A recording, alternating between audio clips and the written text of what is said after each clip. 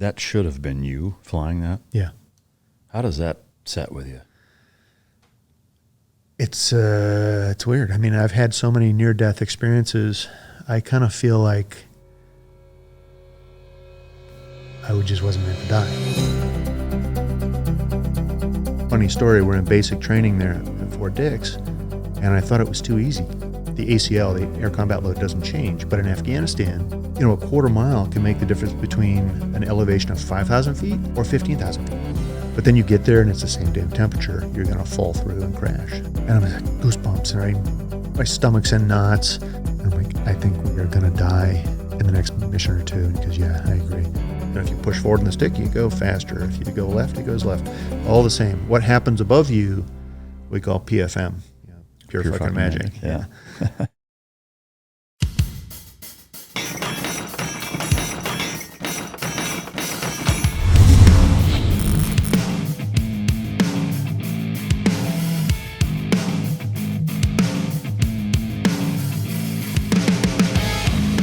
Ladies and gentlemen, as always, it's both an honor and a pleasure to welcome my next guest to the podcast. He spent 35 years on active duty, 17 of which with the 160th SOAR, Special Operations Air Regiment, flying Chinook helicopters, finished as a CW5. He was awarded the Legion of Merit, 2 Distinguished Flying Crosses, 3 Bronze Stars, 10 Air Medals, Combat Action Badge. He's the author of Razor 03, which we're going to dig into. He's currently the Deputy Commissioner of Emergency Services for Orange County, New York. And he's flown on night vision glasses longer than I've been alive. Ladies and gentlemen, welcome to the stage, Alan C. Mack. Hey, good morning. Thanks for coming on. We've been going back and forth for a while now, trying to get you on the show. And just in a quick kind of summary of your career and the things that you've been a part of, it's an absolute honor to have you sitting on the couch and be able to talk to you about your experiences, because there's a ton of them, and they're all huge. So I wouldn't say I fear, but I suspect that this may be our longest episode ever, maybe, with the amount of experience that you have. All right, well, this would be my pleasure. Yeah. Thank you for coming. What is the last full book that you've read? The last full book that I read was, I think it's called A Captain's Duty. It was Captain Richard Phillips. I just met him at an event, and he sent me we traded books. Oh, nice. And it was a good book. How was he in person as far as, like, if you hadn't known he'd been through that, are there any telltale signs, or is there anything off about him? No, he's super nice, and very professional. You can see why he survived the way he did. Yeah. Very composed. Yeah, that's awesome. Do you have a favorite quote? Favorite quote? I'll probably butcher it, but it was Robert Goddard, who was the inventor of the rocket that got us to the moon, kind of thing. And he had a saying, something along the lines of, every vision is a joke until the first man accomplishes it, and then it becomes commonplace. And that was a quote that I had over my desk in the 160th, because I was very innovative in new TTPs, new equipment, things like that. And sometimes guys would laugh at me. It's like, oh, you're going to do that? Yeah, sure. Guess what they're doing now. Yeah, that's awesome, man. I love it. It's such a positive way to look at ambition. What's something that you wish you were better at? I wish I was better at working a room. I do enough events now that, I can talk, I can answer stuff back to people, but to, hold a conversation with somebody for a long period of time can be a challenge for me sometimes. Sometimes I consider myself sort of an introverted extrovert. Yeah. Meaning I'm really kind of an introverted person, but, I can be outgoing when I need to be. Yeah. I'd like to be better at that. Is there somebody that you think epitomizes the ability to work a room off the top of your head? Believe it or not, I'm going to get some points for this. My wife, Patty, she walks into a room, lights it all up, but nobody famous. Yeah. I will say, and it's not even close, with anybody and everybody I've ever met, George Bush, W. Bush, is the absolute best at doing that I've ever met. Like, I was dumbfounded at how good he was at doing that. I had an opportunity to meet him in the last year and spend about an hour and a half with him. And just his ability to be, it kind of epitomizes that scene in Ocean's 11 where want to say George Clooney's talking to Matt Damon about how, be funny but not memorable, be charming but not, like he goes through this kind of thing of kind of how to do it, and it's a brilliant way to look at it. But yeah, George Bush was masterful at it. I could see that. Yeah.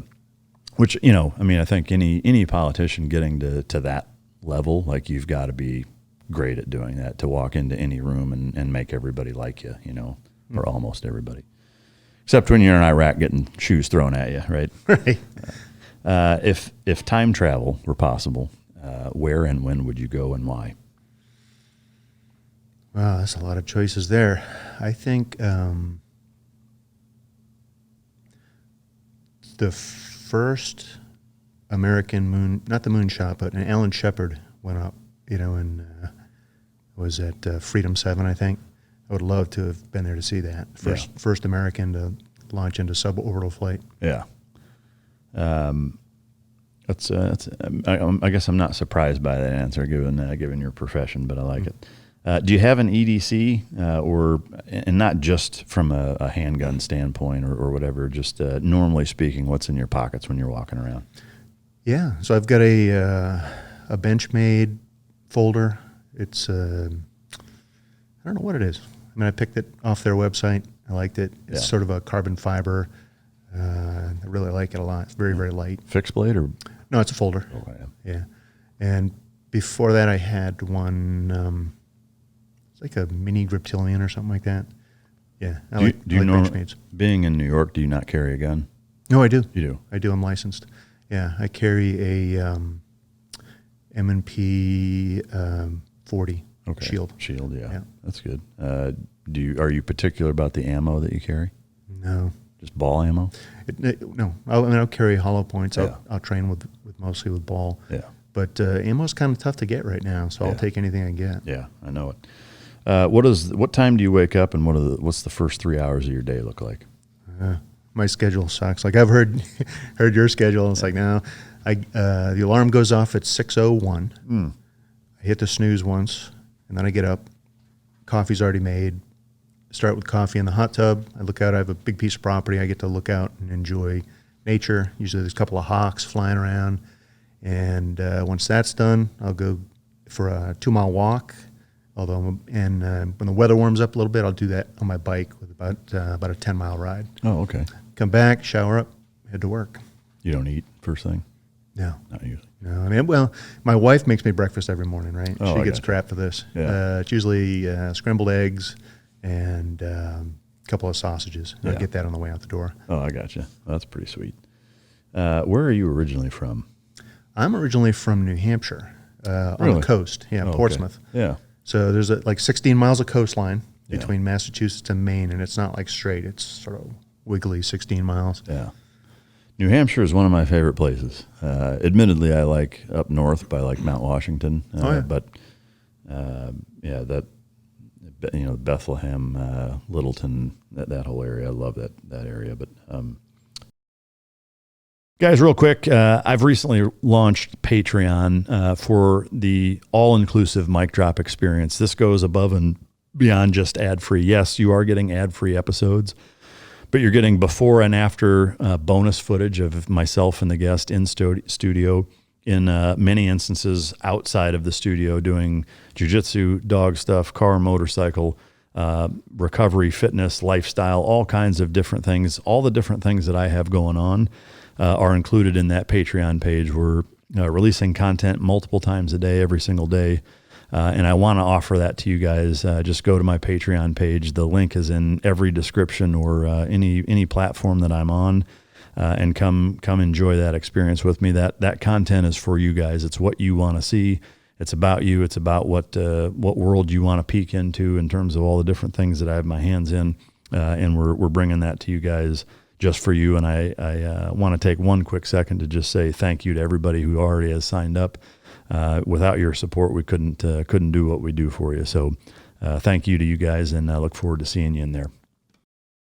What are the two key components for canine success? That's effective training and proper nutrition. Fueled by Team Dog brings those two components to your family and best friend.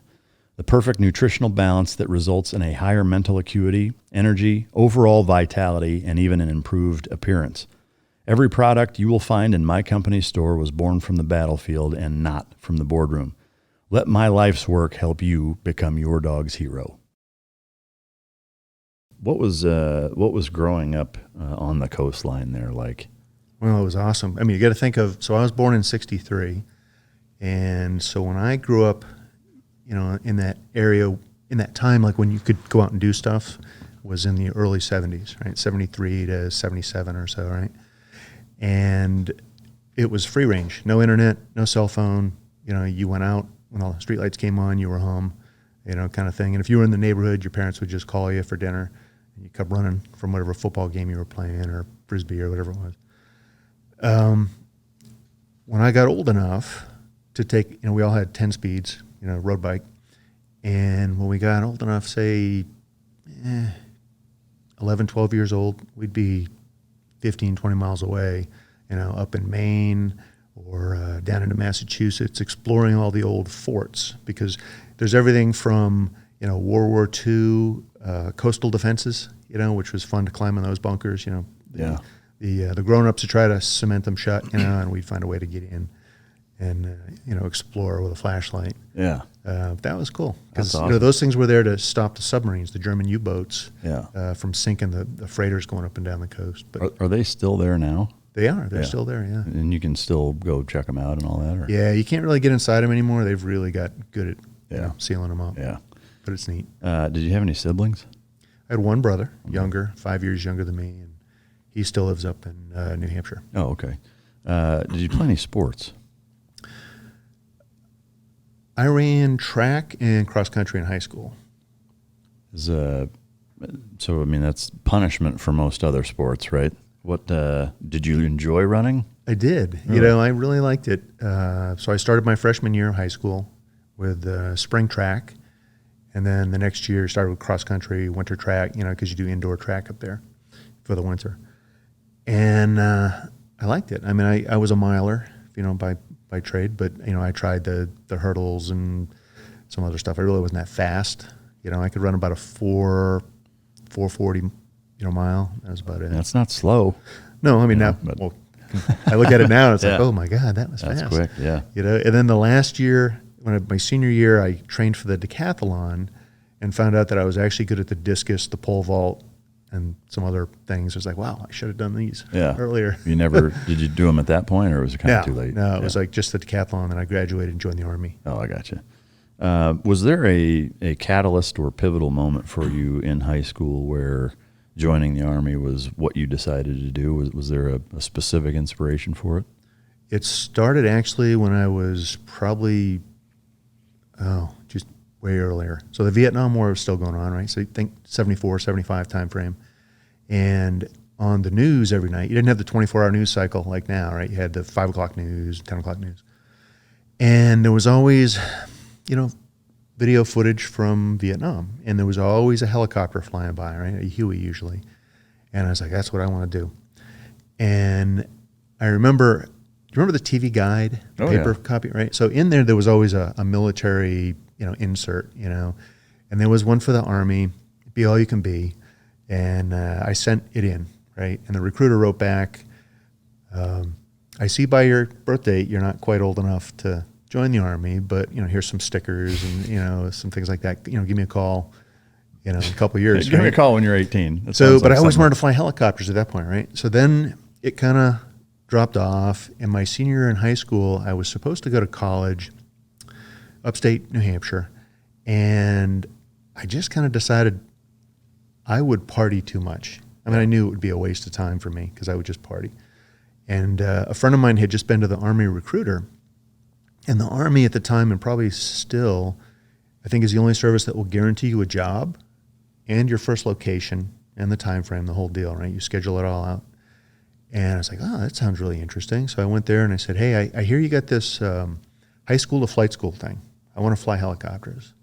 And the recruiter was kind of like, hey, you know, pump the brakes turbo. It doesn't work quite that way, you know. Yeah. Because it's a lot harder to get in than you think, right? Why don't you join as an aircraft mechanic, You can learn about aviation. You could learn the lingo, the culture, the whole deal, right?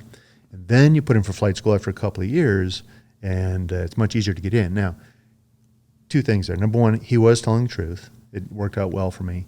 But the other thing is he didn't get credit for officers or warrant officers, only enlisted guys. So, it was a self-serving thing, but it did work out good for me. Yeah. So you, what year did you join? So I joined in 1980. 80. And where did you go to boot camp? I went to Fort Dix, New Jersey. Oh, okay. And from there to aircraft mechanic school? Yep, down to Fort Eustis, Virginia. And it's a long course, 4 or 5 months to do it. And I think I even had a bit of a wait, probably like a month where you're just sitting there waiting to start class. So I was probably there 6 months. Yeah. Expectation versus reality of joining the Army, was it about what you thought it would be? Were there any big surprises? No, it was pretty much what I wanted. I mean, although, funny story, we're in basic training there at Fort Dix, and I thought it was too easy. Really? A bunch of us thought it was too easy. And the drill sergeants one day doing one of those sensing sessions, like, so what do you guys think about training so far? I'm like, that's kind of easy. And they're like, oh, easy. Wrong answer. Really? Yeah. Like the next week was pure hell, and I loved it. Yeah. It was great. That's awesome. All right, so you finish aircraft mechanic school. I am curious. Are you guys? Do you do everything maintenance-wise? Depends on the job. So I was in a shop MOS, the 68 series, right? So I did powertrain, prop and rotor. So I worked on UH-1 Hueys, OH-58s, Cobras. I could work on Chinooks. I never did. Or you could be specific in a 67 series, which is like a Huey specific mechanic, and then you flew around with it, and you did some of the minor maintenance, checked the fluid levels, looked at it, and then you referred the maintenance problems to guys like me in the specialty shops. And I always made friends with them because that made it easy for me to get on rides, right? So whether it was a Cobra, 58, or Huey, I got a lot of rides, and it just really made me enjoy flying. Yeah, and want to do it even more. Yeah, I wanted to be the pilot. How long did you do the mechanic gig for? Close to 9 years. Oh, wow. Yeah. How did you end up going from that into being an actual pilot? Well, I was in Germany, West Germany, right? The wall was still up, and it was time to ETS. I had one more, short assignment left in me, and I was thinking about the 160th as an enlisted guy, but I also had orders already to Fort Bliss, Texas, where I had already served. And I had a family now, two young sons and a wife, and I said, I'll tell you what we're going to do. I'm going to put him for flight school. If I get accepted, we'll stay. If I don't get accepted, we'll just ETS. We'll get out of the Army, and I'll go be an aircraft mechanic for Boeing or Augusta or something like that. Yeah. And I got picked up. Went from Germany to the upper corner of Lower Alabama, as in Fort Rucker. Yeah. UCLA, and started flight school. Wow. When you showed up, so this is 89. Yep. I guess taking one step back, during that entire mechanic stint as an enlisted guy, obviously you were in Germany, you got married, you had kids. How was that? I mean, just growing up in, or having your kids growing up in West Germany at that time, like, were there some unique challenges, or was it enjoyable? Yeah. What was that like? Yeah, there were. Because so we got there in 85, and I don't remember the year, but it was shortly after we got there. We bombed Libya, right, with the F-111s, and that was in response to a bombing at a disco in Berlin. And once we bombed Libya, the terrorism bumped up. You had the Red Army faction and Baader Meinhof and all that kind of stuff. We're blowing up people's cars was the big thing, right? So we all had to check our cars if they were off post before you got in it, that kind of thing. And they put armed guards around the buildings, because we lived off post, in a contract housing. So the U.S. government rented an entire, apartment complex for its soldiers. They had guards roving around there, and every couple nights we'd have bomb threats, and we'd have to grab the kids. And you had a go bag, and we'd go to the rally point, if you will. And but I was there for almost almost 4 years. We really enjoyed it. I mean, it was probably, people ask me my best assignment, and I'd say other than the 160th, that couple of years in Germany were just amazing. Yeah. Wow. How old were your kids when you moved there? Oh, they were both born there. Oh, really? Yeah. So do they have dual citizenship, or? One of them does. So the oldest one, Steven's in the Navy now. He was born in Heidelberg Military Hospital. So he only had a U.S. citizen born abroad. My younger son, Andrew, was born in a German hospital because they had such a small amount of beds in the military hospital. They just, they paid for you to go off post, which was really a nice thing. But he has dual citizenship. Oh, that's pretty cool. Yeah. Did they?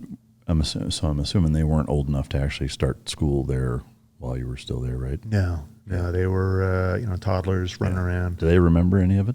They do. Yeah. I mean, well, the older one I think does more than the other one. Yeah. But they're probably remembering things like some of the castles we went to. Yeah. But it doesn't hurt that we have pictures of that stuff. So it kind of refreshed our memory. Yeah. Is there a coolest touristy experience that you had while you were there? Yeah. Going to East Berlin. You could do that? Like you could cross over? Because, the four Allied powers have the right to go anywhere in Berlin, east and west. You could apply to go to East Berlin. Like the Soviets never came our way, I don't believe, but we could go their way. So you got what was called flag orders. There's a whole big process you put in for it. Orders where like any military order you've ever seen, but it had a U.S. flag stamped at the bottom, thus the name flag orders. And then you could drive into East Germany to get to Berlin, and then from Berlin you could cross through Checkpoint Charlie and get into East Berlin. You could I think you could go there 6 a.m. till midnight, and you had to be back on the other side. And it was great. Like a group of us rented it was a Mercedes, but we'll just call it a Winnebago, right? So it's like the EM50 in stripes, We're driving through East Germany, and there's checkpoints along the way. It's Checkpoint Bravo, and obviously you hit Checkpoint Charlie in Berlin. But the first thing you do, you can see everybody's looking at you. There's cameras, binoculars everywhere, on posts and walls. And we stop going through, and they check you at Checkpoint Bravo. And we brought a bunch of, little giveaways and tchotchkes with us, like little unit crests and rank insignia and things like that in hopes of trading. And there's Soviet soldiers on the posts. And we come through, and they stop, and they walk around, just do a security check. And we hold up this stuff in the window. It's like, hey, look what we got, right? And this guy in particular, he's, shaking his head very subtly, no, can't. And he kind of points at a camera, and we're like, okay, cool. So we go in, and that comes back into play later because on the way out, same guy was on station at 2 a.m, and he saw us coming, and he's like, and he had some stuff to trade. Yeah, that's cool. You didn't have to be back by midnight? That was on our way out of the country. Oh, I got Or you. out of East Germany, as in. Yeah. But in Berlin, we ate all of our meals in East Berlin because the East German wasn't euros back then. Was it marks? You could go over, and for $10, you spend the whole day and eat like a big, wonderful German breakfast, a good dinner, a good lunch, and you come back across because we made the mistake of eating one dinner in West Berlin, and it was like $100 or something for one person. Yeah. So we did that, and what was fun about it is you had to go through Checkpoint Charlie, and you're in uniform, by the way. You have to be in your dress uniform, and they give you this big spiel about when you go through Charlie, you got to hold your ID card up to the window, and you have to look straight forward. You cannot look at the guards. Don't make eye contact because they can use that for a reason to pull you out of the car and give you a hard time, that kind of stuff. So we followed it. We went in, and this is in the big Winnebago, right? And there was only a couple places we could park that damn thing because it was big. And we were in, I think it was called Karl Marx Platz. It was a big parking area in between, the Tomb of the Unknowns, the shopping areas, all that kind of stuff. And we were walking around, and our uniforms, the Class Bs back then, they were like a lime green with dark green pants, and we looked a lot like the German Polizei because they had almost the same uniform. Yeah. But the police couldn't do anything to you. If you got in trouble, they would bring a Soviet military officer over and escort you out of the country. Really? Yeah. Man, thinking about it now, like there's zero chance that the military would allow that type of crossing of borders and interaction with a Soviet force or any contentious force opposed to the U.S. at that time. Like it's hard to even imagine being allowed to do that. Right, and I think the reason they did it is kind of like the Navy going through the Chinese or the Taiwan Straits, right? Yeah. Freedom of navigation. So by having us go over there, we're enforcing the fact that we can go there. Yeah. But you do run a risk. I mean, you think what was it? My son calls a TED, a typical enlisted dude, right? You got a couple of E4s going over there, woo, having a good time, and you got a problem. Well, I mean, especially thinking of it now, like how quick Russia is to nag or snag people and be like, "Oh, you're a fucking spy," or throwing you in jail or whatever. Right? They weren't doing that back then. Yeah. Yeah, it's wild. All right, so you end up in Fort Rucker. You go through flight school. I've had a couple other pilots on here. I'm curious if back then it was done the same way, where kind of irrespective of fixed wing or rotary wing and platform, you all do the first part of flight school together. Was that the same way then? You do. I mean, I was in a class of like 70, 75 people, and you start out in warrant officer candidate school. So you're not flying yet. You're just getting treated like crap. Yeah. Right? It's hazing, at its best. But really what it is to get you to pay attention to detail, to kind of toe the line and do things their way, right? Yeah. So you're making your bed with square corners or triangle corners, and you can bounce a quarter off it, kind of stuff, Yeah. and the white collar on the bed and all the kind of stuff. You've seen this stuff at any kind of NCO school or probably even BUDS, Yeah. And once you get through that, then you go to the actual flight portion where you learn to fly. And they had just transitioned away from the TH-55, which is a little tiny two-seater, to the UH-1 Huey, because the Huey was being phased out in favor of the Blackhawk. So they had all these airframes with nothing to do, right? So they sent them to Fort Rucker, and so I got to learn on UH-1s.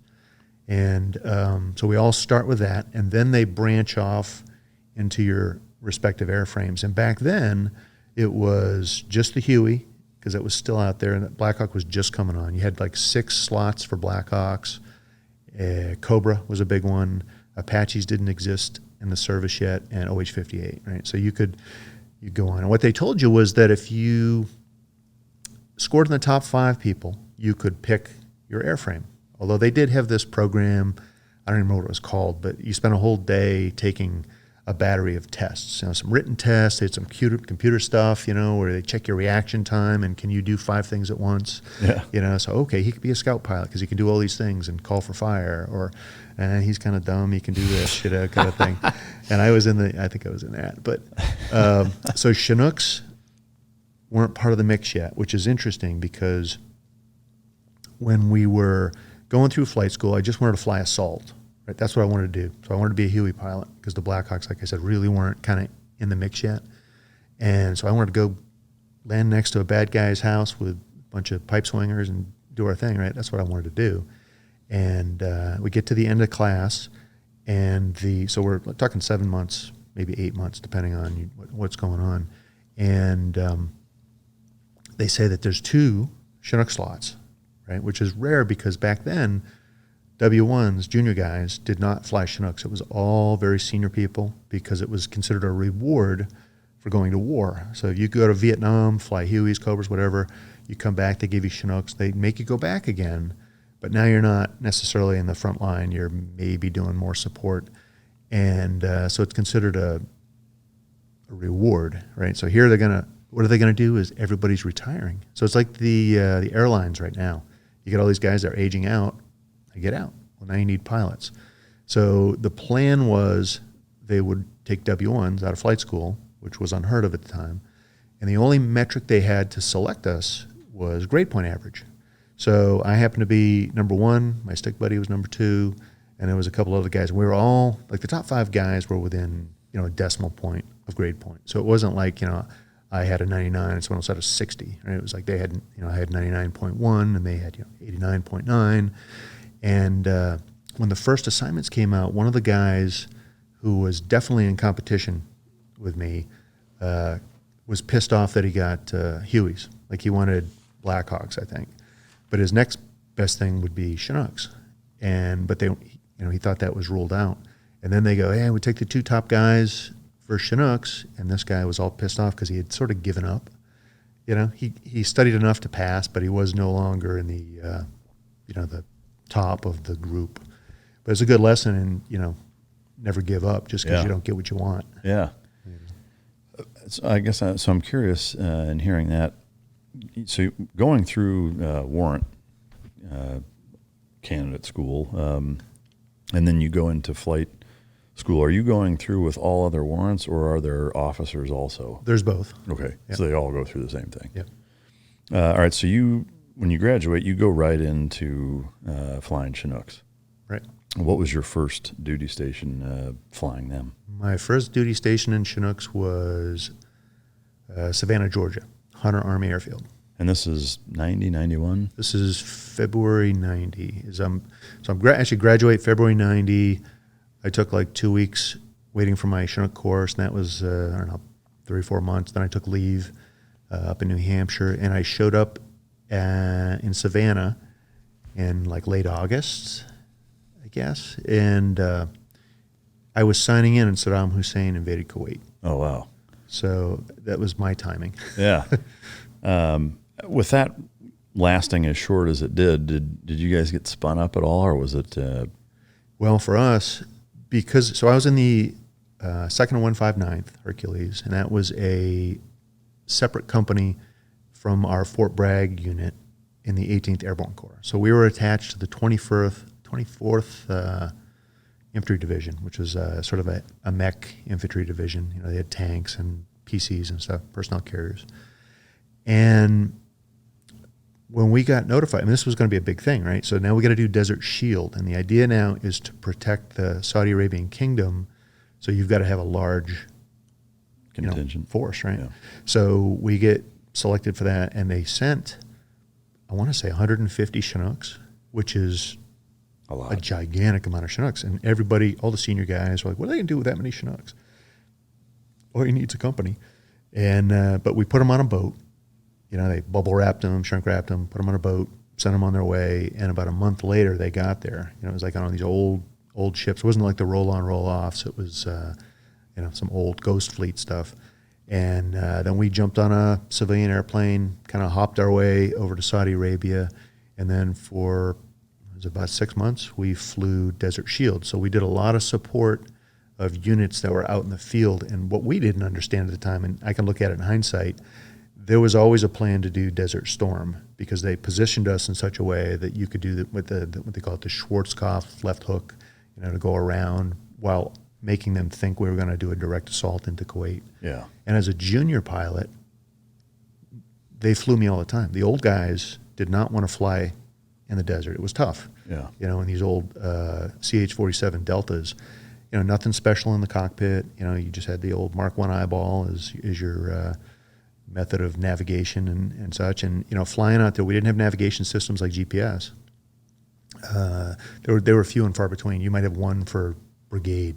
Wow. And the senior pilot might have that. And it was one of those trim packs, like the size of this set of books here, a bunch of toggle switches. It was hell. Wow. But so nobody wanted to fly, and they just stuck me with an instructor and said, take Junior out and let him do his thing. And I got really good at flying in the desert. Yeah, which would pay off years later, right? Yes. I'm curious on the 47. Is there a huge difference between flying a single rotor and a dual rotor helo?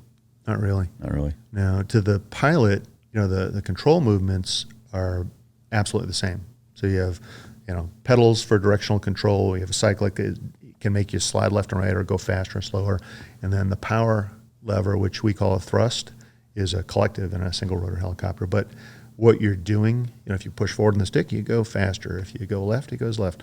All the same. What happens above you, we call PFM, pure fucking magic. Yeah. So forgive my ignorance on it. I mean, is the extra rotor just more lift? Is that all it is? Yeah, it's more lift and it counteracts torque. So on a single rotor helicopter, you've got the main rotor, which does all your lift. And then on the back, you've got a small tail rotor, right? And that tail rotor counteracts torque. So every time you increase power, the aircraft starts to yaw because the blades are speeding up one way or digging into the air, if you will, in layman's terms, and the aircraft torques the other way. So you counteract it with the tail rotor. The problem is it steals, 25% of the power available from the engine to do that, which is a lot. Yeah. And in a Chinook, the forward rotor spins one way, the aft rotor spins the other, and they're all synchronized. With a drive shaft, there's no power being robbed. All the power goes to the rotors. Oh, wow.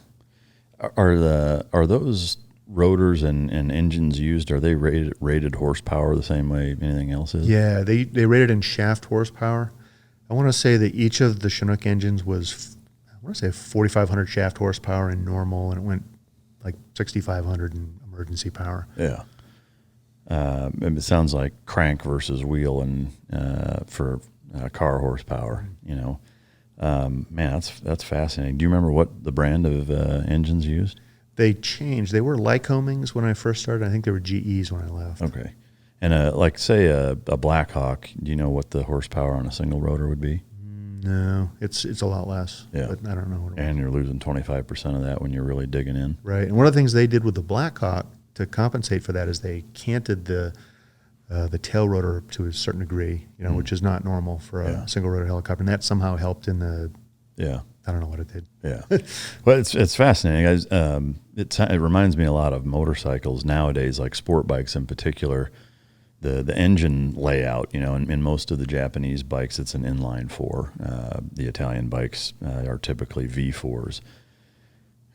And then you've got like Yamahas have a cross plane crank, but that engine layout can make a huge difference in how the bike handles when you're shifting, when you're cornering, the symmetry or not. In an inline four, it's very symmetrical. A cross plane, it's not. In a V4, it's not, or even a V2. But it's interesting to hear that helicopters kind of are plagued by the same problems of how power is applied to, in this case, the rotor. Power and weight distribution. I have a Harley Fat Bob. Oh, nice. And before that, my starter bike, if you will, was a Honda Nighthawk. Yeah. And the Harley, is a little bit bigger, and it handles so much better. Yeah. Because the way the weight distribution is. Yeah. And I love it. I don't know if you saw that my bike was sitting out front. I saw it. I thought that was yours. Yeah. I mean, it's the Indian Challenger. Like the chassis on that is more of a sport chassis than it is a bagger chassis. So it handles phenomenally for as big and heavy as it is. Like it's pretty nimble. But we're getting off on a tangent here. Forgive us, but a couple of motorheads. One thing I am curious, the weight difference between, say, a Blackhawk and a Chinook. Do you know how much? I mean, I know you know what a Chinook weighs, but do you know what the difference is? I used to. I mean, a Chinook, an MH-47 Chinook that I flew could get up to 54,000 pounds. Now that's the aircraft, fuel, cargo, all that kind of stuff. What does it weigh by itself? It depends on the version. It depends how it's configured, but we used a mission configuration of about 40,000 pounds. Wow. So you could get them lighter. Like a lot of times when we lifted they call them HSACs, Navy cigarette boat, right? Those damn things are heavy. Yeah. So to fly those, we'd strip out the armor and some of the other stuff. And, in the early days of Afghanistan, we stripped things down the same way to get, there was no armor on the aircraft, nothing, because you got to save some weight. Yeah. Do you know, is there like a layman's or general formula that your average asshole like me could understand as far as elevation versus percentage of lift loss that you... No. And it's a good question because, the supported units, and we call them customers, right? So the SEALs, the Rangers, the Delta guys, the Green Berets, they would ask the same question because they would have to come over, tell us where they wanted to go, and they'd say, how many guys can we carry? Or how long can you hold in the air? I don't know. With 20 guys, right? Yeah. And they'd have to come talk to me. They have to talk to the flight lead. And I'd either, in the early days, I'd get out a book. I open this big thing up with a bunch of graphs in it and figure it out. And they would just kind of get irritated and say, why don't you just give me a number? Yeah. Because I can't. If we were in Iraq, I could because it's flat. The highest elevation there is, 1,500 feet. So the ACL, the air combat load, doesn't change. But in Afghanistan, a quarter mile can make the difference between an elevation of 5,000 feet or 15,000 feet, right? Wow. I mean, just literally in a quarter mile. So the difference there is, I can carry 30 assaulters here, 30 customers, and 9 up here. Yeah. Right. So I have to know what it is you want. Do you want to go to the top? Do you want to go to the bottom and walk up? Yeah. Do you want to go to the top and come down and fly? It's a variable thing. So we could never, unfortunately, there's not a good answer for that. And from your experience in where you're kind of pushing that envelope, kind of like the only analogy that comes to mind for me is like the either dive tables or hypothermia, tables. Like I assume that there's a little bit of wiggle room there, and that like, can you kind of tell or start to tell when it's getting dicey that way? It depends, right? So like, this is the common answer. It depends, right? Yeah. So whether it's hot or it's cold makes a difference. If it's hot, it's simpler because the cutoff is the engine doesn't produce enough power, or it gets too hot, I should say. It'll produce enough power, but it gets too hot, so you have a limit there.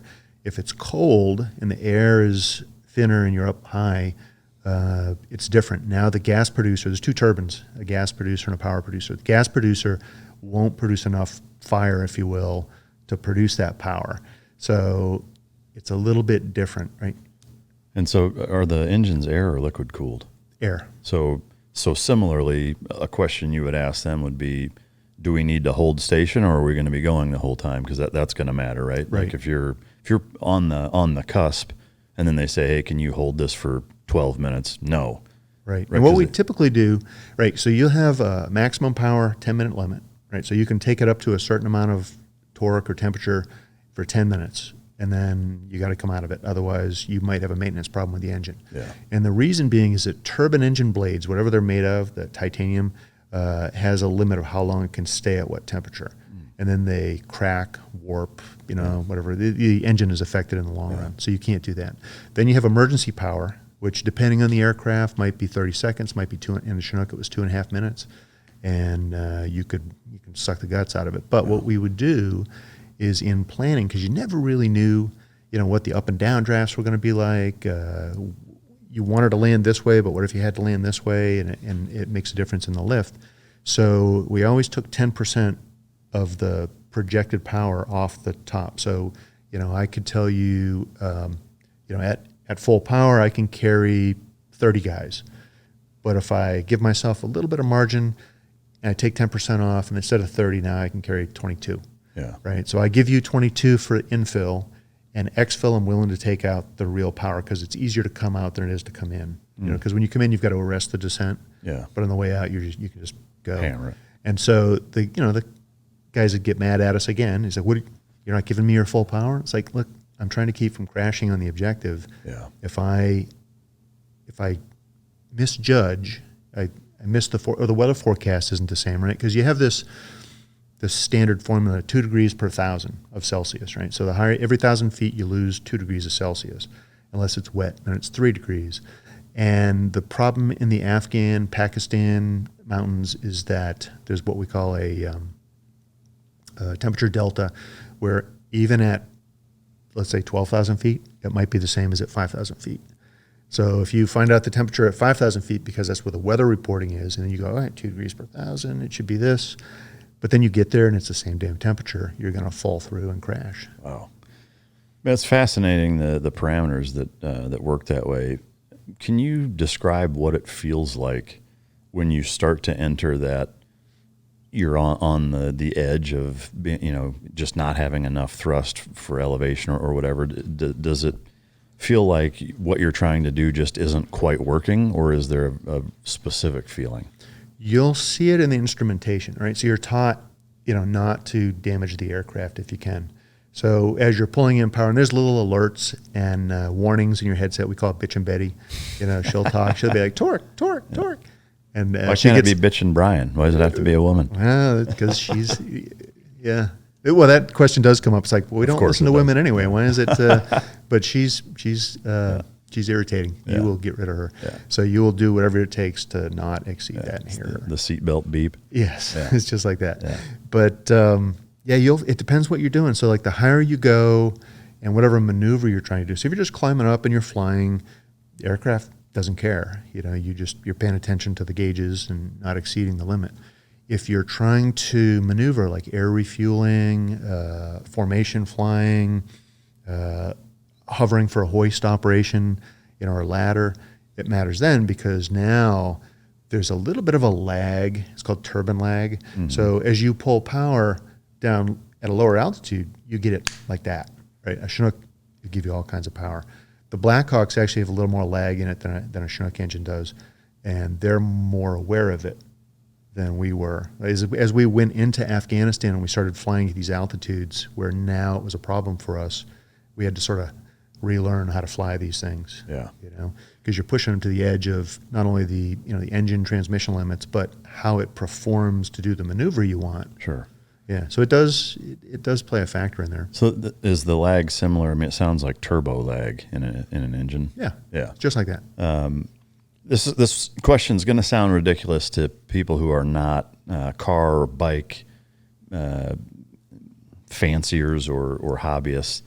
It may even sound ridiculous to you, but even if you jump in a CH-47, do they all fly the exact same, or are there nuances from aircraft to aircraft? Because even with high-end supercars, as an example, you can drive two of the exact same cars that they're, if you're really paying attention and you're really into it, you can notice nuances between them even in the exact same thing. Absolutely. No shit. So, for example, this is kind of funny actually you bring this up. So in the right after 9/11, we're in a country called Uzbekistan, and we're assigned to our aircraft. So I flew that aircraft for a couple of months. And then because I was the leader, the flight lead of Silver Flight, which was 2 Chinooks, and then there was another guy just like me, my peer, named Arlo. He was the gold flight lead. So we each had our 2 aircraft, and we would fly our missions separately. And we each had because each aircraft we had 4 aircraft, 2 of them were different configurations, like they had a digital moving map in them and the other ones didn't. And so now it's all changed, but back then that's what it was. So each of us had one of those. So there's only 2 of those. And mine, the controls, the hydraulics, right, were super, super sensitive. So you flew it with your fingertips, right? And one night, Arlo's aircraft broke, and he came over to fly mine, and he picks up to do the hover check before he takes off. You got to check all the systems. And I'm watching him, and the aircraft's all over the place. He's like, what the fuck? Yeah, and he told me after, he's like, what the hell? Yeah. Because that thing, and I was like, dude, you got to be a pilot. You got to finesse it, right? Yeah. What's wrong with you? But then I get into his aircraft, it gets fixed, and then I get a mission. And I get up, and that damn thing is sliding off to the right, and I'm like trying to move it, and it's like, whoa, whoa, whoa. Yeah. And I have to muscle it. And I was like, damn it, what the hell? That's fascinating. So, yeah, they do fly different. Yeah. That's validating. It's cool that that's the case. It's like that with everything. Cars and bikes are the exact same way. All right, so back to kind of the chronological timeline of your career. So you're in the Desert Storm, Desert Shield era. You're doing a shitload of flying in the desert, getting kind of your desert chops beefed up, if you will. Were there any hairy experiences during that time, or was it all pretty logistical, just lots of hours logged? It was mostly logistical in the beginning. Now, Desert Storm kicks off, and those 150 Chinooks are going to get used. Flights of 5, 15-minute separation. We're going to fly from Saudi Arabia up into Iraq at a place called FOB Cobra, Forward Operating Base Cobra. And it's a big, giant area. It's not like a FOB like you think of with walls and guard towers. It's a big area. And there's all that's there is it's an assembly area. It's FARPs, so forward arming and refueling for the Cobras. The Apaches are there at this point. And all the vehicles, all that kind of stuff. So we're hauling fuel, ammunition, people, Humvees. As a matter of fact, in a Chinook, in that very first lift, they had a Humvee with a towed 105 howitzer inside the Chinook, right? Because sling loading in the dust is so tough. So the gun tube from the 105 is actually up in the cockpit. So you've got to reach around, the instruments to you get the gun tube there. But they did this. Now, keep in mind, at the time, the Army was saying, the big saying was, we own the night, right? Night vision goggles, the whole deal, we own the night. The reason the guys always flew me is they didn't want to fly at night, right? Because back then we had early Anvis 6 goggles for the pilots, and the crew chiefs had PVS 5s, which are like this full face goggle, that it's just kind of an antique. And the visual acuity was like 20/40, right? So depth perception's fucked up. Oh yeah, there's no depth perception, and the visual acuity sucks, right? So and then you get in the dust, and nobody wants to do this, right? So send the young guys out and do it. So I got pretty good at it, but with that being said, that everybody else that was going out and doing this, they were running into sand dunes. So in Saudi Arabia, you've seen the sand dunes in the movies, those big, giant, Lawrence of Arabia sand dunes, right? Well, at night, so they come up, and because of the wind, they level off, and then they come up again, like a second lip. And at night, you don't see the second lip, right? So here's us, Army aviators, we own the night. They're running into them. We're running into the top lip, right? Ripping landing gear. Nobody died, but they ripped off a couple skids, a couple landing gear. And so they did this fob cobra in the day, right? Now it's out in the middle of nowhere, but it's in the day. And if we'd have done it at night, I have no idea how many aircraft collisions we'd have had. It'd been nuts because it was crazy up there. Aircraft zipping all over the place. But I tell you that because when we came back from Desert Storm, the Army kicked it into high gear. Everything was night vision. It's like, we will own the night. Yeah. And once again, the old guys didn't want to do it. So all the deployments to the National Training Center, the Joint Readiness Training Center, were all me. Yeah. And other guys like me. But the old guys didn't go. Yeah. So we learned on our own. So all the experience that you typically, the old guys typically mentor you with, it wasn't there. Wow. So steep learning curve, I assume. Yeah. So once that wrapped up, how long were you in country for doing that? I think we were in country roughly 8 months max. We did lose an aircraft. Once again, we don't own the night. We flew up into Iraq. We picked up a bunch of prisoners of war, and we had 60, 70 of them per Chinook. Yeah. Right, they're all crammed in there. No zip ties, no handcuffs, no nothing. And we were armed with 38s. Jesus. Back then. I mean, each Chinook had an M240, not 240, it was M60. Yeah. And each of the crew members had a 38. That's it. That's it. And they were all compliant. It's a funny story. My crew chief at the back ramp, right? Yeah. So you have right gun, left left ramp, right ramp. And he lights a cigarette. This is back when you could still smoke in an Army aircraft. They had ashtrays. And so he smokes a cigarette, and the POWs are like, giving they want a cigarette, right? So he's not going to give them a new one. He gives them his, and they pass it down the line. We're talking 60, 65 guys, right? By the time it gets back to him, it's all soggy. He's like dripping with Iraqi POW saliva. No, and they're like, do it. And he's like, sir, they want me to smoke the cigarette. And I'm like, well, they're not restrained. You might want to keep them happy. So he's like, all right.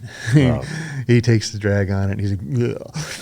But that night, so we bring these guys back to Saudi Arabia, we drop them off, and now we've got to go back to our parking area, which is about 10 miles, maybe 20 down the road.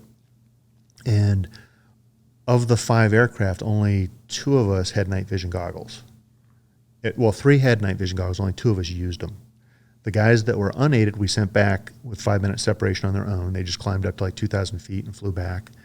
And then we went, and my crew, I was a co-pilot, and we had, I was navigating back, and I was like, I think we're going to need to come to the right a little bit. There's an antenna ahead, should be about 3 miles ahead, but I don't see it with the night vision goggles.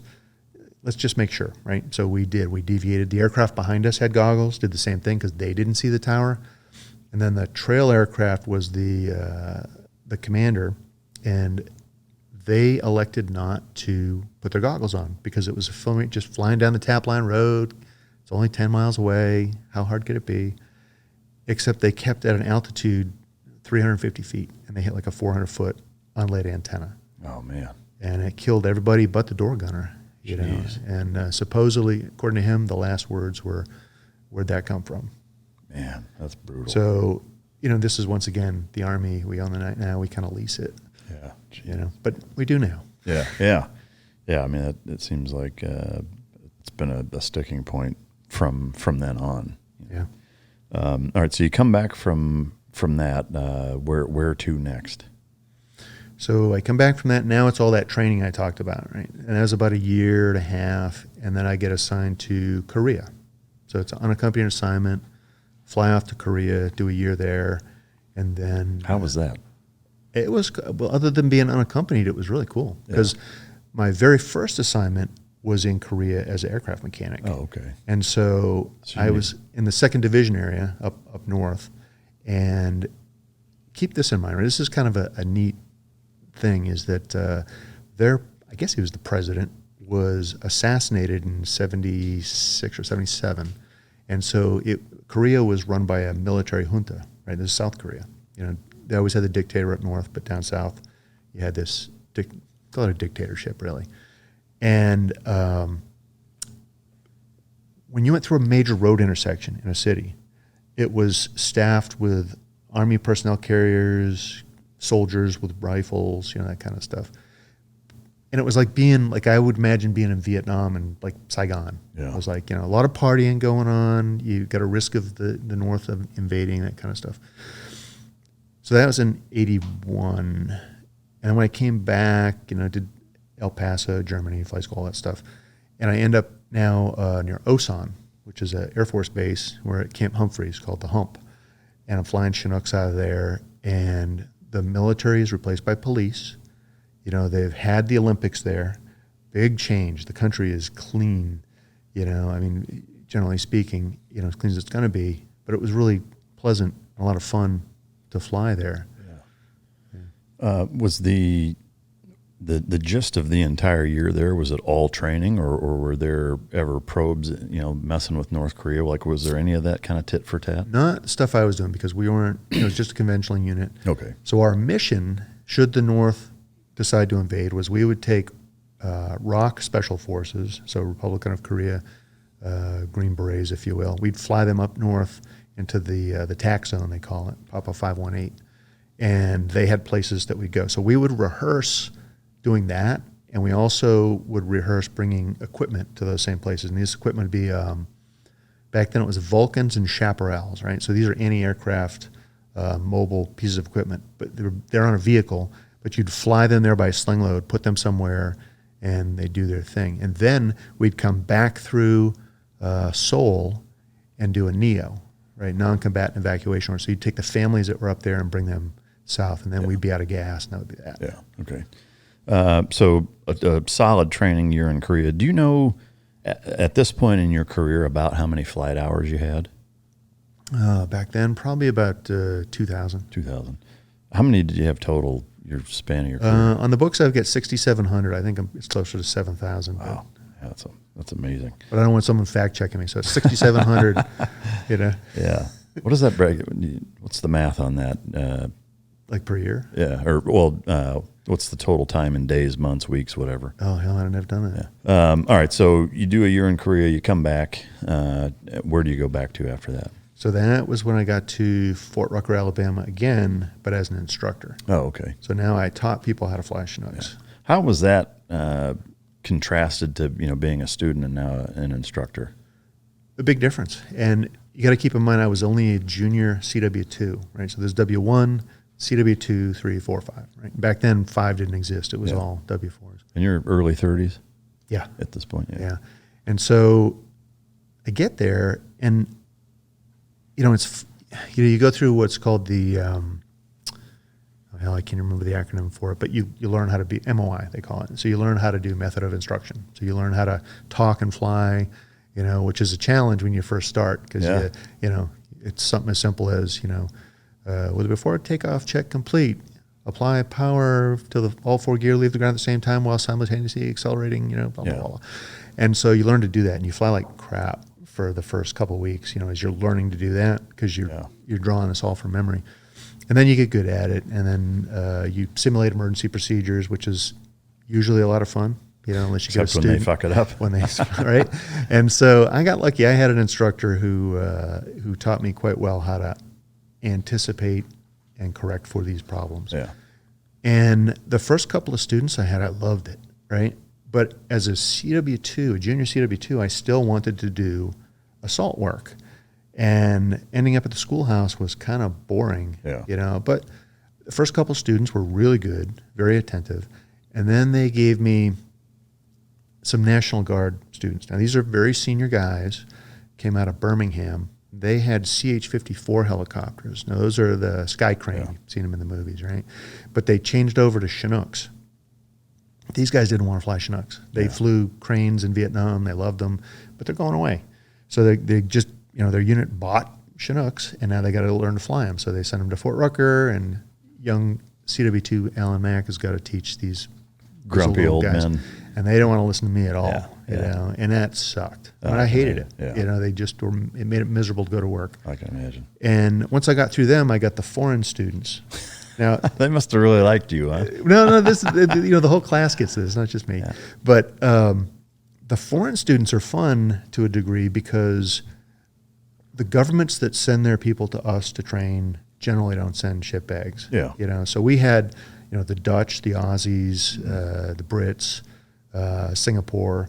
And those guys, the Singapore Air Force actually flew out of Dallas for a couple of years. Oh, really? Yeah. We had, in my buds class, we had 3 Singaporean candidates, which was pretty wild. But Yeah, but those guys were fun, but they weren't as rewarding either because these guys were all like aerospace engineers in their real life and all this other stuff. So I wasn't teaching them anything, and I didn't feel fulfilled. And then one day, a buddy of mine came back through Fort Rucker to do a course that he was taking. We had a couple drinks, and he's like, "Al, you got to come to the 160th." And I never. Go ahead. Did you know about them at the time? Yep. Because when I was in Savannah, we had the 3rd Battalion 160th right next to us. Okay. And a lot of the guys in my unit, the senior guys, knew those guys because one of the things that the Army does is that 1-year tour in Korea is like a big mixing bowl, right? So guys from the 82nd, guys from the 101st, 10th Mountain, whatever, they all come there. They're there for a year. They get to know each other, and they generally go back where they started from, right? It's kind of the reward. Your family stays here, you can go back. Yeah. And because of that, it's an amazing networking event, if you will, right? So everybody knows everybody, and they knew them. And I actually did my training in a 160th Chinook before we went to Desert Storm because ours were all on a boat. Oh, okay. So I knew of them, but I also knew guys who I considered far better pilots than me to have tried out for selection and not got picked up. Oh, wow. So I was like, I'm not going to go, so-and-so, so they were better than me, and why did they not make it? Well, the one thing I learned after being in the 160th is that selection process, there's a bit of an art to it, and you can go up there, some great pilot, but he's a shitbag, in his personal life, he beats his wife, he's got bad credit, or he just, doesn't do well under pressure, and he caves during the interview or something. You never know. Yeah. Did you find, like most things, that being an instructor for a year or how long? I was there about 2 years. 2 years. I mean, because with most things, if you teach it, it makes you way better at it. Mm-hmm. Did you find the same thing with teaching there? Yep, I did. Yeah.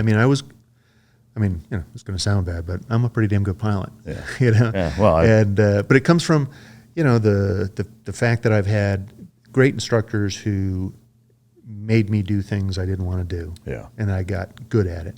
Yeah. And then I was the instructor. And now, so certain things, because that instructor pilot who was so difficult for me, he taught me things that I was able to translate later on into, some stuff I did at one of the national training centers. We flew a whole day without the AFCS. And the AFCS is the automatic flight control system. It's all the augmentation for a Chinook, right? So it does fly like a Black Hawk.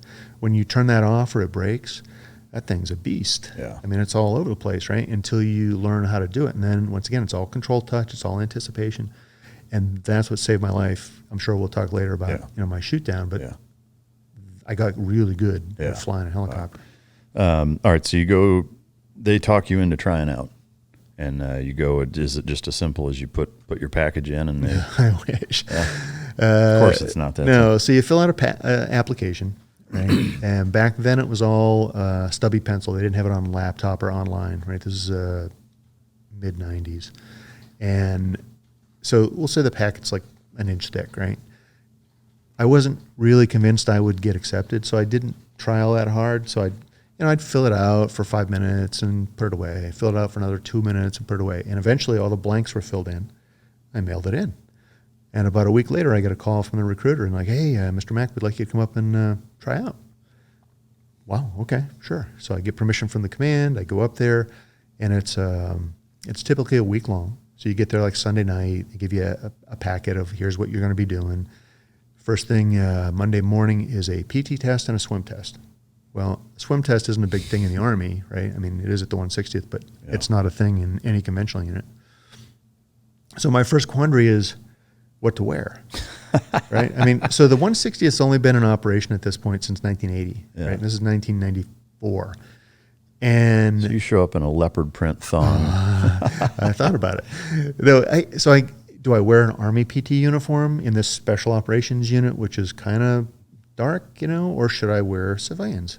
And it seems obvious, but it wasn't at the time, right? So I said, screw it. I'm going to show up in civilian PTs, right?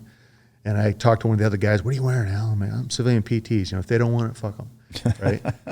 Let me tell you, I packed a PT outfit, the uniform in the car just in case. Yeah. I get there. There's a couple people in uniform, a couple people not, and turned out not to be a factor at all. Other than they did note it. Yeah. But they never talked to me about it until I asked about it years later. It's like, hey, was that a thing? And they're like, well, yeah. Yeah. It weighs in on your ability to, think outside the box and should I or shouldn't I do whatever. Yeah. But anyway, they don't count the PT, right? So you never know, did I do enough push-ups? Did I do enough sit-ups? And of course, everybody exceeds what they normally do, which they use against you later on. It's like, oh, so you did 70 push-ups. You normally do 50. Yeah. I didn't know how many you were going to count. Oh, so you didn't try hard the other times? I was like, oh, shit. You can't win. But so you go from there, you go to the pool, which is, a surprise. Nowadays it's not. People are expecting it. But you jump in your flight suit, flight vest, helmet, the whole deal. I think you tread water. This is not going to sound hard to a SEAL, but you tread water, just your hands, 15 minutes, just your feet, 15 minutes, regular 15 minutes. Then you dead man float for 2 minutes. And then you do an underwater swim with all the gear on, but they don't tell you how far you got to go. But just go as far as you can. Go as far as you can, right? So you jump in, deep water entry, you can't push off the pool, you start swimming, right? And I started out thinking, I'll just take my time, nice and easy. I won't use a lot of air. I get like halfway where I want to go, and I'm like, fuck, I'm not going to make it. So now I'm like digging into the water, and I finally surface at the other end because that styrofoam in your helmet draws you to the surface anyway. Yeah. And so I come up, and I'm like, this can't be far enough, right? Because a lot of people standing further down the pool. So I get out. I'm like, damn, that's not going to have worked. And the recruiter's standing there with the clipboard. And he goes, hey, sir, did you get to go twice? Twice? No, I just went once. He goes, all right, get back in line. So I'm like, oh, now I got to do this again, right? And there's no way. But this time I get in, and I just start digging right from the beginning. And I'm like, I'm just going to black out. I'm going to go as far as I can. The helmet's they're not going to let me drown, right? And so I do it, and I get to the other end, and they're like, all right, here you go, get out. And then you go from there to take psychological testing. I mean, everything's just boom, boom, boom. And you take, there's a test, it's like 600, those little bubbles, and then there's another one, it's like 1,200 questions. You're in there for a couple hours. And then they give you a general aviation knowledge test, also a written test. But they ask you things that you think you ought to know, but there's no way you can. So like, the specifications of the minimum, maximum range of an SA-6, radar system. And it's like, well, I haven't ever had to face one of those. I've never really paid attention to that. Because that's what you'll do. You go into theater, you look at what the weapon systems are, you memorize those, and you deal with it, right? And the intel guys will tell you, hey, learn about this, this, and this. So you're doing this test on all this stuff, and you're like, I should know this. You're embarrassed that you don't know it, but nobody does. Yeah. And, they use that against you later. And, oh, you got like an 80 on your knowledge test. You don't know weapon systems, Shit. And then you go the next day, you go and you meet your instructor pilot. And they give you a briefcase with some maps and publications in it, and they give you a target, a set of coordinates to a grass airfield unlit somewhere in the Kentucky, Tennessee area. And that, like here, is flat. And you're not allowed to use any man-made features to navigate off of. You can't follow roads or creeks. There's no what we call hand railing, none of that. And it's all clock, compass, and map that you prepare. And so they give you, the next day to do that.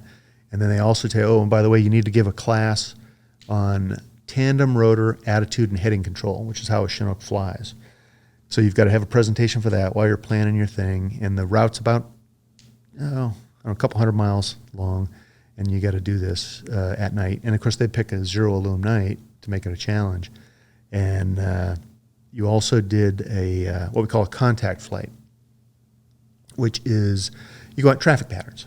You do a traffic pattern, you do slopes, VMC approach, takeoff, a simulated engine failure, roll-on landing.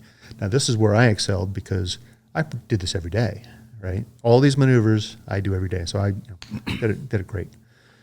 But then you go out on the flight, the navigation flight, and it's hell. As soon as you take off, it's dark. You leave the lights of the airfield. You know, these are the cockpit and an MH-47 is all TV screens, right? And they declutter the cool stuff, all the useful stuff. They can declutter it and take it away, right? So all you've got is a compass and an attitude indicator and airspeed. And the pilot that's flying has everything, but he's got it dimmed down so you can't see it. And there's a guy in the jump seat, which is just behind you and the other pilot, and he's looking over your shoulder.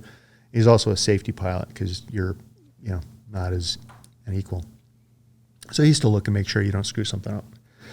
And it doesn't take long, a little bit of wind, and you don't know where you are. And I start turning the map. We call it driving the bus, right? You look at a big bus driver, this with turning the map, trying to make it fit the terrain. And it never does. And then you'll find something that, oh, look, there's a pond. That must be this pond, right? And then you start following it, but you're not going where you're supposed to go. And eventually I see this cluster of antennas. I'm like, oh, that's on the map. There's like 10 antennas. That has to be this right here. Well, my target airfield is behind me. Oh, wow. Right? And I'm like, we passed the target. And he's like, you want to go back? And I'm like, no, I fucked this up, and you know it, I know it. Yeah. So he's like, all right. So we go back to the airfield. He takes us back. And he goes, listen, you can fly again tomorrow night if you want, but I've already seen everything I want to see. And I'm like, oh, well, okay, no, I don't want to do it. He's like, all right.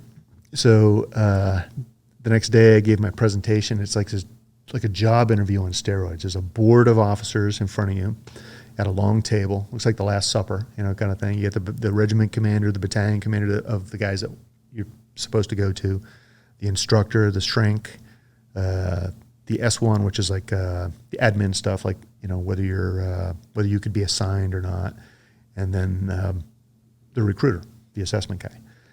And you sit there in your dress greens, and you're sitting at attention in front of them, and they're asking you questions, and they're trying to get you to crack. And what I learned after being in the 160, doing these assessments, being on the other side, was that if they don't like you, like they're not going to take you, it's super quick, super nice.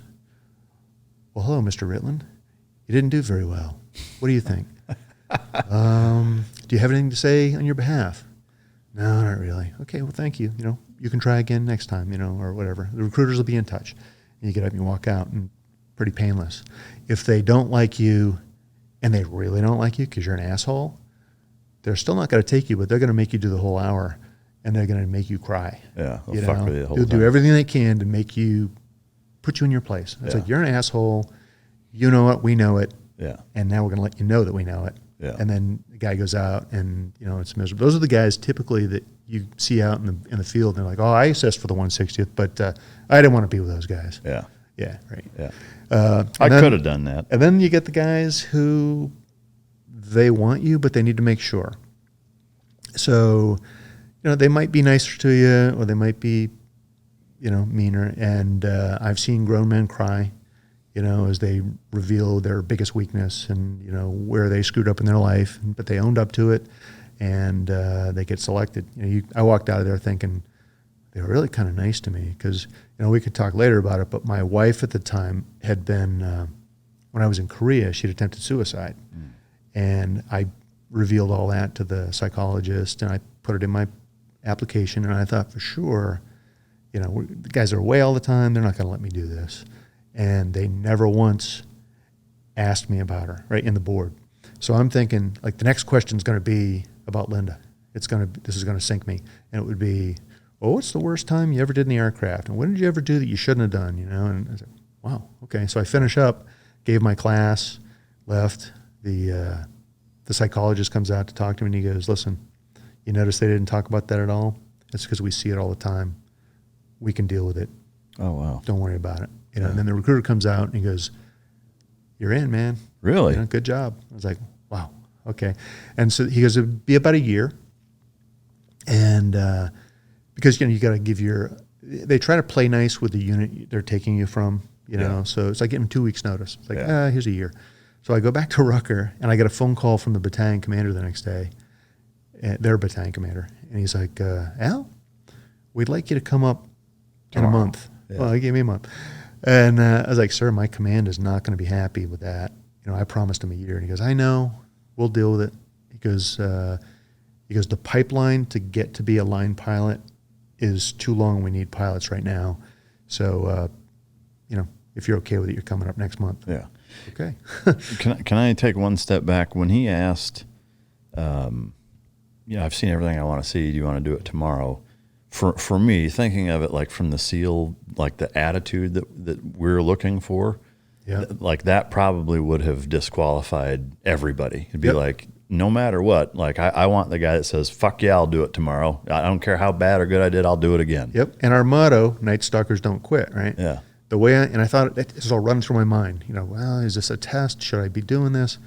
And once again, I always thought the guy's better than me, didn't make it. I'm just not good enough. Yeah. And I didn't ring the bell, but I did say, if you've seen everything you need, I trust you at your word, right? Yeah. And in his case, he wasn't messing with me. He was just going, because then he'd have to go back out the next night. Yeah. He's like, this is years later, I get to know these guys, and he's, hey, what about this? And he's like, yeah, I don't want to go back out. Yeah. It's all right. freaking miserable. I can understand that, I guess. Okay, so you go back. Was the command pissed? Oh, yeah. Yeah. Yeah. As a matter of fact, the battalion commander, the incoming battalion commander of the cargo branch, thought that I had snuck up there because he had just changed command. He didn't know anything about me. And he thought I snuck up to Fort Campbell, did this assessment, and came back, right? Because he'd never heard about it. And like, he's one of your best instructors is leaving. And he's like, screw that. He called in all his favors, a couple of generals that were in USASOC that he knew from other assignments. And they said, sorry, he's going. Yeah. So what he did is he tubed me on an OER. So that's an officer evaluation report. And so you have a rater and a senior rater block. It's a fit rep. And there's a numerical value that they give. Like a 1 block is the best, 2 block is middle of the road, 3 block. And what he did is he gave me a 2 block, which is normally okay. It just means you're not the best of the bunch. But back then you could overdo your profile, meaning he could have all 1 blocks, right? And if you got a 2 block, you were actually considered below average. So nowadays the Army's got this system where if you do that, they'll disqualify the rater, they'll penalize them. So you have to keep the rating scheme proper, the numbers, right? Yeah. So if you got a 1 block now, you really are above center mass. Yeah. But anyway, he gave me that, and I'm like, all right, cool, a 2 block, no big deal, right? And now I still have to make CW3 to even stay in the Army to make 20 years. So as I'm leaving, the company commander comes up to me and goes, Al, you don't want that OER, don't accept it. I'm like, what do you mean, don't accept it? I already signed it. And he's like, and then he explained the whole situation. He goes, the colonel's so mad at you, he's resetting his profile using you. I was like, wow, that's fucked up. Yeah. And he goes, well, here's what he's going to do. I talked to him. He's going to reset the profile, and they're going to hold off submitting your paperwork.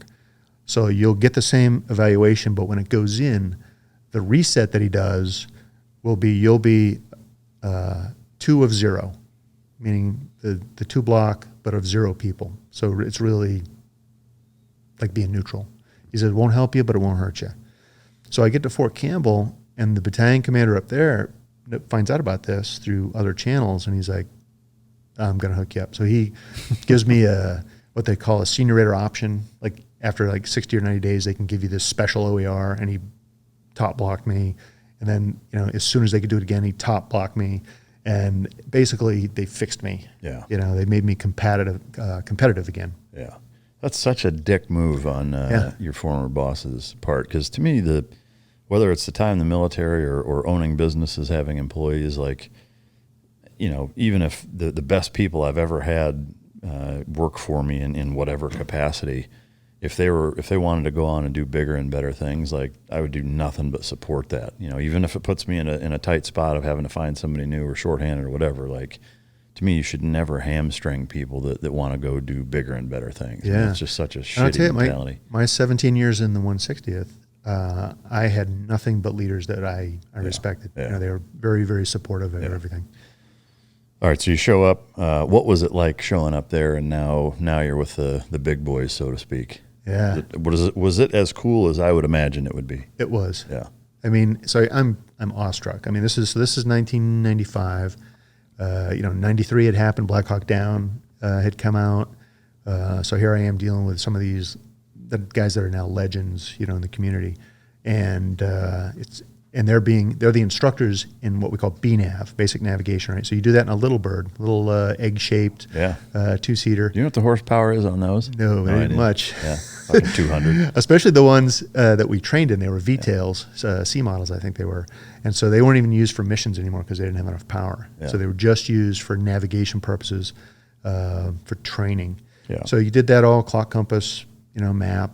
And they taught you how to do things the 160th way, how to brief, they start you out what we call basic skills, which is, shooting, knife fighting, combatives, history of the unit. I mean, all this other kind of stuff. And, funny thing is I was doing combatives with a guy who, I think he was a linebacker for the New York Giants.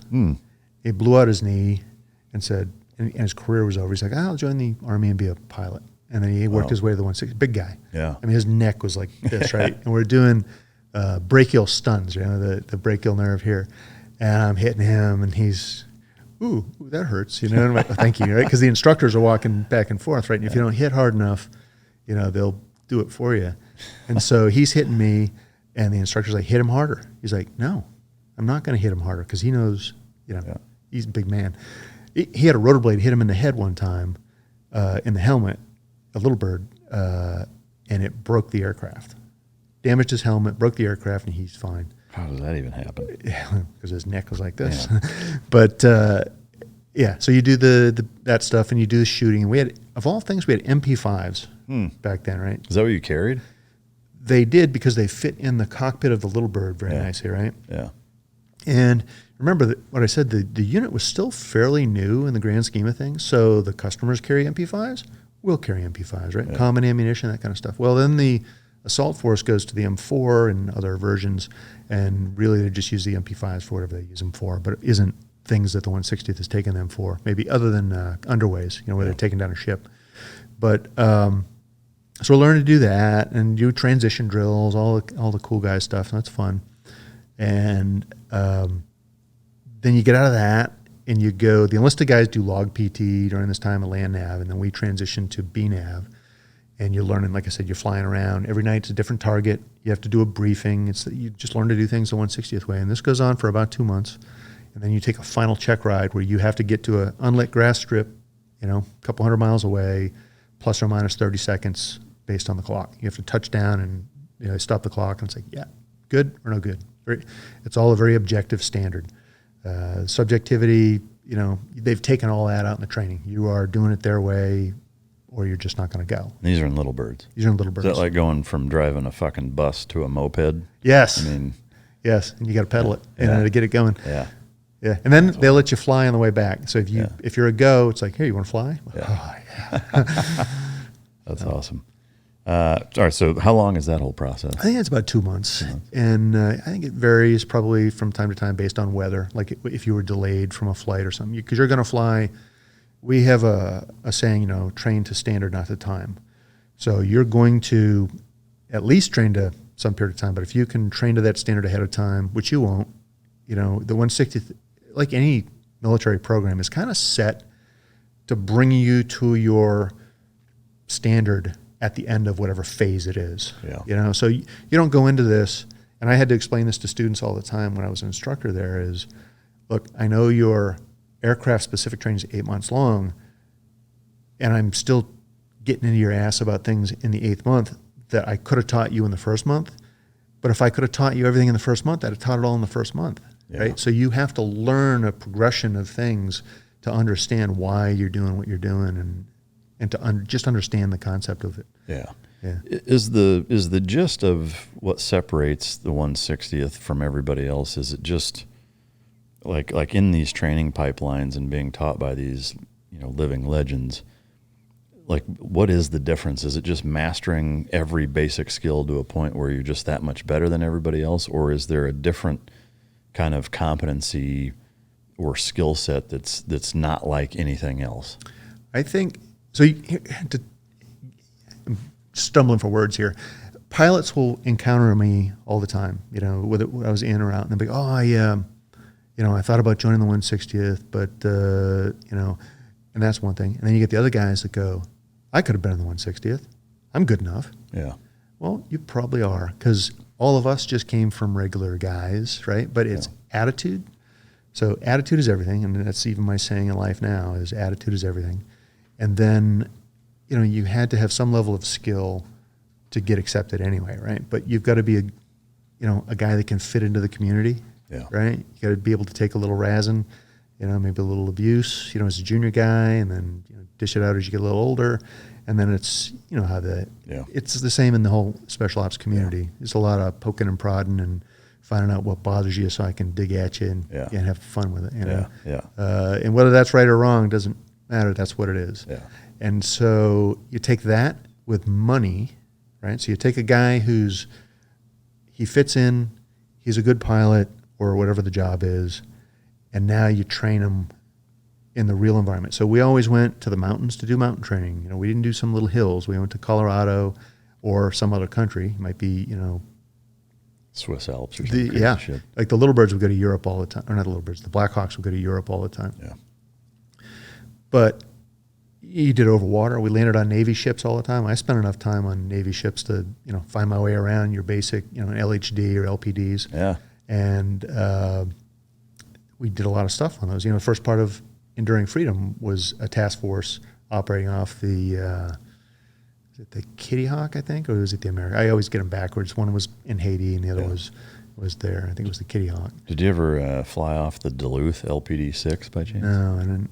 That was my first deployment. And there were, we had 160 pilots a few times during fleet X's and stuff like that. But I mean, we would be going specifically on the East Coast, because we could go to Oceana, as one fuel ride for the Chinooks, and you try to use up your gas by the time you got there, so you could take, because we used JP 5, and on the ships they use JP 8, right? So, or Jet B.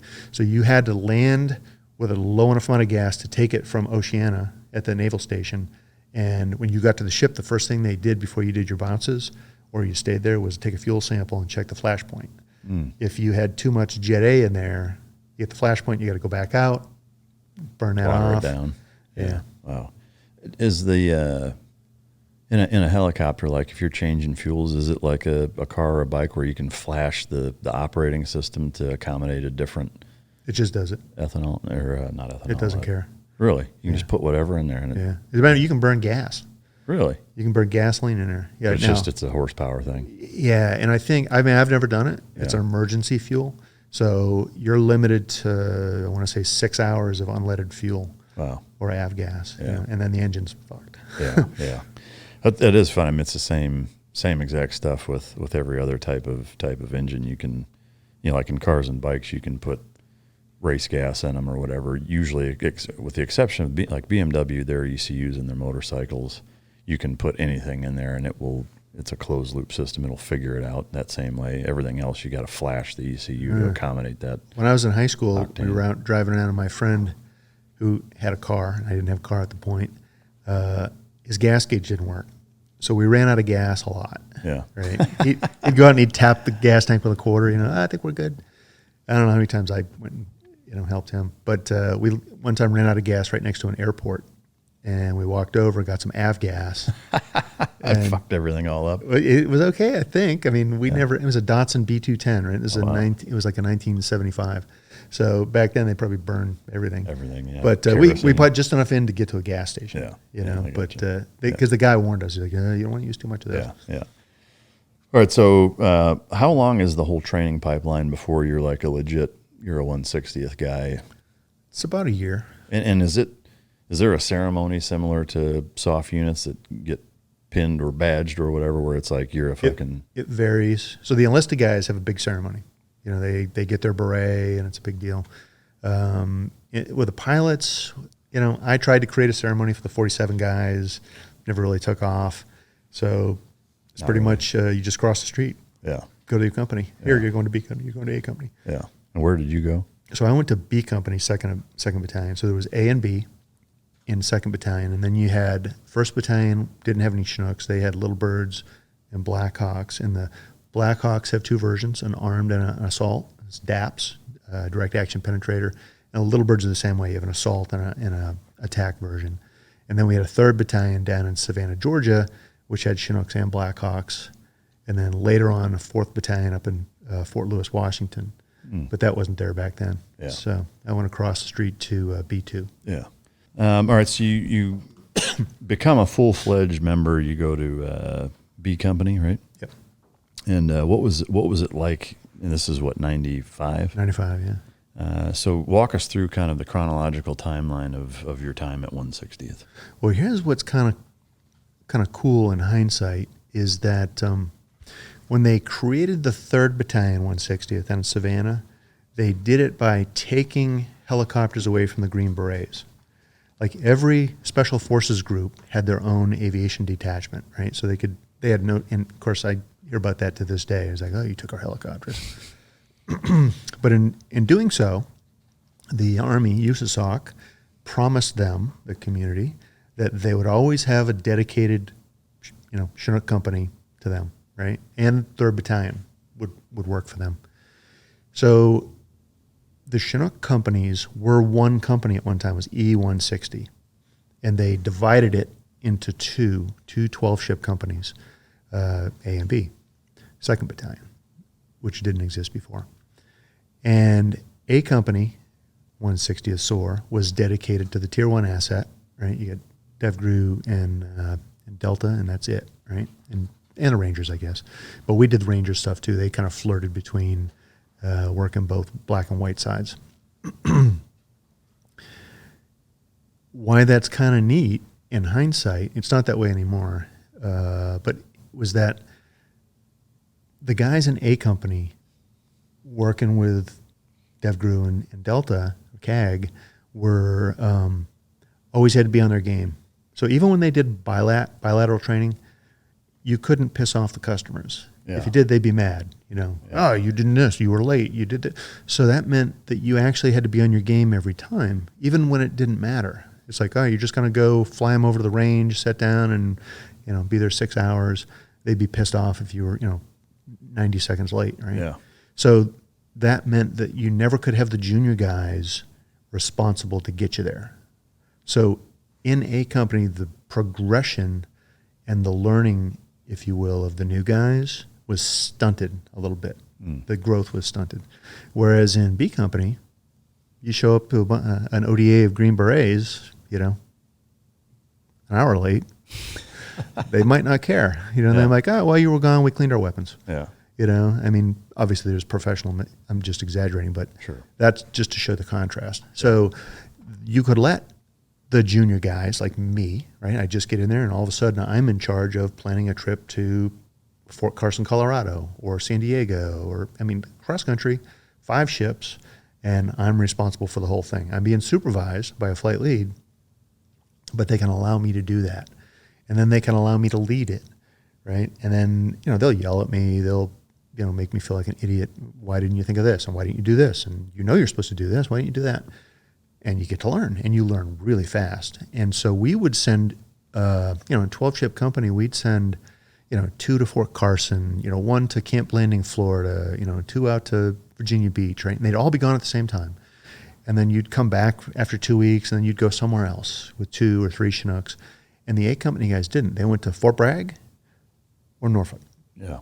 That's it, And occasionally they do I can't even remember the acronym anymore, but a JRX, in El Paso or something like that to go do some Area 51 stuff or things like that, or NTS. And you could see where I'm going with this is that the B2 guys really, as junior guys, are more well-rounded. Now, the senior guys in both company all were at one time in the same company, so they're of equal qualifications and skills, but the junior guys coming up, not so much.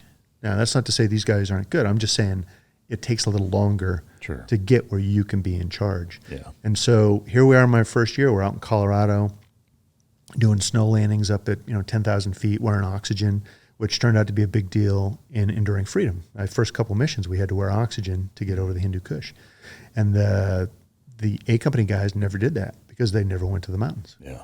So, they did some stuff coming in from the ship. They went over some mountains, and it was a big deal that they didn't use oxygen, right? Because they made sure they didn't need it, But in doing so, they might have had to fly an extra hour, in a 15-hour flight, which is a big deal.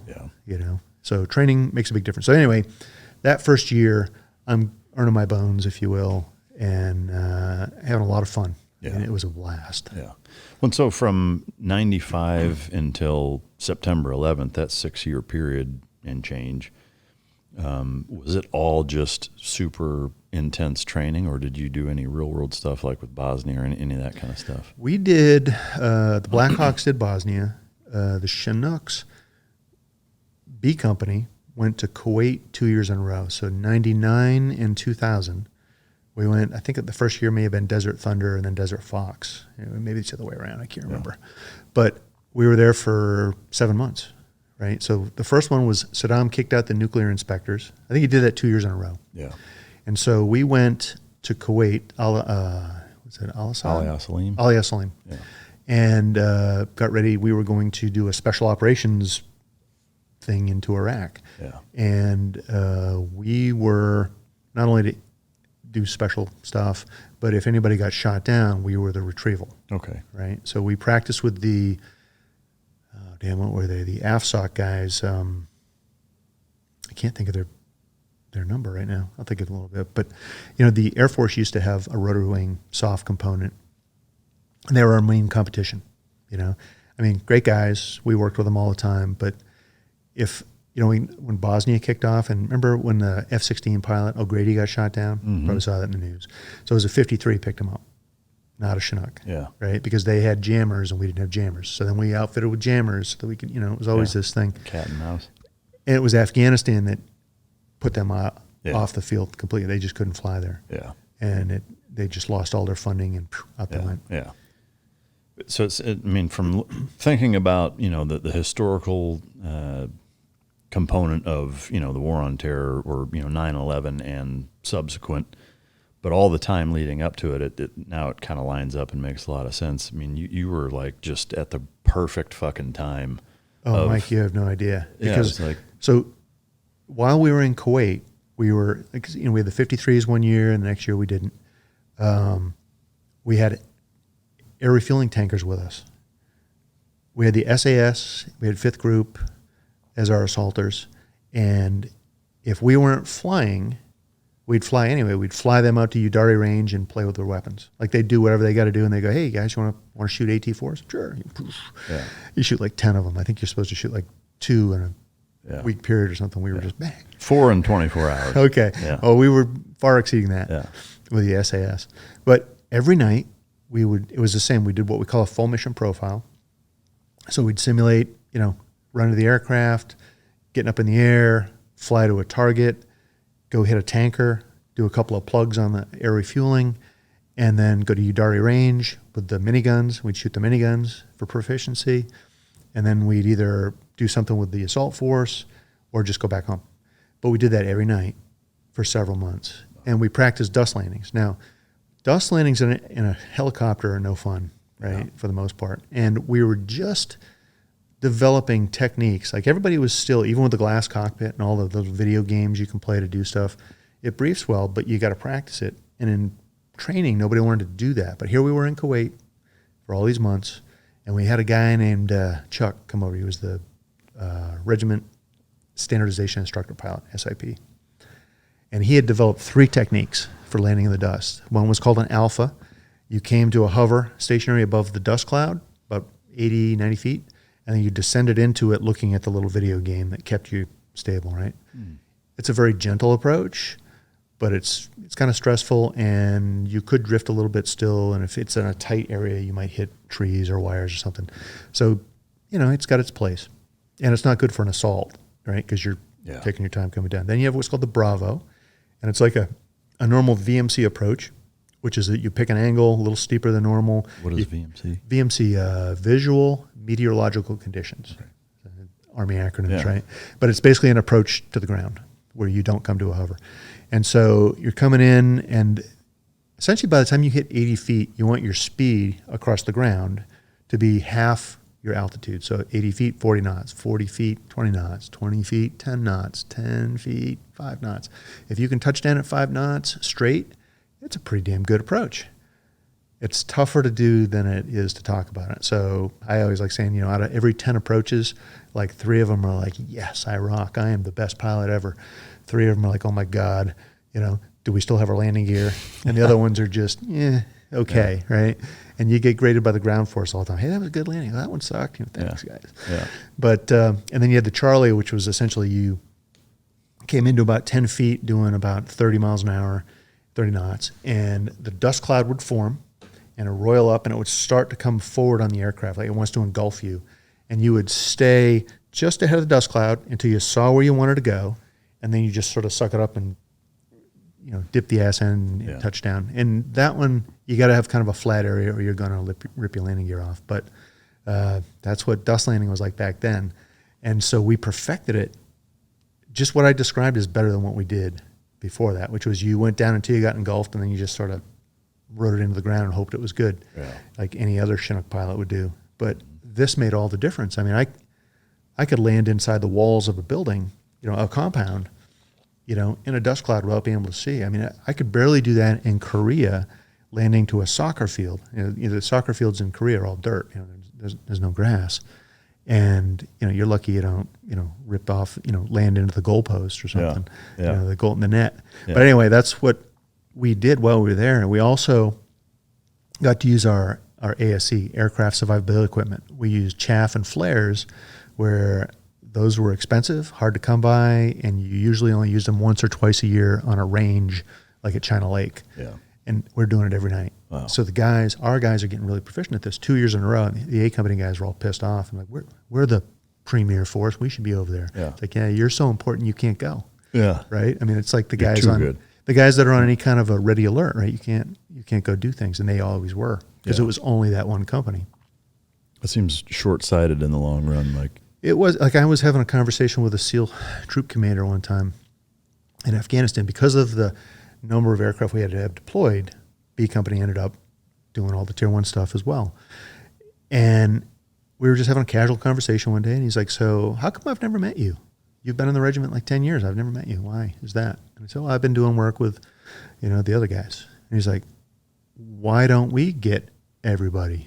He's like, well, and I had to do the explanation. Look, we promised the Green Berets we'd give them support. But what sucked about working for them is that there were so many teams that needed support, and you never saw the same guys. You might hit the same ODA 5 years later, and it's different guys. And you're like, how come we never see you guys? It's like, well, because there's 100 ODAs and 5 of us. Is it still that way?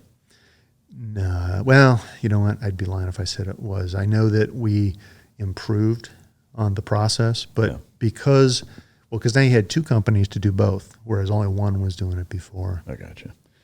All right. So at this point, like when 9/11 kicks off, you have how many years of flying experience? I guess, roughly 10. I mean, in your mid-30s? Yeah. And you know what I'd forgotten about that is, so we did those 2 years in Kuwait, and then we came back, and then they split B Company in half, right? They send half of it to PACOM, to Korea, to service, the Philippines, Japan, that kind of stuff. And in doing so, they took all of the low-time aircraft, they had time to fly on them. They took crew members that had at least 2 years left in their, assignment.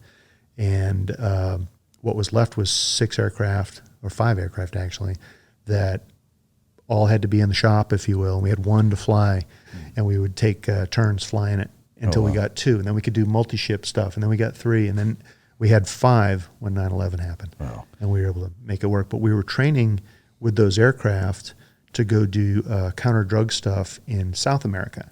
So we were already working on the Andes Mountains in our planning process. The distances are less than Afghanistan, but the mountains are higher. Yeah.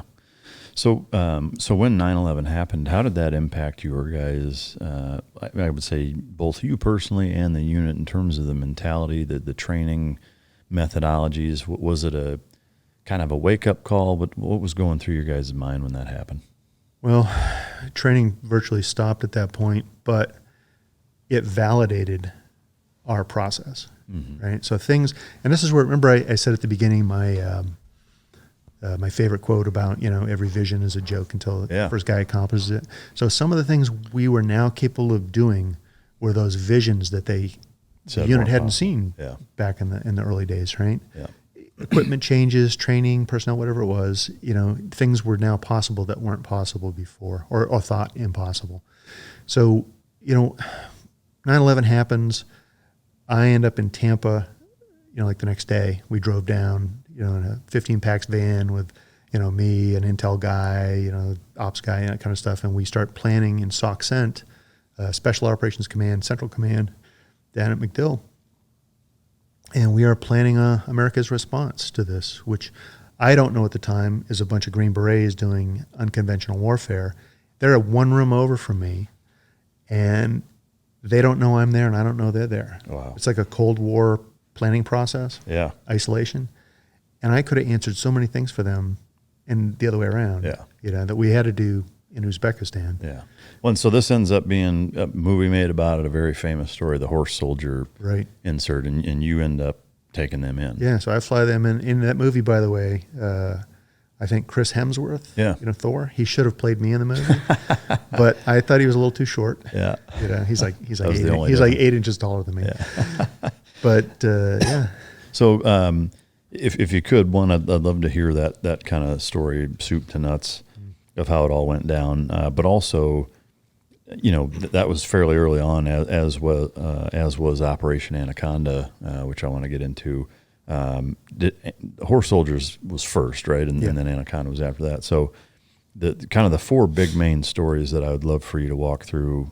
There's the Horse Soldier insert, Operation Anaconda, Marcus Luttrell recovery, and Bowe Bergdahl chasing. All right, so for the horse soldier thing, how did it go down from 9/11 kicks off to where you're dropping the horse soldiers off? All right. So we, a day later, we're down in Tampa planning. We end up back at the compound at the 160th, and it turns out that we're going to do two separate task forces, right? To the north, there will be Task Force Dagger. That's where I'm going to be part of. 4 Chinooks and 3 DAPs. Those are those direct action penetrator Blackhawks. Our primary mission at this point is downed aircraft recovery or personnel recovery. So if somebody, because we're going to bomb the shit out of the Taliban, try to get to Al-Qaeda because bin Laden's down in Tora Bora, and we got to get through them to get to him. So we're going to take the fight to him.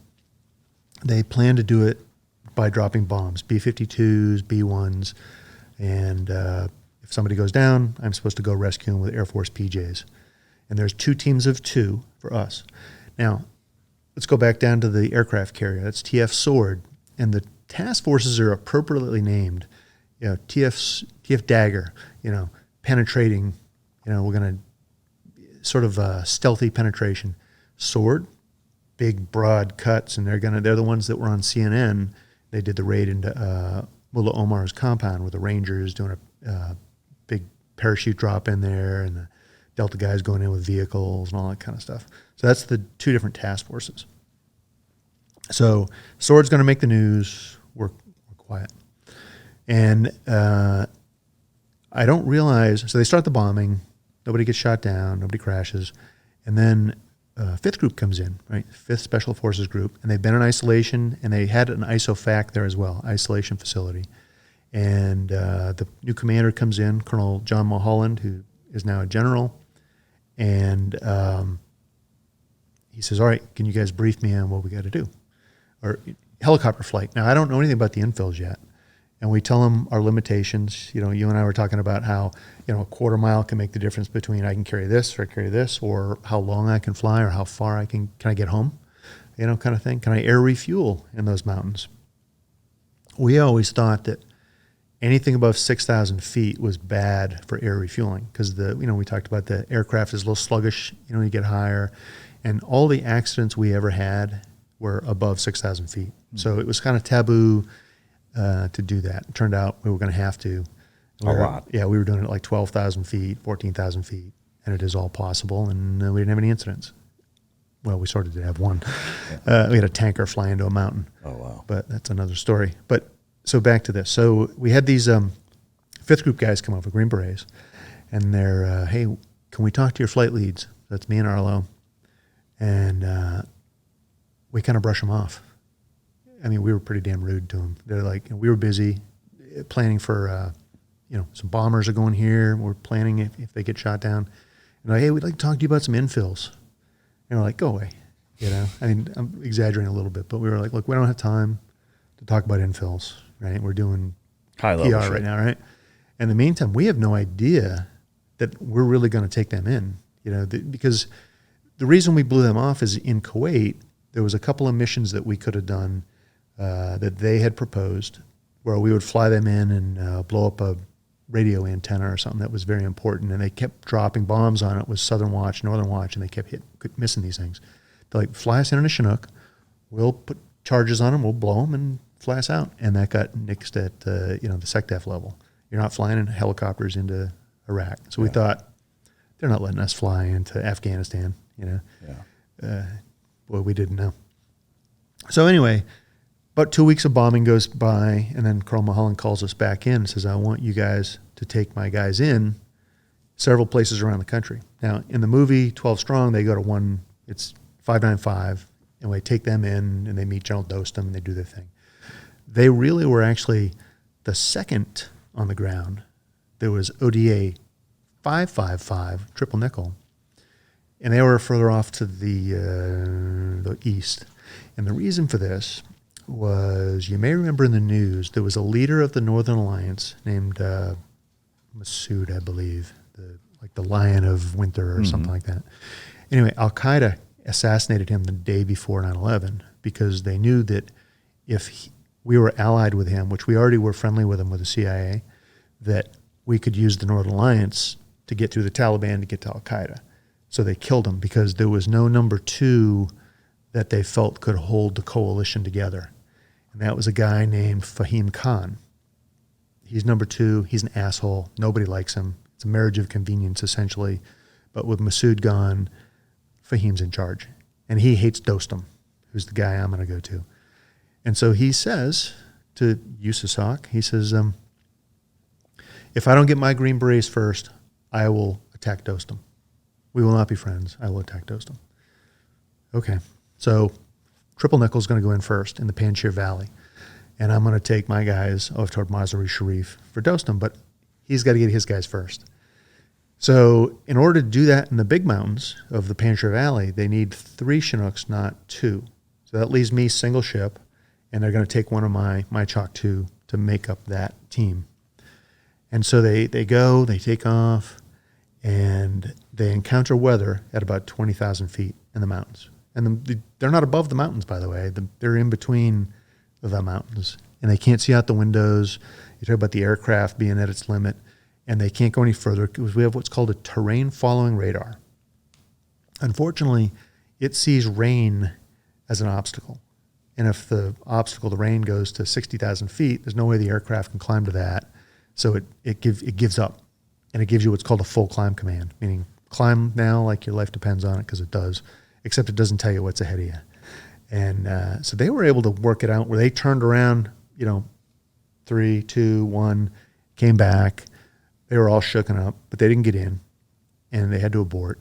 And that meant I had to roll 24 hours. So my guys, now I'm thinking, they're either going to show that it's too hard to do it, or they're going to get in, and the SecDef's going to go, that's enough, and I'm never going to get in. And 9/11 had just happened. I mean, this is October 19th.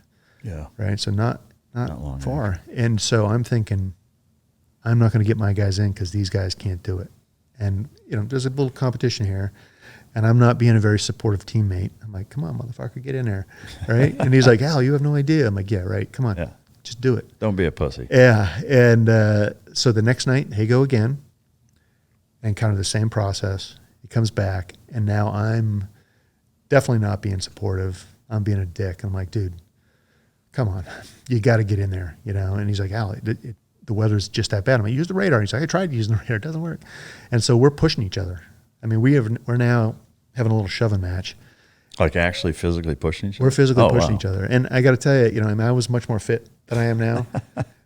But I would not have held my own against Arlo. He's about 2 inches taller than me, a little bigger, and in much better shape. And he wrestled in high school, kind of thing. He'd kick my ass. But I was like, motherfucker, you know, come on. Yeah. And somebody actually broke it up. It was like out of a movie from, I don't know if you know Dr. Strangelove, from like the late 50s. And they're like, gentlemen, no fighting in the war room. Yeah. You know, like, what? Yeah. Okay, all right. So, you know, we made up, and that was that. But so the next day, right? So we're night stalkers. We fly at night. And the day crew answers the phone in the planning area. It's a major. And we'll call him Mark, Major Mark. And he picks up the phone. He's like, you know, Task Force Dagger Planning. And the woman says, please hold for the secretary. He's like, what secretary? This is Donald Rumsfeld. Who am I speaking to? Oh, wow. You know, and he's like, it's Major Mark. He's like, where's Mulholland? And he's like, well, sir, he's sleeping. You know, he's on the night schedule. Do you want me to get him? And he's like, no. He goes, you pass this word. He goes, you get those teams in tonight. And I mean both of them. And I mean now. Yes, sir. Click. Okay. Wow. Times have changed. This is a turning point in the entire war, because now we're no longer going to have a spare. We're going to fly everything in one night. I'm going to fly a single ship, except I'm going to have DAPs with me as far as they can go, right? And they don't have the power to go up in the mountains where I'm going to go. They'll fly as far with me as they can. They'll cross the border with me. If someone shoots at me, they'll fuck them up. If I get shot down, they're a nice revenge weapon, you know, to get the guys that got you. But that's about it, right? And this guy's had balls as big as fucking pumpkins. I'll tell you about that in a minute. But so what they decided was we'd both fly, but 30 minutes apart. So Arlo would take his guys up into the mountains, and I would put my guys in the mountains as well, just much smaller mountains. He's at 20,000 feet. I'm at like 12. And so he takes off. We take off. And the weather's okay in Uzbekistan. That's where we are, just north of Afghanistan. And we're going to meet up with an Air Force tanker, MC-130. And we get our gas, and we're headed in. And I remember, you know, in those early days, crossing the border itself was an adrenaline boost, you know, and I'd be like, you know, 10 minutes, you know, to crossing the border, and it'd be like, 10 minutes. And I'm like, goosebumps, right? My stomach's in knots, and across the border, nothing happens. You know, the intel had told us there were like, you know, SA-7s every 10 feet, you know, and it's like, there's nothing, you know. Every once in a while, we get shot at with a 23 millimeter, like a 4-barrel ZPU 23-4, and you'd see it snaking across the sky, you know. And it's dark, zero lume, so we're hoping they just don't see us, right? It's not radar guided, and we're flying along. We're crossing those northern plains, and those are like those big dunes I talked about in Saudi Arabia, and you can see less and fewer of them, and I'm like, are we in the clouds? I can't see, right? And I turn on, we have a light at the top for air refueling and one at the bottom for landing. So I turn on the light on the top, the infrared light, and it's sand, like a big dust cloud everywhere. And there's sparks coming off the refueling probe tip, like St. Elmo's fire. And I'm like, holy crap, we're IMC, which is inadvertent instrument meteorological conditions, right? Now the Blackhawks, I've still got the radar. We're not using it yet. We're kind of looking at the terrain, but it's not activated. And the Blackhawks don't have that. They're sucked right up next to me, right? And all they can see in their night vision goggles is the glow of my engines, right? So as I increase power, I'm not flying, my co-pilot is, Jethro.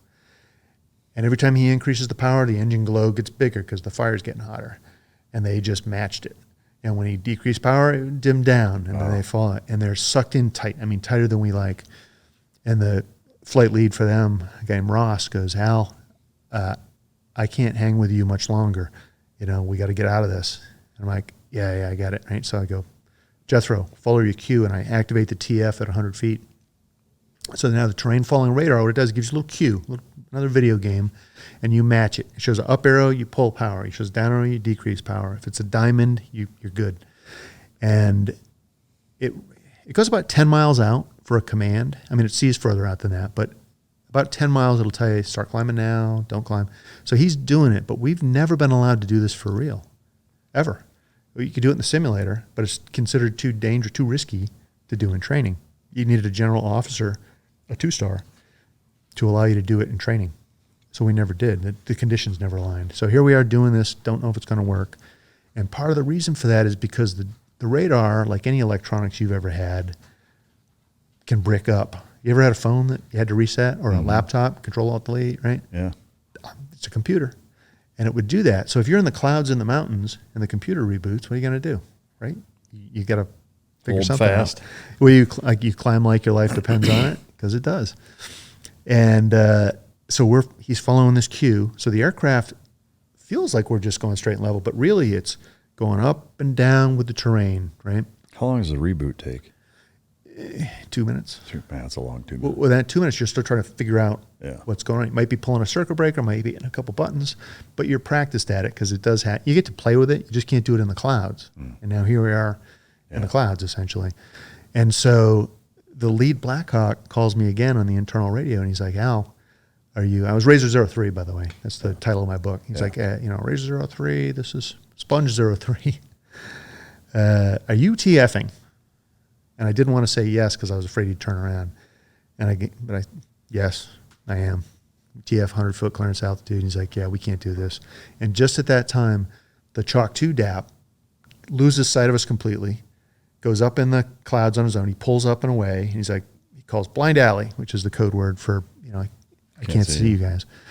And then the crew chief in the lead Blackhawk can see his landing gear. He's like, I can see you just descend at 300 foot a minute, right? So he descends, and we probably come up a little bit, and he's right back in formation again, right? I mean, this is insane. I mean, because big balls won't protect you. Like, I'm following the radar. They're sucking in, right? I mean, they could hit the mountain just as easy as us, if not worse. And, we have this saying that every missile, every weapon system that's designed to kill an aircraft has a probable kill ratio, or a PK, right? So SA-7 has a PK of 75%, meaning 75% of the time it gets shot at you, it will kill you, right? So with ASE, it might be 25% survivability equipment, but the ground has 100% PK, right? Yeah. So at some point they're like, can't do it, we got to abort. Yeah. So the air mission commander is sitting between me and the other pilot just behind us, and he's like, okay, go ahead. So they turn around and they abort. It's like the B-17s going into Germany, and the fighters are like, hey, we don't have gas. Yeah. See you when you come back out. Yeah. And that's what we equated it to. And the colonel taps me on the shoulder, and he's like, what do you think, Al? And I said, sir, I think we just TF. And he's like, execute. I'm like, holy shit. I did not expect to hear that. I was like, all right, Jethro, follow your cue, man. And we're already doing it. And so we're going along, and like 5 minutes in, we make our first big turn on the radar. And remember I said it goes about 10 miles, and then it generates a command. So we make that turn. We're okay for about a minute. And then all of a sudden, we get a full climb command, meaning you got to go now. And then the computer reboots, or it locks up, right? I'm like, climb, Jason, climb. And so he climbs up, and he's climbing to like 14,000 feet. In the meantime, I've got all 12 guys in the back, and the primary plan was each aircraft would take 6. So by taking 12, I had to cut my gas, so I had to air refuel in and out. But we still were at our limit on weight. So now I don't have the same kind of power to climb over whatever. I don't know what we're commanding off of, right? So I get the computer for the TF radar back online. It's finding itself. And in the meantime, I'm scrolling through the multifunction displays, right? I'm like, looking at different maps.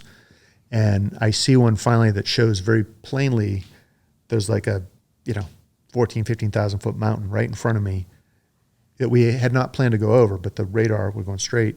So all I did is I turned him off to the right a little bit with a little knob. It gives him a little change in cue, and it comes out of the command quarter, and down we go, right? Computer reboots, and we're golden again, right? And whole time sucking. Yeah, so meanwhile, the 12 dudes in the back oblivious to what's going on. Right? Oh, they have no idea. They're back there freezing fucking their ass half off. asleep, frozen. They're frozen because I don't remember the temperature, but it was really cold, and the doors are open because you get the door guns out, the miniguns. Yeah, and at 12,000 feet, it's way colder. And this is October 19th, so it's cold. Yeah. And so we're doing the TF thing for, 45 minutes to an hour. And when we get to our location, the clouds are starting to break up a little bit, and I still have to land. You can't land with a radar. It's for cruise altitude, right? 100 foot, 300 foot, or 500 foot. To land, you have to be able to see. And so we've got this one last ridge line, and we're coming across it. We're maybe 3 or 4 miles away from landing, and it's a several thousand foot drop. So we cross this thing. The radar drops us down almost immediately, and I can see the landing zone. It's right off the nose, and it's maybe 1.5 miles, but I've got like 3,000 feet to lose. So my co-pilot, I'm like, all right, Jethro, give me the controls, and I do these S-turns, right? And I'm going to try to lose altitude laterally instead of going this way, because if I go past the landing zone, there's a Taliban ZPU-23-4 that we know about that'll tear us to shreds. I mean, a 23 millimeter, 4 barrels, that's going to turn us into Swiss cheese. So I can't be in his line of sight. There's a little hill, just a little nub blocking us. So as long as I can stay, this far apart, he's not going to get a line on me. So we're doing it. But as we get down to the bottom, that final S-turn, if you will, it's time to turn inbound to land, except it's on the other side of the aircraft. I'm on the left seat. Jethro's in the right seat. I'm like, dude, can you see the landing zones? Yeah. You have the controls, which is, I fucked him bad, right? I mean, because usually you get lined up about 1 mile or 2 out. You set there's little magnets on the controls. You press the button and the controls will stay where you leave them. And then you can just use your fingers. You're not moving the things. And so he comes in and did an amazing job. But it was a crappy approach, but I hosed him. And as he's coming in, I feel the aircraft going backwards in the dust cloud, and we're maybe 5 feet off the ground. And I know this, but I can't see. I just can see the radar altimeter, so I know how high we are off the ground, or how high the nose is. And I'm like, go around, go around, go around. We're going to do this again, right? And so he starts pulling power. Now, Jethro is a big West Virginia boy, right? And he is a big man, right? And he's pulling the power. And about that time, the aft landing gear touches the ground, and I feel it, right? I'm like, abort, abort, abort. And too late. He's pulling power, so I push down on the other side, and we're fighting each other. And there's equal capability there, right? Except he's a much stronger man than me. But he realizes pretty quick that I'm doing that, and he just gives in, lets me push the controls down. We settle on the ground. The dust kind of settles, and what you can see out the window is a lot of fighters that could be friendly or they could be enemy. They all got AK-47s. They're all dressed in Afghan garb, and they're all wearing the pakol, those flat top hats you see, in the movies. Yeah. And I'm like, oh, this better be them, or we're all just dead. And so the team gets off. There's an agency guy with them, with the Afghans. They meet, they hug, kind of looking out the window. I can see them. It's like, okay, it's the right guys. Yeah. Team leader comes in view, gives me a thumbs up. I'm like, all right, man, you're on your own. So we took off, went back and did that again and again and again with different teams. In the movie, it's just them. But in real life, we put 20-something teams in. Wow. Yeah. So we fly back and cross back over the border. I get my air refueling rendezvous done. And it was all back-to-back, like no breaks? You do it every other night. Okay. So what we ended up doing was one team would go one night, come back, and the other guys would be planning. Then we do the alternate. Now that ended up changing after Tora Bora, which was in the November timeframe. And then you flew every night regardless. And the planning process got cut because of that. And so you had to modify what you did. You gave up certain things. Or based on the fact that we'd been there for several months now, we knew things we didn't have to research anymore. Yeah. So it was already in your hip pocket. Yeah. With all of those runs back and forth, were they all pretty similar in terms of how challenging they were, from the weather, the rebooting of the software? They were. They were all that. Yeah. And as a matter of fact, there was that night, and then we did this a couple more times, and then the Gold team flew over a concentration of Taliban. Now, the Taliban in the early days still had a lot of heavy weapons, and a lot of air defense stuff, and a lot of man pads, right? Those are the heat-seeking man-portable missiles that like a Stinger. Mm-hmm. And they flew over a concentration of troops that nobody knew was there. They were trying to encircle General Dostum, my guys, and they had, I don't know, 3, 4 SAMs fired at them, a lot of RPGs, and a lot of 23 millimeter. Wow. And they could go nowhere. Like they had just flown over a mountain, and they were going to the next mountain range, and this stuff came up. They could smell the gunpowder, the cordite, whatever it is, and they came back like ashen. And Arlo and I got off. One of the agency guys had given us a bottle of Jack Daniels, and he was the keeper of that. And I was like, Andy, let's go, right? So we go off into the back area, and we have a little snort, and we're like, dude, what do you think? I'm like, I think we are going to die, like, in the next mission or two. And he goes, yeah, I agree. And then we agreed to keep it to ourselves that we thought we would die. Now, that mindset followed me almost the entire 10 years of deployments that I did. But in these early days, I mean, I really felt I wasn't going to live past the next flight. Wow. But 9/11 had just happened, so there's a whole different mentality. Yeah. Man, that's intense. So you did a ton of runs. They're all equally dicey. And then from that point until, did you do that until Operation Anaconda came up, or was there a break between? No break. So it was just you were doing that, and then it was, hey, Operation Anaconda's coming down. Yeah. So we did Tora Bora, which got the Al Qaeda guys deep off into the mountains. Bin Laden was able to barely escape. He was wounded in the bombings of that, but he did get away. There's a whole book written about that by a guy named Dalton Fury. Yeah. On his pen name. And so now we take over Bagram. So we move out of Uzbekistan and we occupy Bagram Air Base. Now, at these days, there's 3 Chinooks, a troop of CAG, the Delta guys, some 5th Group guys, and that's it. And some combat controllers in the tower. And, you know, the Afghans are walking through the place. There's no PT belts, no light poles on the roads. Disney Highway, if you know what that is, was dirt, mud, not paved. And we're doing this over a period of time, and then the conventional army is there now, and they're going to do this big operation called Operation Anaconda. And the idea here is, this wasn't even our mission, but they decided that special forces teams need to be placed on the mountaintops surrounding the Gardez area, because Bin Laden was supposed to be there, and Zawahiri was supposed to be there, and a large group of Al-Qaeda fighters. This is what the intel tells us. And the conventional 82nd, 101st are going to go in there, and they're going to, wreak havoc and do their thing, right? Big conventional army thing. But they need special forces guys on the mountains. So flight lead from Gold, Arlo, his responsibility is to place these teams. Now, there's American ODAs, there's Germans, there's the Canadians, and some other nationalities. There's a whole story with the Coalition Cafe, that we call it, where Arlo's planning this mission with them. Then there's 2, and we're all Razor call signs, Razor 01, 02, 03. And so 0102 is the QRF, and that's a guy named Chuck. And if anything happens, he's got a bunch of Rangers on board, and he will go save the day. At least that's the plan. And then Arlo is Razor like 5, 6, and 7, and he's putting the teams in.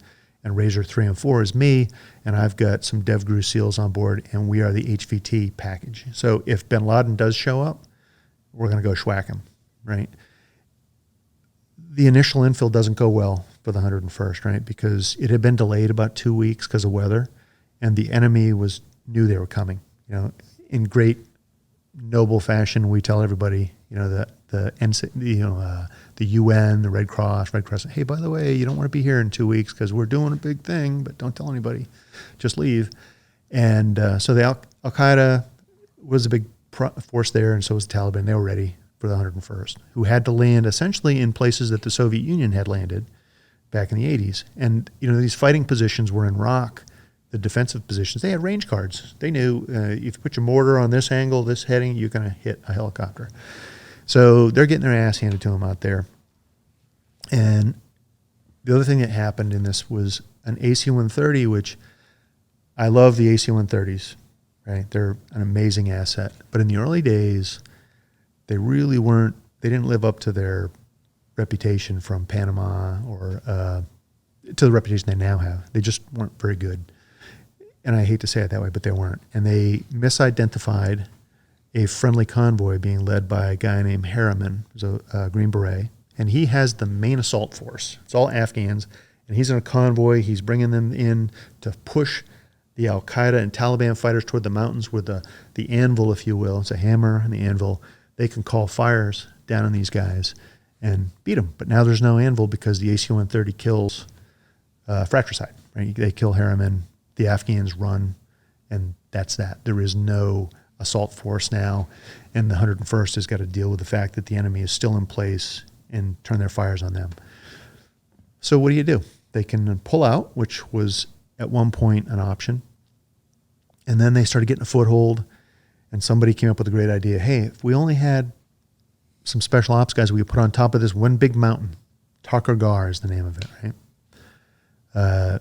You could call fire on the guys that haven't left because the other guys don't have a good line of sight, but they do. Well, we don't have anybody. Oh, sure we do. Bin Laden's obviously not here. Use Razor 3 and 4 and their SEALs. So I go down to Gardez, and I'm going to fly up to this mountain, put in my recce element, the Mako guys, and they'll do their thing, and I'll just leave. Now, back in those days, there's no gas. So in Afghanistan, when you take off, well, I guess we were at Bagram. Once you take off, that gas is what it takes to get home. So your combat load, once again, is minimized. So I've got, 7 SEALs or something. The Rangers are down to like 9 apiece when you normally would have 30. And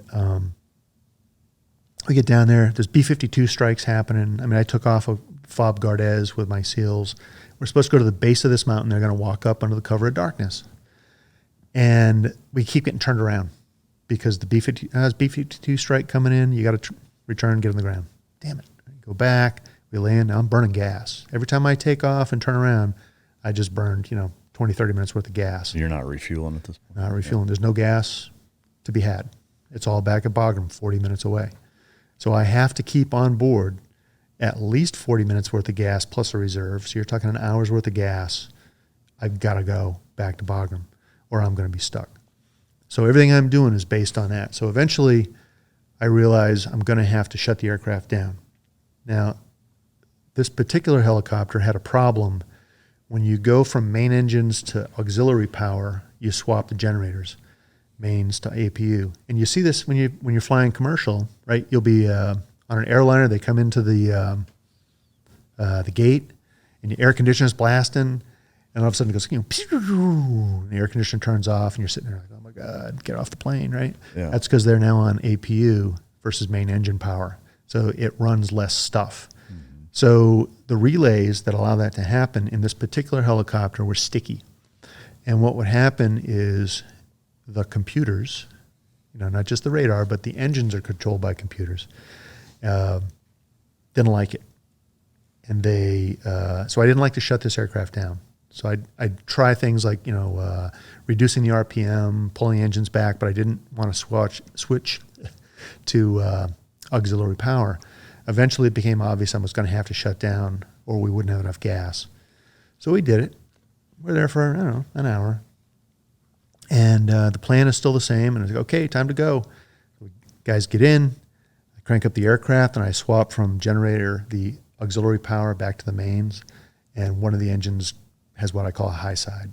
Too much fuel gets injected, and it exceeds every limit there is. Big flame comes out the back. That engine is toast. I'm not taking these guys, anywhere, right? So I call back to the rear. I'm like, hey, can you send me a spare, and we'll get them in there, right? Now, Razor 01 and 02 are just now getting back to Bagram, and they're refueling. They're in the hot refuel point. And they get told, hey, as soon as you get your gas, go back down and swap aircraft with Razors 3 and 4. Okay. But in the meantime, I'm talking to Britt Slobinski, right? He's a Medal of Honor recipient along with his CCT, John Chapman, from this particular mission, actually. And I'm like, this is going to be the delay. And he's doing the math in his head. He's like, I can't go from the base of the mountain to the top of the mountain under cover of darkness in that amount of time before the sun comes up. I need you to take me to the top. Well, after all the experiences the other guys had putting the coalition forces in, I knew that, because imagery back then, satellite imagery, sucked. Mm-hmm. You know, you had 10-meter imagery, which is blurry at best. And I'm like, I don't even know if there's a landing area up there. And he's like, well, just, can you give it a try? Okay, sure. AC-130 is going to check it out for me. He says it's clear. Now, this is where the capabilities, so they had the friendly fire incident the day before, which changed the rules of engagement for my gunners. And that comes into play here in a minute. And they tell us it's all clear. Right? And part of the reason I say they weren't very good back then is the sensor package they had was an antique. You know, they've since improved all that stuff, and they've become a wonderful asset.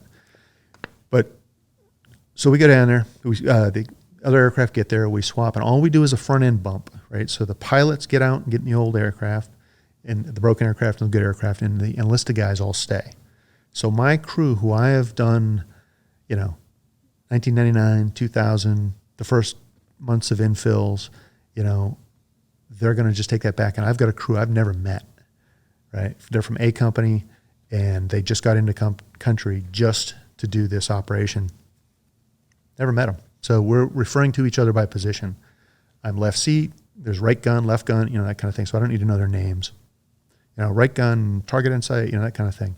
So I know it's the guy at the right front. So we all kind of get in. Razors 1 and 2 head back. They bring a maintenance pilot, so he flies my aircraft back. They're going to do work on it or check it out. And I take off, and we're going to go to the top of Tuckergar. So as we come in, I actually have two teams, 2 different Mako elements, and my Chalk 2, Razor 04, breaks off, infills his guys down into Objective Remington while I continue up to the top of the hill. The plan is that we will rejoin at another aerial checkpoint a couple miles headed north. And what I've told him is, whether you show up or I don't show up, whatever, you start your clock when you get the holding point. 15 minutes, you do a radio search if you haven't heard from anybody. And if you don't know where I am or I don't know where you are, you have to leave. We'll deal with it later because you won't have enough gas to get home. And then there's no gas to go get anybody. So he heads to the holding rejoin. I'm going to the top of the mountain. We get up there. It's a snow-covered mountain. It's about 12,000 feet MSL. And as we land, we notice that there's an unmanned Dishka. So it's a 14.5 millimeter anti-aircraft machine gun sitting off to the right front, about 2 o'clock. You can see it. You can see it. It's on a tripod. It's unmanned.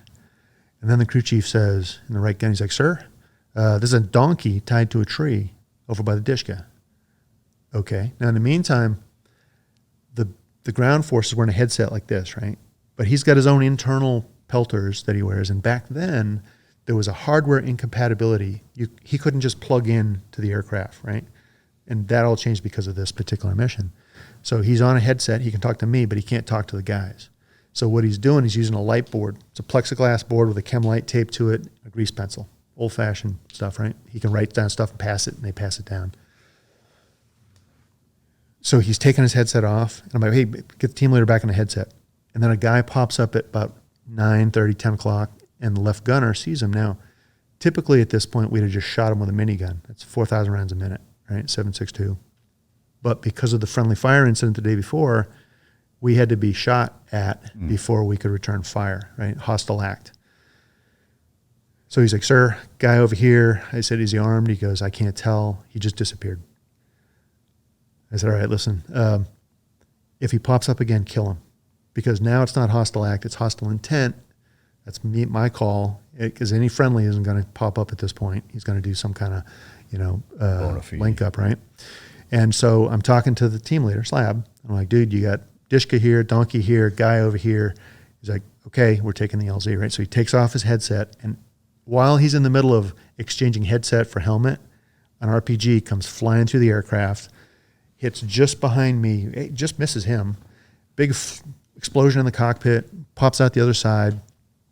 All the generators die. There's 3 electrical systems, all separated for redundancy. and all 3 of them went down. We found this out later when we recovered the aircraft, where the bullet holes hit in the RPG. And in the meantime, you can hear, tink, tink, tink, tink, tink of machine gun fire coming through the aircraft. And with no power, there's no MFDs, the multifunction displays. There's the cockpit's blank, all the fans for the computers. You hear it on your desktop computer. You can hear them spool down. And I'm like, oh man, what do I do, right? This is all happening really fast. I'm like, is the ground force off the aircraft or are they on?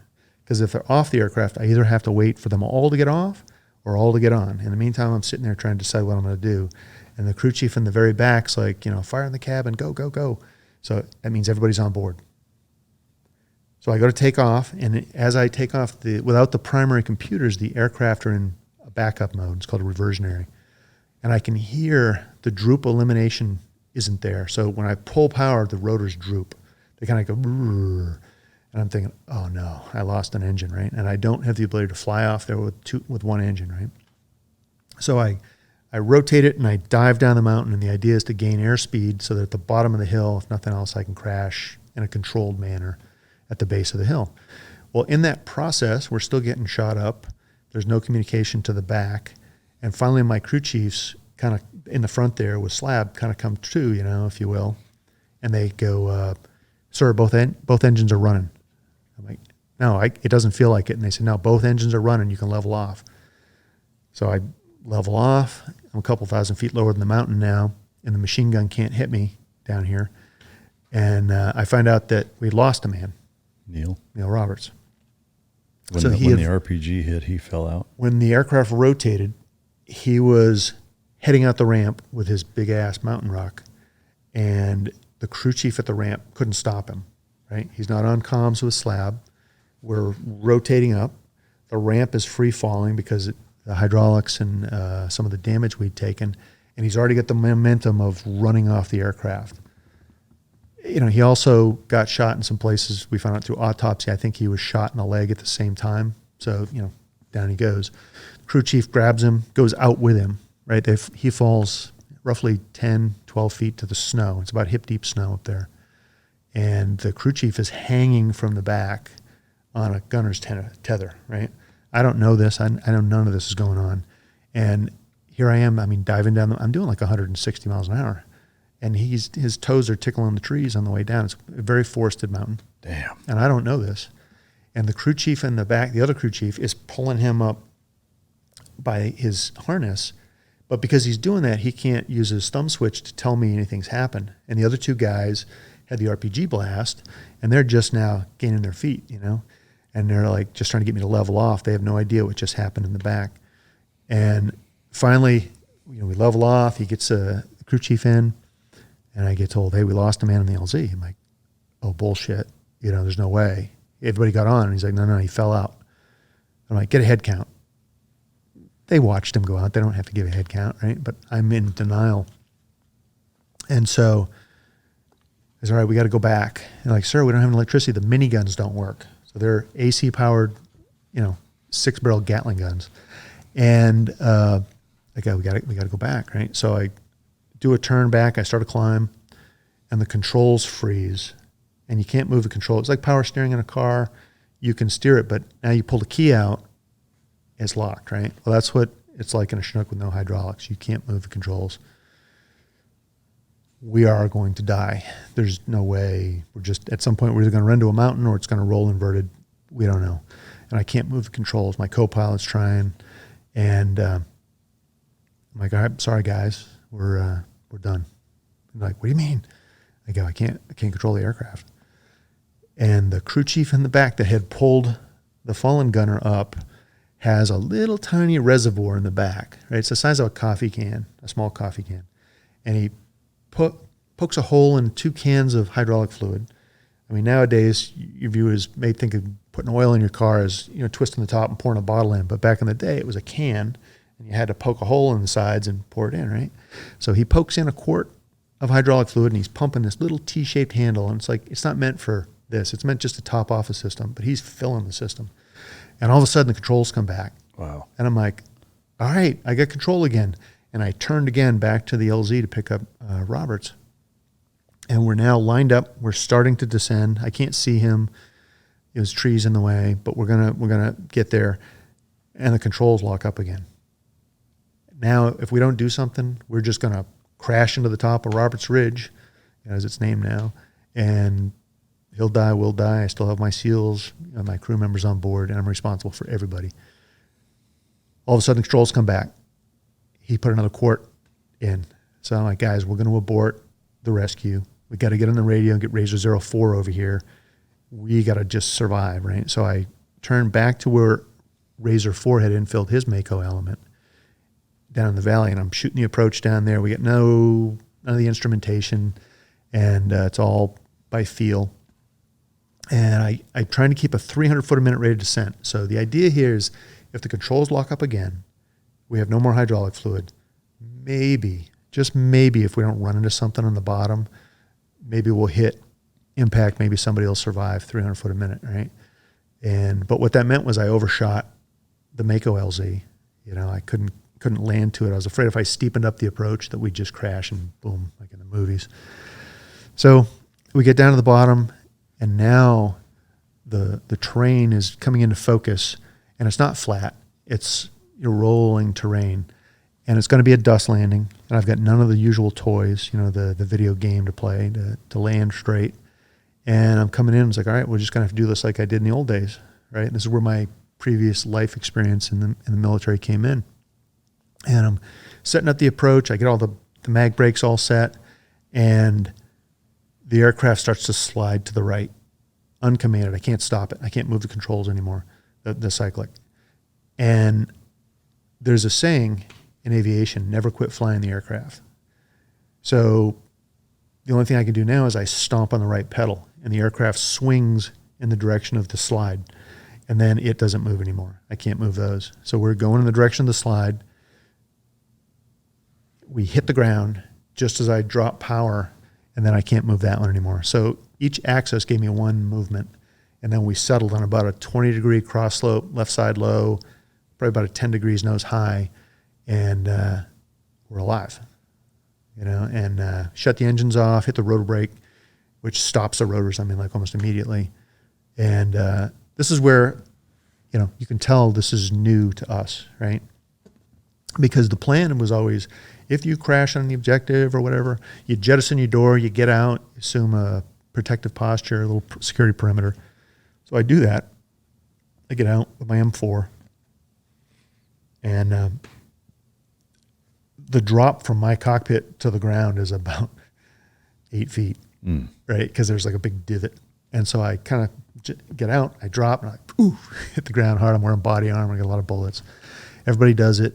And then we all kind of meet together. And what I learned out of that in later procedures that I wrote, because I was the senior pilot, was that, do that if you need to. But the idea is you should be able to get out through the companionway, go through the cabin, and make sure there's nobody left behind. Because otherwise, we still had to go back in. Well, now if they found on Roberts Ridge on Razor 01, bullets are coming through the aircraft. You want to do it once, get out. Don't get out, go around, come in, get out. Kind of thing. Yeah. But so now I'm running around checking on everybody to make sure, and this is me doing my downed aircraft procedures, right? I forget I got a SEAL element on board, right? And I'm checking my guys. Everybody's okay. I get my GPS out. I start plotting our position on the map. And then I run over to, Slab. He's with John Chapman. They're on a little knoll. They've got a SATCOM set up. And I don't even know this. We're not even talking. And I'm out of breath. We're at, 7,000, 8,000 feet MSL in the valley floor. And I'm running around like, in training for the 160th, you're doing, generally you're already in position and you're shooting, right? So I've never really had to maneuver on the battlefield, if you will. Yeah. And now a lot of the 160th pilots are former Rangers or other special mission unit. Not me. I'm a pilot straight through. So I'm not sure. Should I be running, at the ready? Should I have my weapon on semi or safe? I finally elected to leave it on safe. And I get up to Slab. I'm like, here's where we are. And he's like, we're going to walk up to the top of that hill and rescue our guy. And I'm like, that's not the hill. He's like, no, right there. And I'm like, no, it's that hill. We'd flown like 10 miles. And just all those mountains look the same, you know, and it's hard to tell distance. He's like, no. I said, look, here's where we are. I showed him on the map. He's like, oh, that's not going to work. You know, we need so you guys razor. are 10 miles from Neil at this point? Yeah. And we're also north of the entire friendly forces, right? And the whole fight, because it was interesting, because while I couldn't move the controls, I looked down, I could see this terrain feature called the Whale. I could watch tracer fire going back and forth. And I was like, wow, there's a big battle going on below, you know? And so we ended up obviously just north of that. You know, Chapman's already talking to an AC-130 that's come on station. He's already watching us. They contacted Razor 04, my wingman. He's coming to get us. He's going to be, I think I was on the ground about 35, 40 minutes total. But I remember coming up to Slab saying, you know, here's where we are. And I was all out of breath, you know, and he just looks me in the face, like gets me right in the face. And he's like, breathe. I'm like, what? Breathe. Just fucking breathe, man. We're okay. He's like, look, we got a AC-130 overhead. Nobody in sight. We got the 2 M60s from the aircraft set up. We're in a good position. Breathe. I was like, oh, you know. It's just funny. I ended up using that on somebody later on. But he just reminded me to, you know, this was kind of his element. I'm out of my element. And so Razor 04 is going to come get us. He comes in, and I remember he couldn't take us all to the top of the hill. He didn't have the performance for that, right? So Slab's like, all right, he's just going to take us all up there. And he calls back and says, I can't do that. You know, I can take just the SEALs and not the air crew. So he goes, all right, we need you to stay here, and we're going to go up there, and we'll come get you later. I was like, okay, but this isn't my element. Can you leave a guy with me? Leave me a SEAL that knows what the hell he's doing, right? And as soon as I said it, I was embarrassed. It's like, I'm supposed to be able to do this on my own. And then Slab kind of was like, he tells me later, he's like, in my mind, I'm thinking, you're an Army guy. You should be able to do this on your own. And I'm thinking, I'm a pilot. I'm not, you know, sure, I can shoot, but I don't know how to maneuver. You know, I don't know what to look for. I'm getting flanked or something. And as soon as I said it, I was like, nah, never mind. You know, just go. And he's like, all right. But he was going to leave Chapman with me, right? He figures, all right, I'll leave the CCT with you, and he can, you know, Slab can call for fire if he needs to. And they get in a fight. I mean, they're like, you know, Chapman's like, you're not leaving me behind. No way. And he's like, well, they need somebody, and, you know, you're the Air Force guy. And that's about the time I said, no, we're okay, right? And then about that time, the task force commander comes over the radio, and he's like, you're not taking, you know, you're not leaving the air crew behind. There's enemy combatants maneuvering. The AC-130 has been cleared to fire on them, but we don't know if they'll stop them. So bring them all back to Gardez. You can refit and go back out. So sure enough, Razor 04 comes in. Beautiful noise. I've never heard a Chinook come in to rescue me until then, and it's pretty damn awesome. Symphony. The double-headed dumpster coming in, you know. And so everybody's getting in PZ posture. The aircraft lands. They run over there. Now I'm running around the aircraft one last time, making sure I got everybody. I got all the classified materials. Everything's been zeroed. And I'm the last guy running to the aircraft. And I always refer to things like as I've seen in movies, right? So I'm running to the aircraft. I'm like, oh, this is the part of the movie where somebody pops up with a machine gun behind me and it's, you know, da, da, da, da, da, in slow motion. I'm like, oh, right. And the crew chiefs will be, no. And I'm running along, and I should be paying attention to that instead of my imagination, and I trip, right? And I fall at a full sprint. I fall, body armor bullets. I'm heavy, and bam, I hit, knocks the wind out of me. And the crew chief they thought I got shot. And I get up, and I kind of work my way over there and get on board. And I go, you shot? I'm like, no, I don't know what happened. I tripped. And so I get on board. I go up to the front. I get the headset on, and I tell the guys what happened real quick. And they're like, yeah, we're taking you to Gardez. Doesn't matter what. And how far is Gardez? Gardez is probably 15, 20 miles. So 10 minutes flight time, roughly. So it's pretty quick. So we get there. We download everything. And Slab and his recce element jump back on without all their heavy-duty stuff, and they go right back to the top. So now I'm in the fob with all the gear, all the ComSec and all that kind of stuff, and I'm calling the rear on the phone. Hey, here's what happened. Here's what, you know, Jethro's doing. And so he goes up there and he talks to the AC-130 that's overhead, and he says, all right, I need pre-assault fires. on this clump of trees and the machine gun, and I'm coming in from this direction. Yep, okay, good. He comes in, that Dishka opens up on him. It's tearing through his aircraft like crazy. And because he's head on to it, the miniguns can't get a beat on him, right? And he's coming in, and there's bullets just ripping through that thing. And he's calling the AC-130. It was Nail was the call sign. And he's like, Nail, you've got to put pre-assault fires in that gun. He said, negative, we're not cleared to engage. Because Neil was still there, or what? Yep. Yeah. And so they're worried that he's shooting at us with a Dishka. And they're not going to kill him. And they just killed the guys the day before. And so you can see how this stuff all kind of mixes together. And this is the very first real engagement of the entire GWAT, really. Yeah. And so Jethro breaks away. Sorry, pilots talk with our hands. So he breaks away. Again, he arranges for pre-assault fires, and they agree.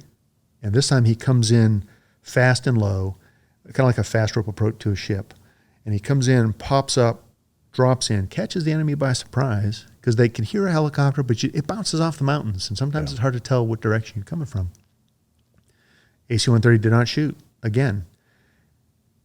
This time the miniguns open up, because he comes in and he kind of cants it off a little bit, and minigun shoots, and they get the SEALs in. They run off the aircraft. You see on YouTube, you can find the video of them fanning out off the ramp.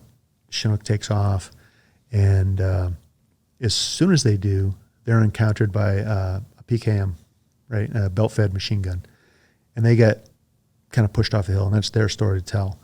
By the way, that was 22 years ago this week, as in yesterday. Yeah. And so now there's, Roberts is on the mountain. His team is with him. My aircraft is out of the fight.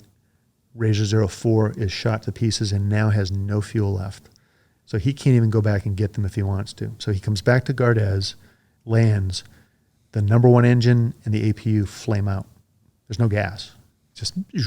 And he just landed on fumes. And then the other engine quits as well. There's not a drop of gas in that aircraft. So now, I go out and I greet them. I was like, hey, how you doing? If they're going to send fuel for you to go back and get them, and their crew chief is having a fit. He's got these wire bundles that have been shot through. He's like, sir, you know what this wire bundle goes to? I'm like, no. How about this one? No. He goes, neither do I. Because this is stuff that the electricians would handle, but a lot of their equipment was no longer functioning. We didn't even know if the aircraft would start again if it had fuel. And it did take 3 days of maintainers hitting that thing when they finally came down, when it was all secure, to get it back into flight, just so they could get it back and really work on it.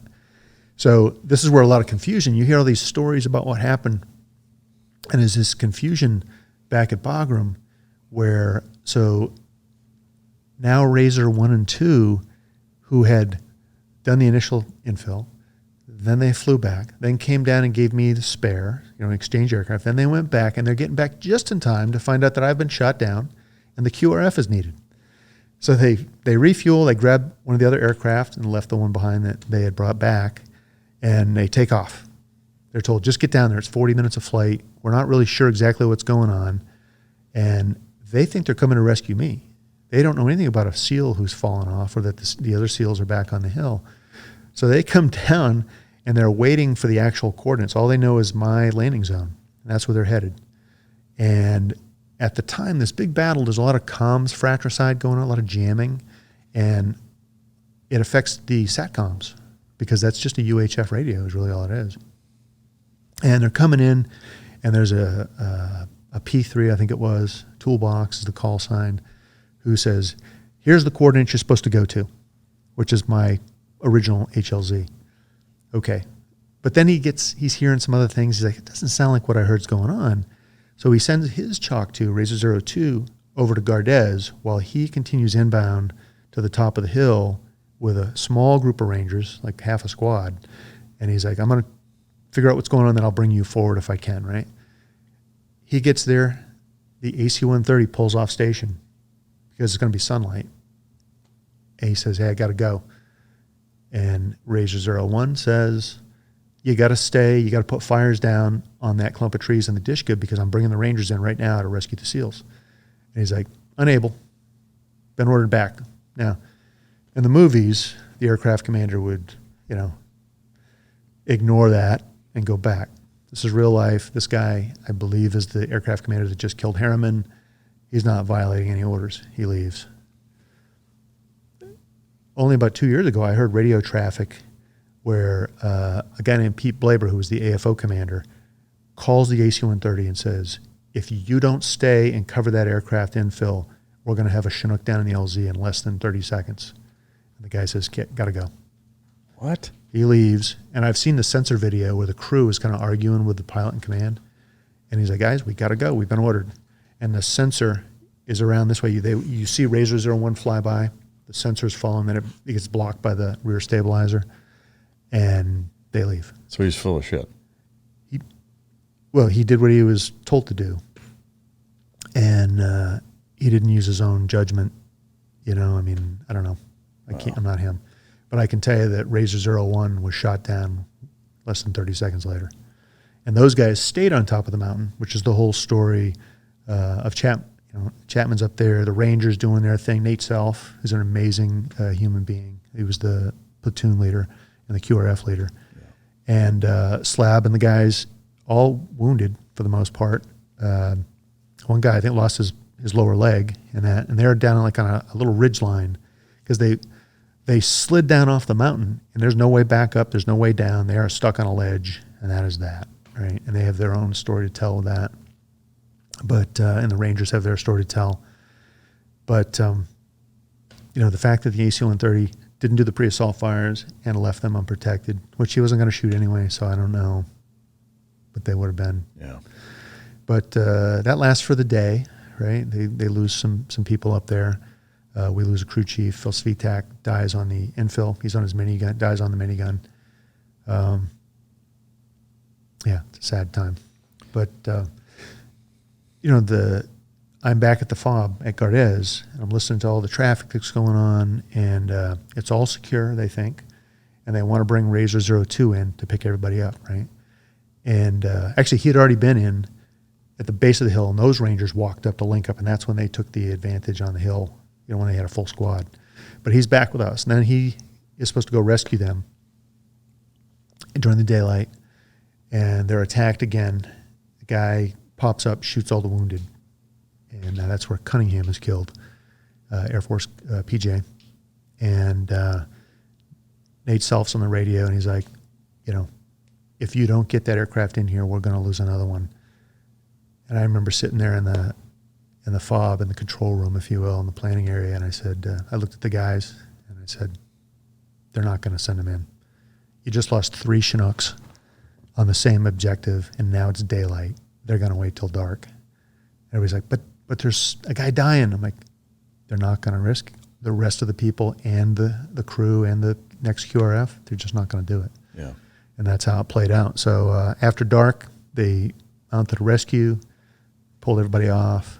And what really stunk about that for me is that, I get a phone call. The battalion commander's like, Al, be PZ posture at 2000. They're going to pick you up and bring you back to Bagram.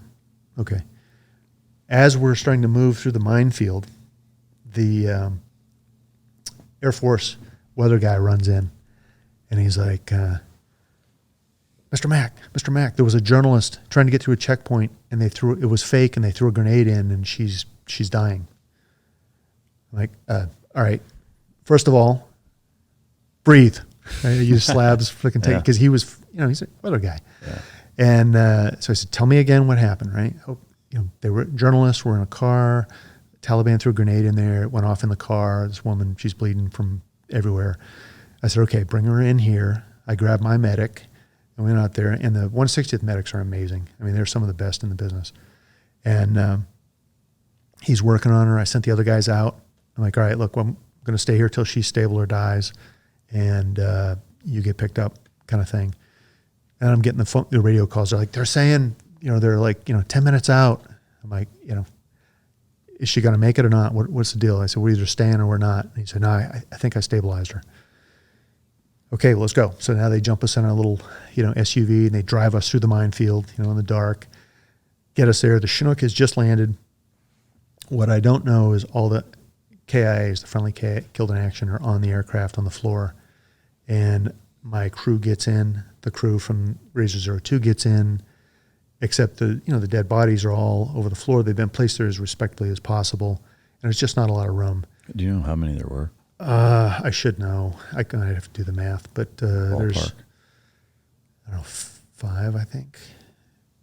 And I'm going to get skewered for not knowing that. But so my flight engineer gets in and he trips over one of the bodies and he falls face to face with his best friend, Phil, who was killed on the gun. And, it's like a blue light in the aircraft, and it's dark and it's noisy and they're running out of gas and they're yelling at us, get on board, we're running out of gas. And I'm like, what I don't know is they'd arranged for fuel from the 101st at a little FARP in the middle of nowhere, right? And they had just enough gas that would get us home. But they were going to run out before they got there if I didn't hurry up and get on board. And I've got all the ComSec and the miniguns, and my guys had got on board, and I was going to hand them to them, and they all kind of freaked out with the dead bodies. I'm like, guys, you could, take this stuff. So I'm hauling this stuff myself, and the crew chief's yelling at me, and I finally realized, okay, I'm done. And there's nowhere for me to go.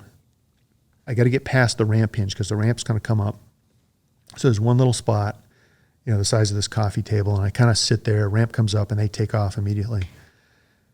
And I'm kind of taking in what's going on in this eerie blue light, and I look over, and there's Neil Roberts. So I'm thigh to thigh with Neil. And he's still got his gear on, and his watch or his compass, the luminescent dots, is vibrating like this in the vibration of the thing. And I'm like, is he alive? I thought he was killed. And I can't tell in the light, it's too dark, but I can see this, and I'm thigh to thigh, it's cold, it's loud. And I kind of take a closer look at him, and I realize he's not alive.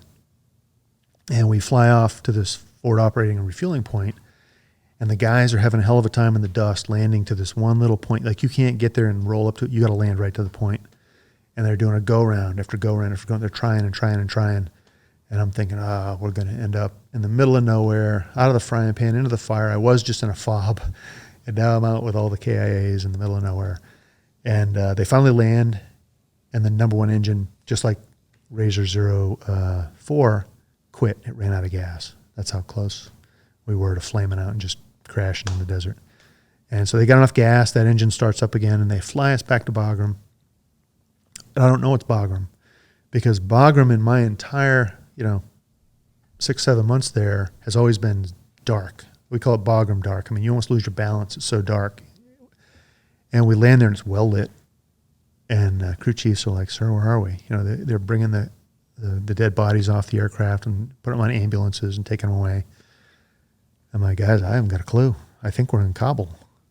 I said, because that's the only airport this big to the north that I can think of, and I've never seen this control tower. And then finally I walk over to somebody, where are we? They're like, yeah, Bagram. I'm like, it doesn't look like Bagram. The lights are on. Yeah, we all said the same thing. So I gather everybody up. We walk down the dirt road. Nobody came to pick us up. I'm feeling kind of exhausted.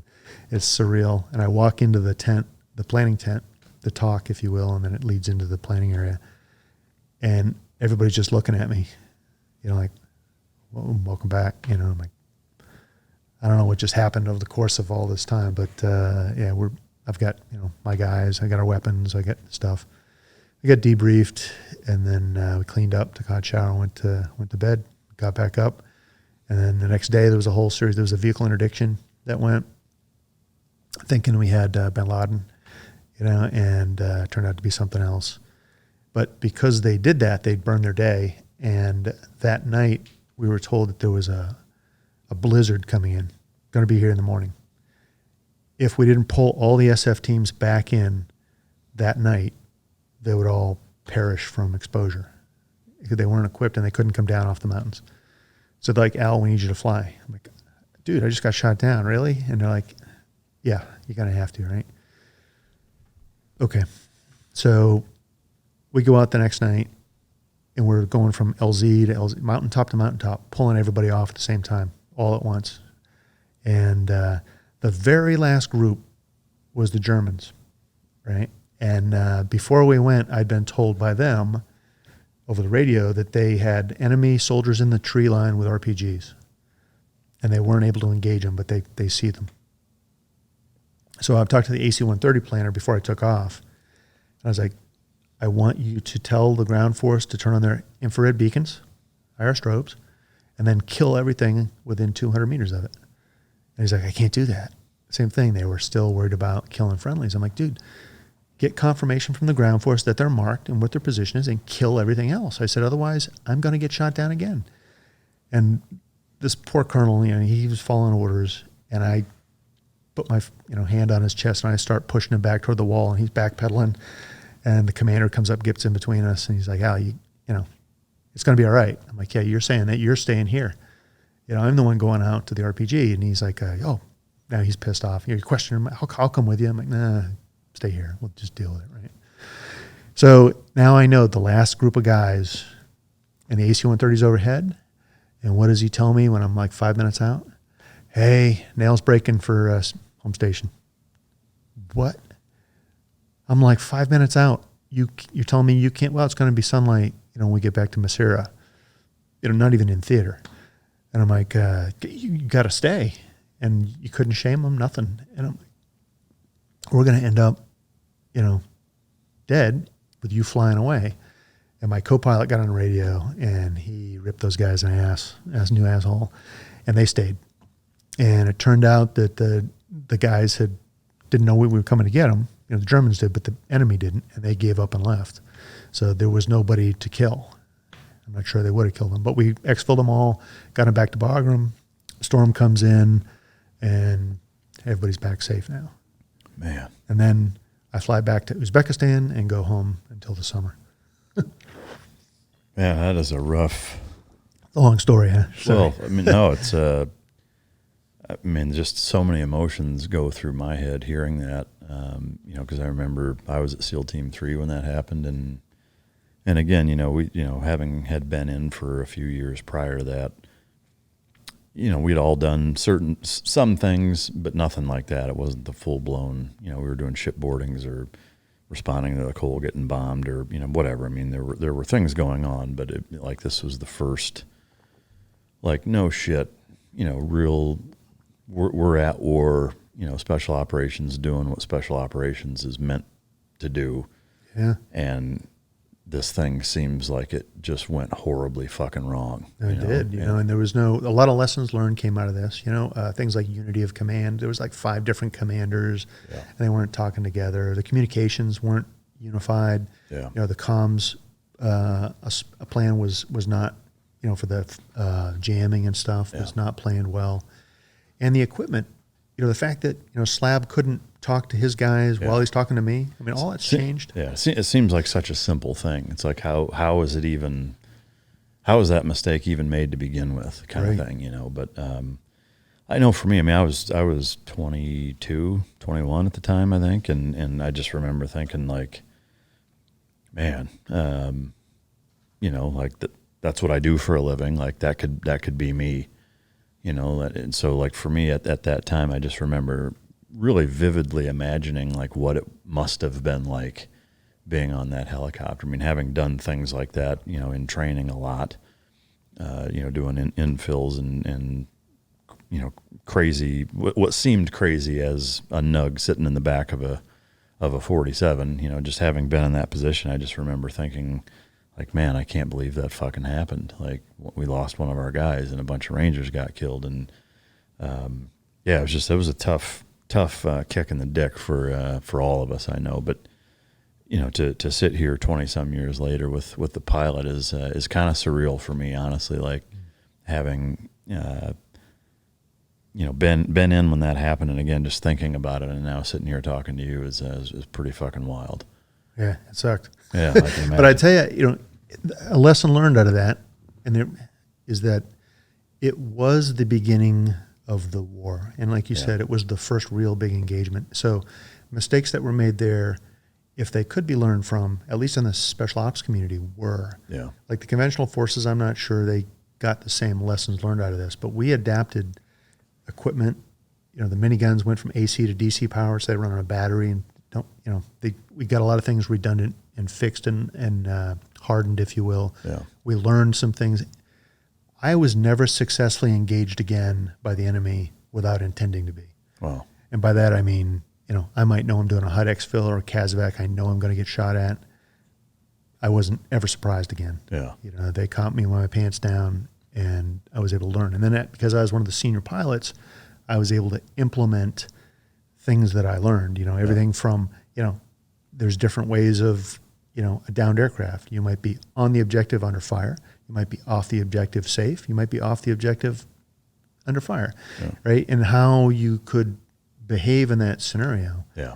And equipment improvements. One of the problems was, we didn't have pelters. We had a flight helmet with goggles on it, right? So in order to use my goggles, I either had to wear a flight helmet where I couldn't hear, all the insulation in the headphones, or I could take it off and I could use my goggles like binoculars. I had a little battery pack for them.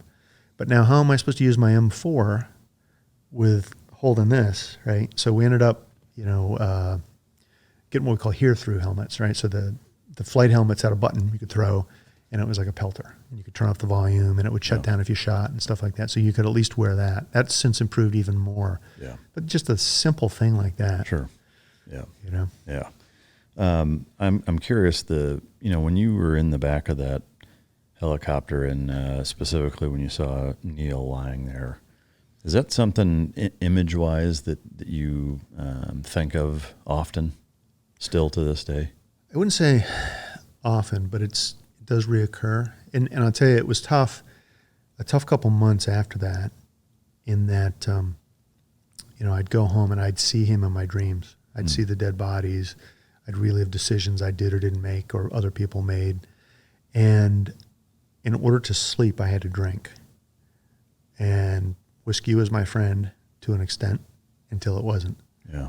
And that's the only way I could get to sleep. And then I finally had enough. I knew I was drinking too much to compensate for it. The dreams were terrible.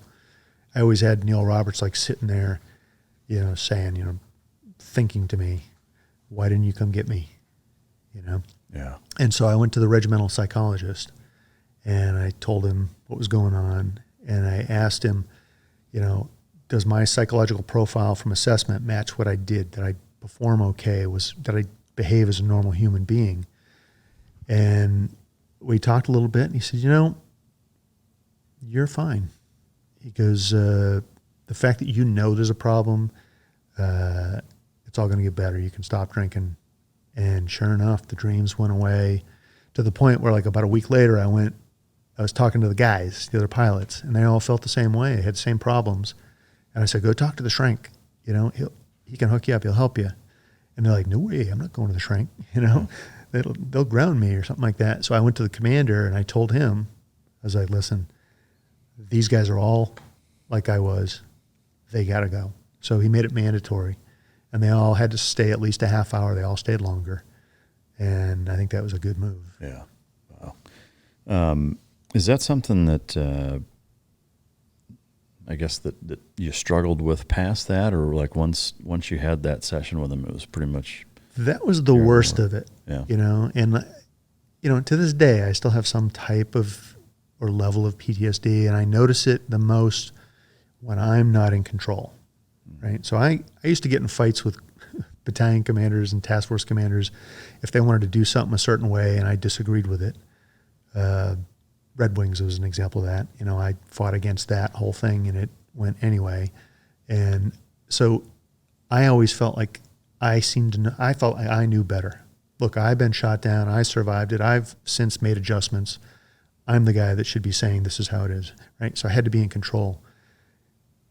Even now, I was at the airport coming here, and not in control, in a crowd, kind of not knowing where to go in the airport, and unfamiliar with the airport. And I started feeling really anxious, and I noticed it. I was like, holy crap, this is that feeling I get sometimes when I'm not in control. And, just went and get a bottle of water, take a couple sips, a little breathing. Yeah. And it goes away. Yeah. But it's not often, but it still is there. Yeah. Especially since it's the anniversary. I mean, March 3rd is when I went down, March 4th for Razor 01, and then, the 5th is when everybody comes out, just after midnight. Yeah. So it's tough. I mean, I was texting with Slab and some of the other pilots, and do you keep in touch with him quite a bit? Yeah. Yeah. Yep. Yeah. What two things, I guess. First, in terms of the anxiety and stuff that you feel, do you, from a physical training standpoint, outside of what you do in the morning, do you do any other training, whether it's lifting, playing any sports, combatives, you name it? Do you do anything like that? I haven't lately. Yeah. And you know what did it was, and it's an excuse, is COVID. Yeah. So being a deputy commissioner of emergency services, I was responsible for most of the COVID response in Orange County, New York. Mm. We were working 18-hour days, 7 days a week, and that lasted about 2 years. And in the meantime, there was nothing going on for me beneficial. And then in typical me fashion, I tried getting back in shape too quick. Like, all right, time to hit the Rocky montage, get the log. End up hurting yourself. Right, and end up with a repetitive use injury. First it's a calf, and then it's a wrist, and so that's why I ended up just walking every day. Yeah. And I do go to the gym 2 times a week, maybe. Yeah. Light cardio, maybe some light weights. I'm hoping to get rolling again. Yeah. We'll see. Yeah. I will say, and I won't beat the dead horse, I know everybody hears me talk about it a fair bit, but that anxiety, PTSD, crowds out of control thing, jiu-jitsu is a life changer for that. And it's one sport that you're really never too old to start doing it if you've never done it. I mean, really at any age, it's one of the few sports that, going to the right gym and training with the right people, obviously, but you may give it a shot. I've heard that. No, it's in the plan. Yeah. I'll see if I can make it work. Yeah, I would at all costs try to make it happen. After the fact, in terms of kind of the after actions and stuff, do you know, and maybe I should know, but was Neil killed immediately, basically after he fell, or do you know? What the autopsy showed and what the Predator video from back in those days showed was that he was shot in the femoral artery.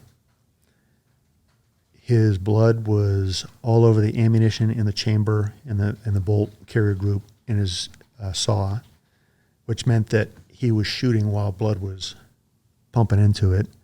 And then it looks like he may have passed out or fallen down, and they walked up, shot him in the head, and that was that. Yeah. Man, what an intense few days, and what a harrowing story. That's it's incredible to hear you tell it, and I appreciate you doing it. I know it's probably not the easiest thing to recount over and over. So you go home, rough couple of months. You end up doing a lot of deployments, 10 total, right? 17. Jesus.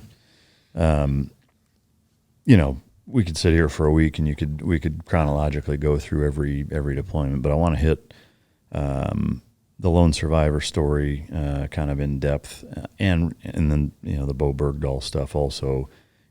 In addition to that, I would just say, because we can't go through all of them, if there are just any operations that stand out in your mind that are worth telling from a story standpoint, I'd love to hear those. Sure. In whatever order you want to do. I'll just kind of turn it over to you. Yeah, so let's start with Red Wings. Right. So this is a conventional operation. It's going to be a Marine Corps operation, and they're going after a guy named Ahmed Shah, and he's a high-level Taliban guy of some sort. And so at Bagram, there's 2 task force groups, if you will, right? I don't remember our designation at the time, like TF-11 or something like that. And what we were was the DevGru SEALs, right? You got SEAL Team 6, and you've got the 160th. And we're on a separate compound at Bagram. You go down the road a little bit, down Disney Highway, and there's CW5, right? The Coalition Special Operations Joint Task Force. And there you have SEALs, Green Berets, the whole deal. And these are the SEALs from, SEAL Team 1, 3, the 2, vanilla 10, SEALs, 8, right? And they don't have dedicated air support, as in us. They're flying on conventional aircraft, and occasionally, if they're doing something spicy, they'll ask our SEALs, "Hey, are you flying tonight? Can we use your guys?" And they'd say yes. So the Marines are going to do something, and they've done the same thing. They've just gone to the Siege of Sodif and said, hey, can you give us aircraft and maybe some SEALs or somebody tough, that can do an observation post over the village to gauge atmospherics and check the bed down location, that kind of stuff, pattern of life. And so the idea behind that whole first 4 guys,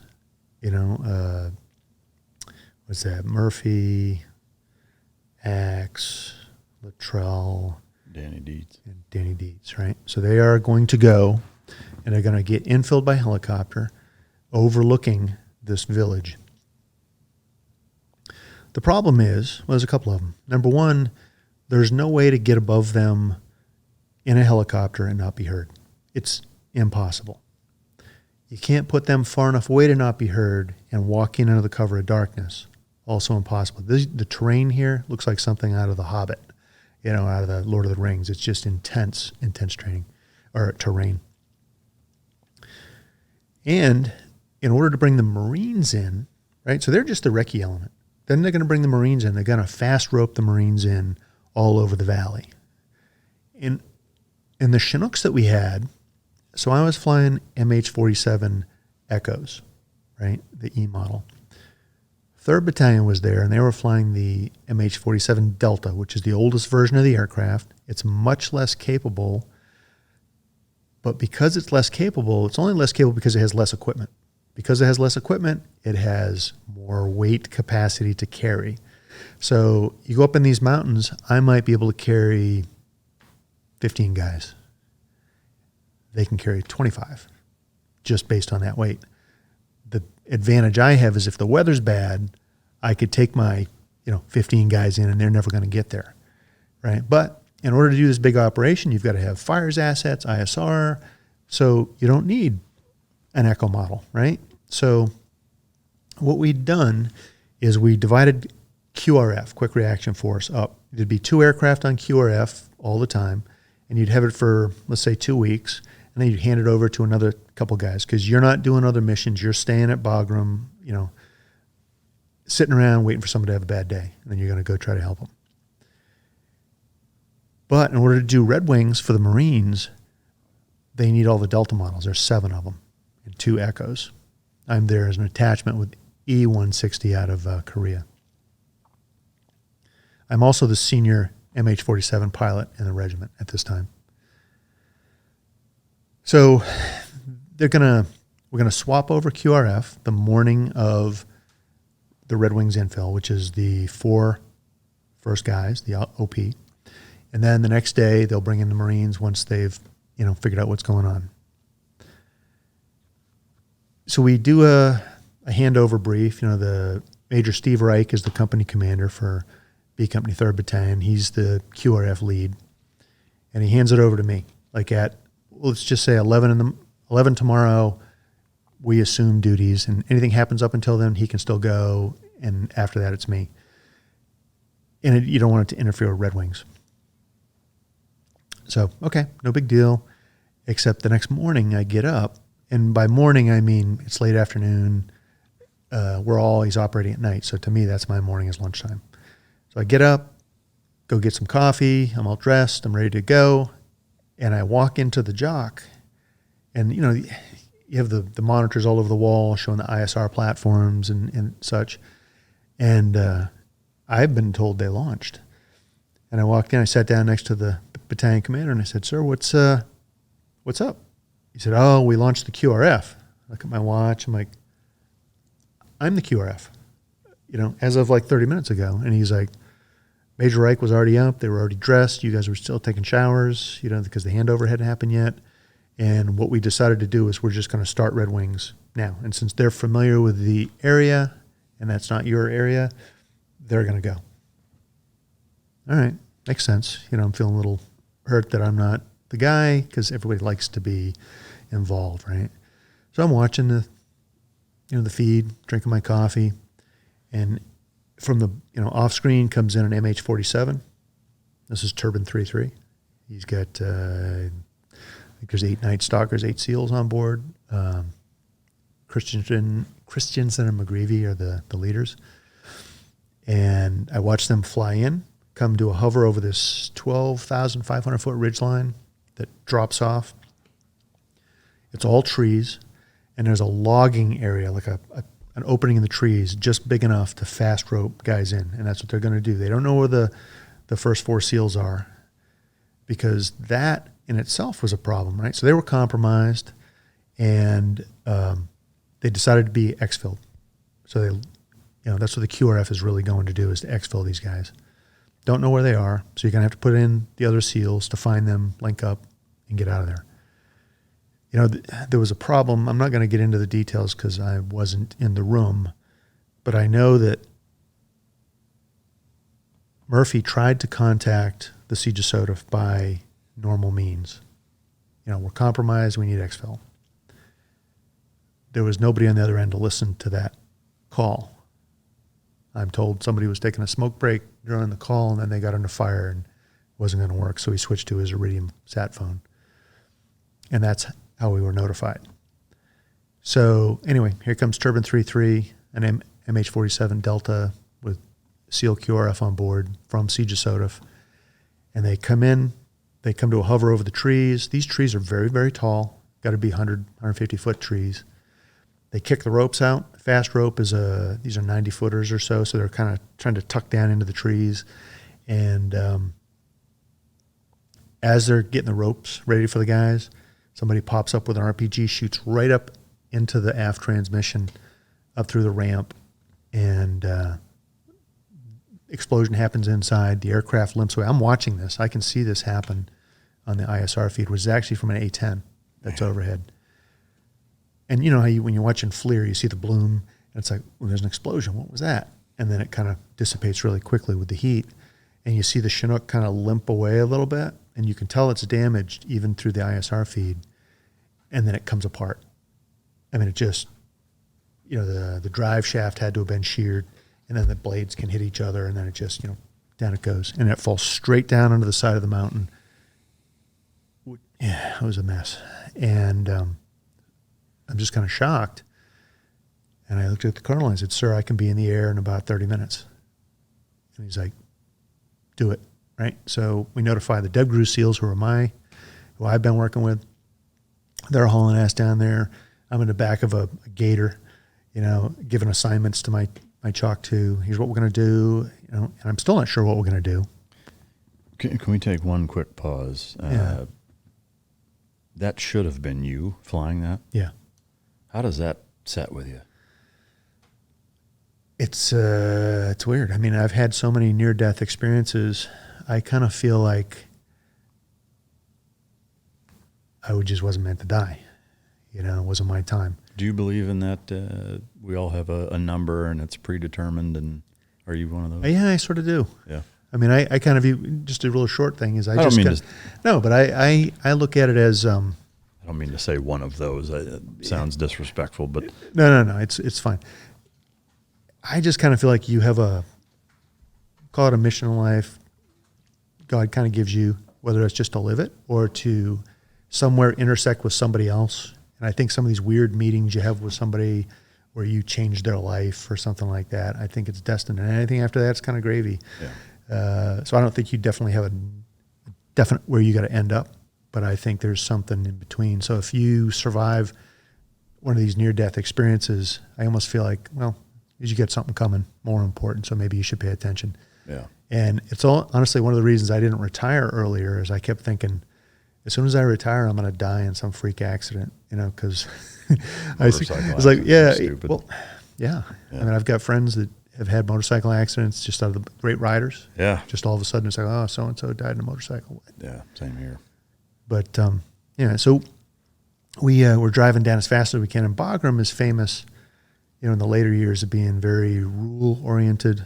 You got to wear a reflective PT belt to walk around, in case you don't get hit by a car. And they give tickets. The MPs will be out giving a ticket. You're speeding. You're not wearing a PT belt, whatever. And we're driving by and we're hauling ass, and these guys are like, "Hey, you're speeding, slow down." I was like, "Fuck you, buddy." I got work to do. So we get to the aircraft. The crew chiefs already have them up to engine start, right? Which is something a conventional unit doesn't do, but the 160th does. All I got to do is get in, crank it and go, right? And we take off. The SEALs are already there. We're hauling ass. I'm going up over the mountains as opposed to going around. I'm going to be there in about 10 minutes, right? I'm just moving out. I'm doing 150 miles an hour. And now I'm thinking, what am I going to do when I get there? There's only one landing zone. And the enemy knows I'm coming. They got to know, right? I don't think we're going to survive this, but I'm trying to think, I got to do something. And then I get a radio call to divert to Jalalabad. We had a FOB there with more SEALs. Like, divert to J-Bad and, come up with a better plan than just going in there, right? And, all right, I got a break here. Now we'll figure out a better plan, right? So we get over there, we shut down, and we leave the aircraft up on the auxiliary power unit, and just the pilots in command walk in. So it's me and the pilot in command from the other aircraft. We walk in, we get the SEALs are there. We're trying to figure out what we're going to do. They don't want to go right to the same. They know. They're like, you can't just take us there. We'll all get shot down. So we're looking for places along the ridgeline that we can do sort of an offset. And then they walk in. And by the time we get imagery that allows us to do that, it's getting dark. And it's like, all right, well, why don't we hold off 30 minutes? I mean, if anybody survived that, they're going to probably hang on long enough for us to get there in the dark. It's only a 10-minute flight. And we get stood down. So we're ready to go, and I get told, stand down. We're just starting at Red Wings. We're just going to start early. So they're going to bring all the Marines in and just take the valley. And so I'm just sitting there, and all these Delta model Chinooks come in from 3rd Battalion, but they're not carrying Marines. They're empty. They're to take my SEALs and go in. So somebody's not giving me the straight poop here. I probably know I'm going to fight them. And so they grab them. See, Al, we're going with these guys. Jet. So I call back, and they say, yeah, we changed our mind at the last minute. They're just going to take them in. I was like, they're not going to make it there. It's raining. I mean, it's raining cats and dogs out there. Big thunderstorms. And this is summer. And I can make it there. With the radar and with the moving map, I can get there. But the Delta models are going to turn around by checkpoint 7. They didn't even make it there. They made it to like checkpoint 6. I mean, the rain was just that bad. You couldn't see. The mountains are above you. So they turn around, retrace their steps, come back. Now we got to wait till the weather improves. Now, we know based on our time there, it's not going to improve until the morning, and we're not going to go back in the daylight. So now we got to wait till night. Except now we're going to have a window of opportunity between the thunderstorms that come every night and when it gets dark. So I suggest, if we're going to wait, let's all go back to Bagram, and we get to use all of our planning tools. We get to sleep on a real bed and air conditioning, and tomorrow we come into this fresh. And the commander looks at me, he's like, Al, we're not leaving. I was like, we can't fly up there. The weather's too bad. Why are we going to be miserable and try to plan this with paper graphs, right? The ground force is going to want everybody they can take, and all I can do is guess. With a computer, I can tell you for sure. I can take 20 guys, 25 guys, 21 and a half, and a dog, right? I was kind of a dog, by the way. Yeah. And the eagle count, 25 eagles, 1 dog. And he overruled me. I can see why. But we didn't do anything. I slept on a gym floor with a barbell as my pillow. And the next day, the ground force says, how many guys can you bring in? I'm like, fuck if I know. 25. Are you sure? No. It's my best guess, right? All right, 25 guys, right? So they get on board. We go up there, and what we're going to do now is use all the Delta models and the Echoes, and we're going to offset. We found some places to go, and we're going to fast rope the guys in. So we get up there, and I'm leading the element with the 2 Echoes. So we come from a different direction. There's 3 ways into the valley. One of them has clouds on it all the time. The Delta models can't fly over it. And if I have them with me, I can't because they can't. So we're always doing the other 2. So now there's 2 ways into this stupid valley, and the enemy knows we're coming in because they know we've got a downed aircraft and missing men. So it's all canalized terrain, And it is the most stressful flying I've ever done, ever. Wow. This whole like 2 weeks of what we called Operation Earned Respect. I don't think it was real, but that's all we called it. And so we roped the guys in, and it was the humorous side of it is we know it's going to be like a 100-foot rope or so, and chalk two. We come in, he passes me. We can't quite see each other. We get some trees in the way, and he ropes the guys from 100 feet or something. And we kick the ropes, and the crew chief says, "Hold on, sir. Come down a little bit. A little more. Continue down, continue down, continue down." I'm at 10 feet. Roping in progress. My guys rope from 10 feet. The other chalk all burned their hands through the gloves. And the troop commander was pissed. He's like, "How come they did that and you did this?" I'm like, sometimes it's the luck of the draw. When you come in, you can see the LZ was a little bigger. Anyway, we got him in. That was our first load. And then the next night, same thing. They won't let me go back to Bagram and use my real tools. And they're like, "How many guys?" I'm like, "I guess 25. I mean, that's as close as I can. The other day it worked out. But now we're going up to Thresher, and it's a little higher. And we get there, and I come to a hover. We start coming down, and the rotor droops. We're too heavy for that altitude. And if it droops, that means it slow down, and you lose lift, and now you're going to just come straight down and crash. It's that. But I had enough room left. I dove down the mountain before we started roping, and I was able to fly around in circles and dump fuel. So there's a little valve you hit, it dumps out the fuel, it atomizes. About how much fuel are you dumping in that case to lighten up enough? Hundreds of gallons? Yeah, about 1,000 gallons. Holy shit. Wow. Because now I know I just got to get these guys in, and I can get back, get more gas. But I'm not taking a chance now because I don't know how much I messed up by. How many gallons does it hold? 2,000 gallons. So you're dumping half your damn load. Wow. Yeah. And I'm flying in a circle in an area that I know the enemy can see me and can shoot me. Yeah. So, and also when fuel's dumping, the flares don't work. Yeah, for obvious reasons. Yeah. Start yourself on fire. So now if they have a man pad, I'm as good as dead, right? And this is what added to the stress of doing this. So I get the guys over there, I rope them in, we get back, I get more gas, we bring more guys. Now I know, all right, you have 18 guys, right? And we do it till the rain starts. And now we've got boots on the ground. And I convince the commander, let us go back to Bagram and reset. I can come up with a real number back there of what I can bring. And he's like, all right. So we went back, took a shower, got some food. I mean, the ground force still has to look, right? So it's not like by staying there we're doing anybody any good. We're just now being worse, at worse human beings, as we lose sleep and all this other stuff. So next day we go down, I got some good numbers, and it works out. And we just keep doing this. And then we got to wait. Once again, the ground force got to search for the bodies, right? They got to collect the guys from the helicopter. They got to find the original 4. And we're practicing back at Bagram now since we're just waiting for dignified transfer. We know when they bring the bodies back, we're going to be pallbearers, take them to the C-17, flag drape. They send them back to the States.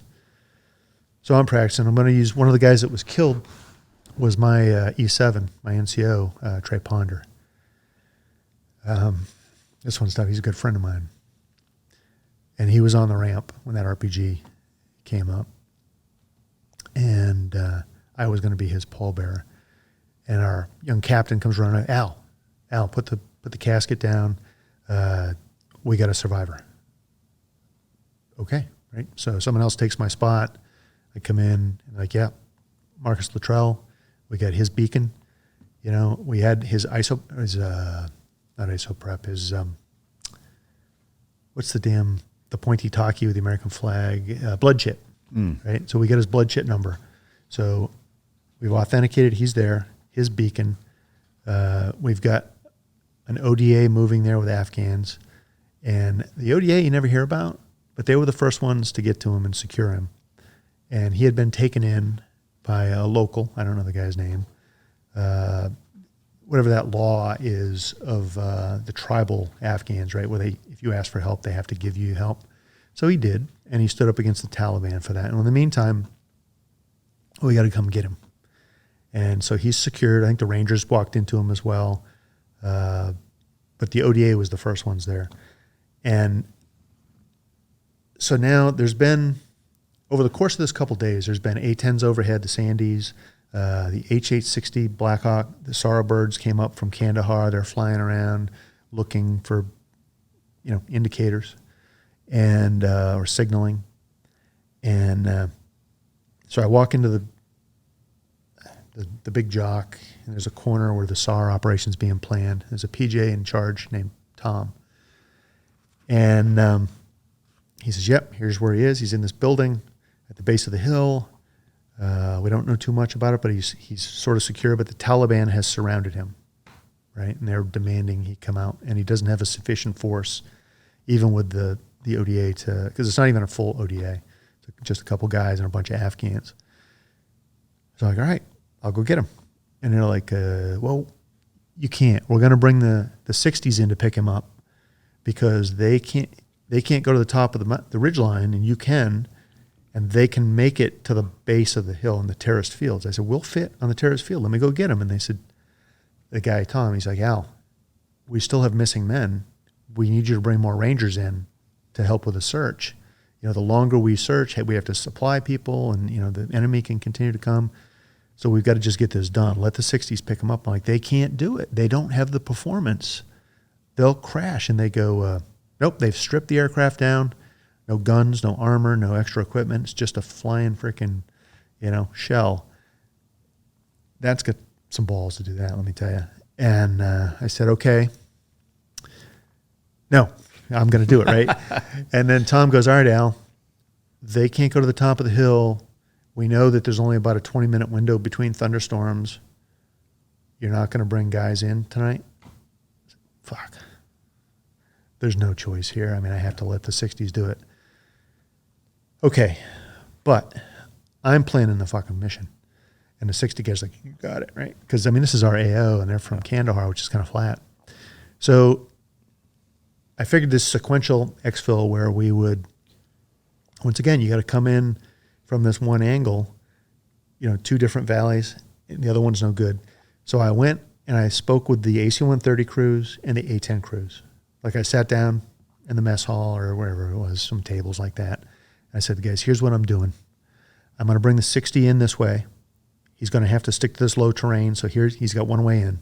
I said, he's going to come in. I want, the AC-130 to shoot here on the templated enemy positions, and the A-10s to shoot just when he's like 2 minutes out. I want you to drop the biggest freaking ordnance you can on this ridgeline over here where they can see it. I want flames. I want whatever you can do. I don't know what munition you're going to use. You figure it out, but here's my desire. I want, when the AC-130 shifts his fire so that the Blackhawk can fly past, I want you to grab their attention long enough for him to pass the AC-130's line of fire, and the AC-130 shifts back and covers him again. And so this is all happening. Last round in the air, that's how close we get this. And then he picks them up. They turn around. They come back out. Same exact thing happens, just in reverse. He gets out with Luttrell, and then we lift and shift again. And now I come in with 2 Chinooks, but I come in from the direction nobody else can come from because I only have the 2 Echo models. And I come out of the clouds. I literally pop out of the clouds. There's a landing zone. We put them in, and we turn around and go back out of the clouds. That was like a symphony. Yeah. It was perfect. It all worked. Everybody did what they were supposed to do, and then he got away. Wow, man, that's impressive. And I didn't realize that the exfil of pulling him out was that dynamic. I thought it was more static or less crazy than that. Well, if you ever get a chance to look in his book, he talks about the exfil, where he's like, wow, these bombs were exploding over here and shooting, and it's like, oh, it was amazing. And damn right it was amazing. Yeah. But the interesting thing is I've tried to talk to him for years just to say hello, and we just haven't been able to connect. Yeah. So if anybody sees this and knows him, Yeah. tell him I'm trying to say hi. It's strange, maybe interesting. I still have not read the book or watched the movie. I won't watch the movie because I know there's a lot of errors in it. Yeah. But just for me, I don't. It's weird. Like, I've read other books about different parts of some of the wars we've been a part of the last 20 years, for some reason, I just can't. I can't fucking read it or watch it yet. I don't know. I mean, I will at some point, but well, you know what is interesting? So I'm at Oceana Naval Air Station at the Oak Club one day, right? And I'm with a guy who's an air show promoter, and he's got the military helping him, and I'm assigned to help him. And he's getting to know me, and I talk about the Luttrell thing, and he's like, no, that was an MH-60, an H-860 picked him up. The Air Force did it. I go, yeah, they did. But I led the whole operation. And he's like, oh, no way. He goes, I know the Air Force pilots because it was in Air Force Times. They never said anything about the Army. Yeah. You know, it was Air Force. And I'm like, oh, God. And he's dialing them up. He's like, if this guy doesn't, acknowledge that I was part of this, my bona fides are gone, right? And I'm not getting any more drinks. And he gets him. He says, hey, I got the MH-47 pilot that helped with the Luttrell thing. He's, oh, that son of a bitch. Buy him a drink. Don't let him get thirsty. Yeah. That motherfucker was awesome. And I was like, oh, thank God. Yeah, that's cool. Yeah, that's wild. Can I ask you a ridiculous question? Sure. When you mentioned about dropping the fuel and the flares, would it be possible, I'm sure it would depend a little bit on the terrain, but to use that as an offensive weapon, to dump fuel and then drop flares or chafe on it and ignite it? Could you do that? You probably could. Yeah. I mean, I have, because when you're dumping, you can manually jettison the flares. I have used flares as a weapon. Yeah. You go Winchester, the miniguns are dry, and people are still needing trouble. You can whip on in and kind of hit the right angle and pop the flares. At least get their heads down. Yeah. It won't hurt them, but it's going to be and hopefully the ground force can maneuver. But if you dumped gas and then did another racetrack and dumped I think that would be too far back. I'm not sure that it would work. I mean, I've seen it in a movie. Yeah. Well, it must be true. It's got to be, right? It shows my ignorance. I don't know. I mean, we honestly, that's not ignorant because we have talked about it. Yeah. Well, I mean, it's like something out of a movie. You got the most epic Viking shit would be to have a dude with a flaming arrow shot out of a longbow with the ramp down and Well, it's a good point because I had a friend who said we're doing this plan in Afghanistan. He goes, you want to include a crossbow in the fires plan? And I said, what? He goes, think about it. In all of history, what plan didn't involve a crossbow? Yeah. Any movie you've ever seen didn't have a crossbow shooting, a sentry or a line across the ravine. Well, especially how epic would that be out of the back of a fucking helicopter? I mean, that's some Viking shit. That would be awesome, yeah. Modern Viking shit. Yeah, that's wild. I appreciate you telling the story again. There's a lot of details that I'm still unfamiliar with, just on purpose. But man, what? Also that's why I wrote the book. Yeah.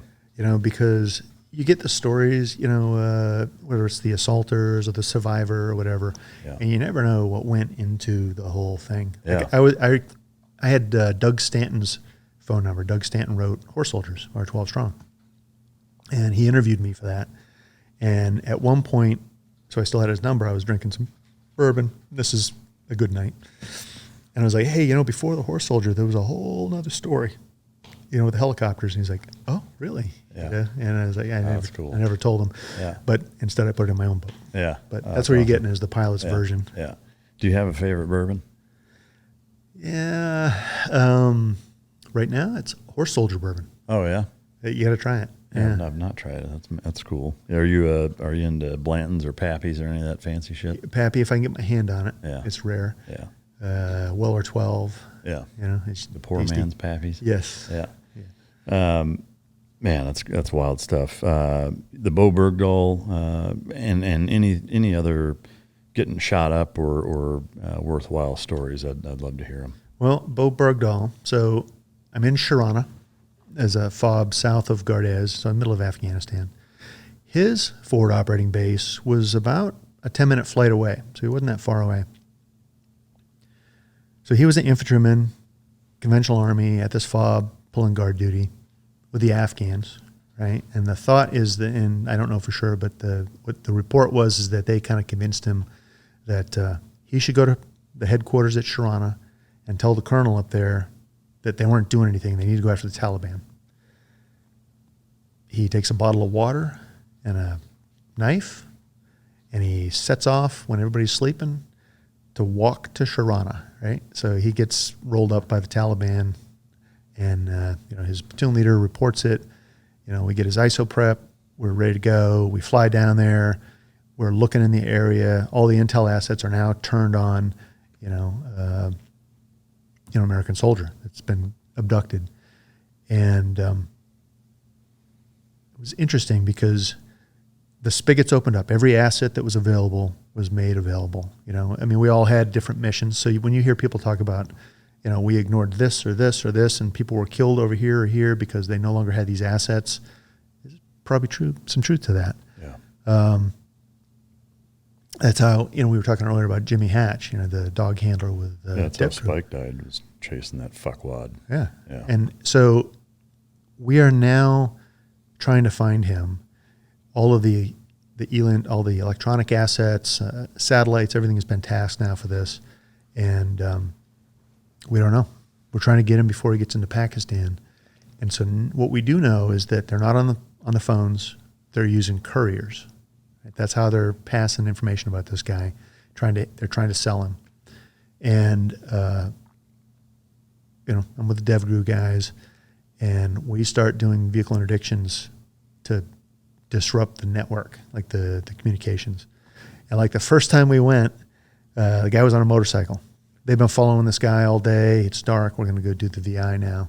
And we take off, or we haven't gone to the aircraft yet. And they're just showing me, here he is. I look at the map. It's about where he is. Now, how many people can you take? 25. Seems to be a good number most of the time. And we're gonna roll in behind him. There's an ISR platform overhead watching him, right? They know his position. And they're going to feed me those coordinates every couple minutes, and I'm going to steer in that direction. When we get closer, they're going to point an IR laser on him so I can identify him. I'm going to roll in, and then I'm going to come up behind him. And if he stops, great. If he doesn't, we're going to shoot the minigun in front of him. And even though it's low light tracers, you can see them to some extent, and it's shooting up the ground in front of you. And if he stops, Chalk 2 will land behind him. SEALs will get out. They'll do whatever they do, and I'll come back around, land my guys, and that'll be that. If they shoot at us, the minigun is going to just take them out. So I said, well, it's a courier. Do you want us to shoot low? And he's on a motorcycle. You want us to just shoot his legs in the motor, and maybe he survives long enough to tell you something? And the troop chief looks at me and he goes, no, just fucking kill him. I'm like, okay. Because his line of thinking was that the courier himself doesn't have the information. He's taken a pouch, of stuff. And we did. We took off. We run down the first guy. He shoots, so he dies. That drives us to a follow-on target we think Bergdahl is, and he's been there, right? This is a chase, and we've been just behind him every couple hours. And so we get there. Some of his stuff is there, I think, some of his gear. And, we come back, dry hole. We had his stuff, but not him. Next night, we go out, and there's two guys on a motorcycle, and they hear us at the last second. They stop, they get off the motorcycle. The guy driving the motorcycle is the last one off, so he turns around with an AK, shoots at us, and we go into an orbit around him.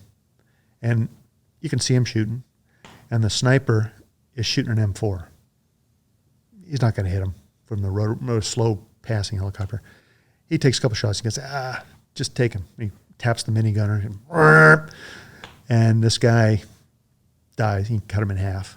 And then the other guy runs out into an open field and starts shooting at us. So I shift my orbit a little bit, and he's shooting at us, engage, and he blows up. So he's wearing an S vest, right? Suicide vest. And which was kind of the black humor of this is, we got back, we're doing the AAR, and the SEALs were like, wow, that looked pretty close. I said, yeah, there's blood all over the side of the aircraft from that guy when he blew up. And they're like, no kidding? I'm like, no, I'm kidding. Yeah, we were like at 100 feet. Yeah. But that yielded again and again. And then... and did you have SEALs on board with you during this stuff? Yep. Yeah. It was the DevGru guys. Yeah. And so at some point, there's a little bit of a lull, and I'm supposed to leave. And my replacement comes in, and do a little handover. Like, here's the deal, Bergdahl, here's where we've been, here's what's been working, here's what hasn't been. high five, see ya. I'm out of here. So I get on an aircraft going down to Kandahar. I got to clear customs so I can go home on a C-17. And while I'm in customs with all my gear laid out on the floor so some, MP can kick through my underwear, I get a phone call. Is there a Mr. Mack in the audience or the room? A CW5 Alan Mack. I'm like, oh, crap, that can't be good. So I walk over. I'm Mr. Mack. You got a phone call, sir. I get in there. It's the officer in charge at Sharana. He's like, Al, you got to get back. Your replacement had a heart attack.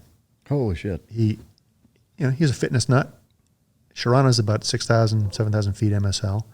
He went to the gym, and he had some kind of heart defect, never knew it. Guy was an Army Ranger, right? Ran marathons. He did his CrossFit workout, walked back to the planning area, sat on the couch that's in there, turned kind of greenish, according to the guys that were in the room, puked, and fell over dead. And now the good news is the two guys that were there were former Army Rangers. They had been medics. They both were EMTs in civilian life. And right next door was an SRT, surgical resuscitation team, right? That's 4 high-speed doctors. And they come over, they work on him, they get his heart started again, clear. And they throw him on a Chinook with these guys, and they fly him to Bagram. He coded, they say, 3 times. To this day, he's flying again. Really? Yeah. Wow. And man, so I get back. Have you talked to him about it all, or do you know him? Yeah. Oh, yeah. I mean, I don't know if he wants me to use his name. It's the only reason. Yeah, no problem. Yeah. I mean, I'd be curious just to say, like, my first question is, what was that like? Did you, the die come back? Did you experience anything? I'd love to. Does anybody talk to him about that? I have not. Yeah. But I know he's very grateful because had he been at home, like his rotation got moved up 2 weeks, and because that's when the C-17 was coming, so he would have been at home and he would have been working out. Yeah. And he's like, I could have been in the backyard, could have been in the shower, in front of my wife, my kids, instead of in front of 4 high-speed doctors and 2 EMTs. Yeah. And he got back in the fight about a year later, I guess. Oh. Yeah. But so now I've got to go back to Bagram, and this is one of the most interesting Bergdahl chases is, so I get back and everybody's like, I thought you were leaving. I'm like, I'm here. So we're going to go. We know where he is, right? It's this building on top of a little hill in the middle of fucking nowhere.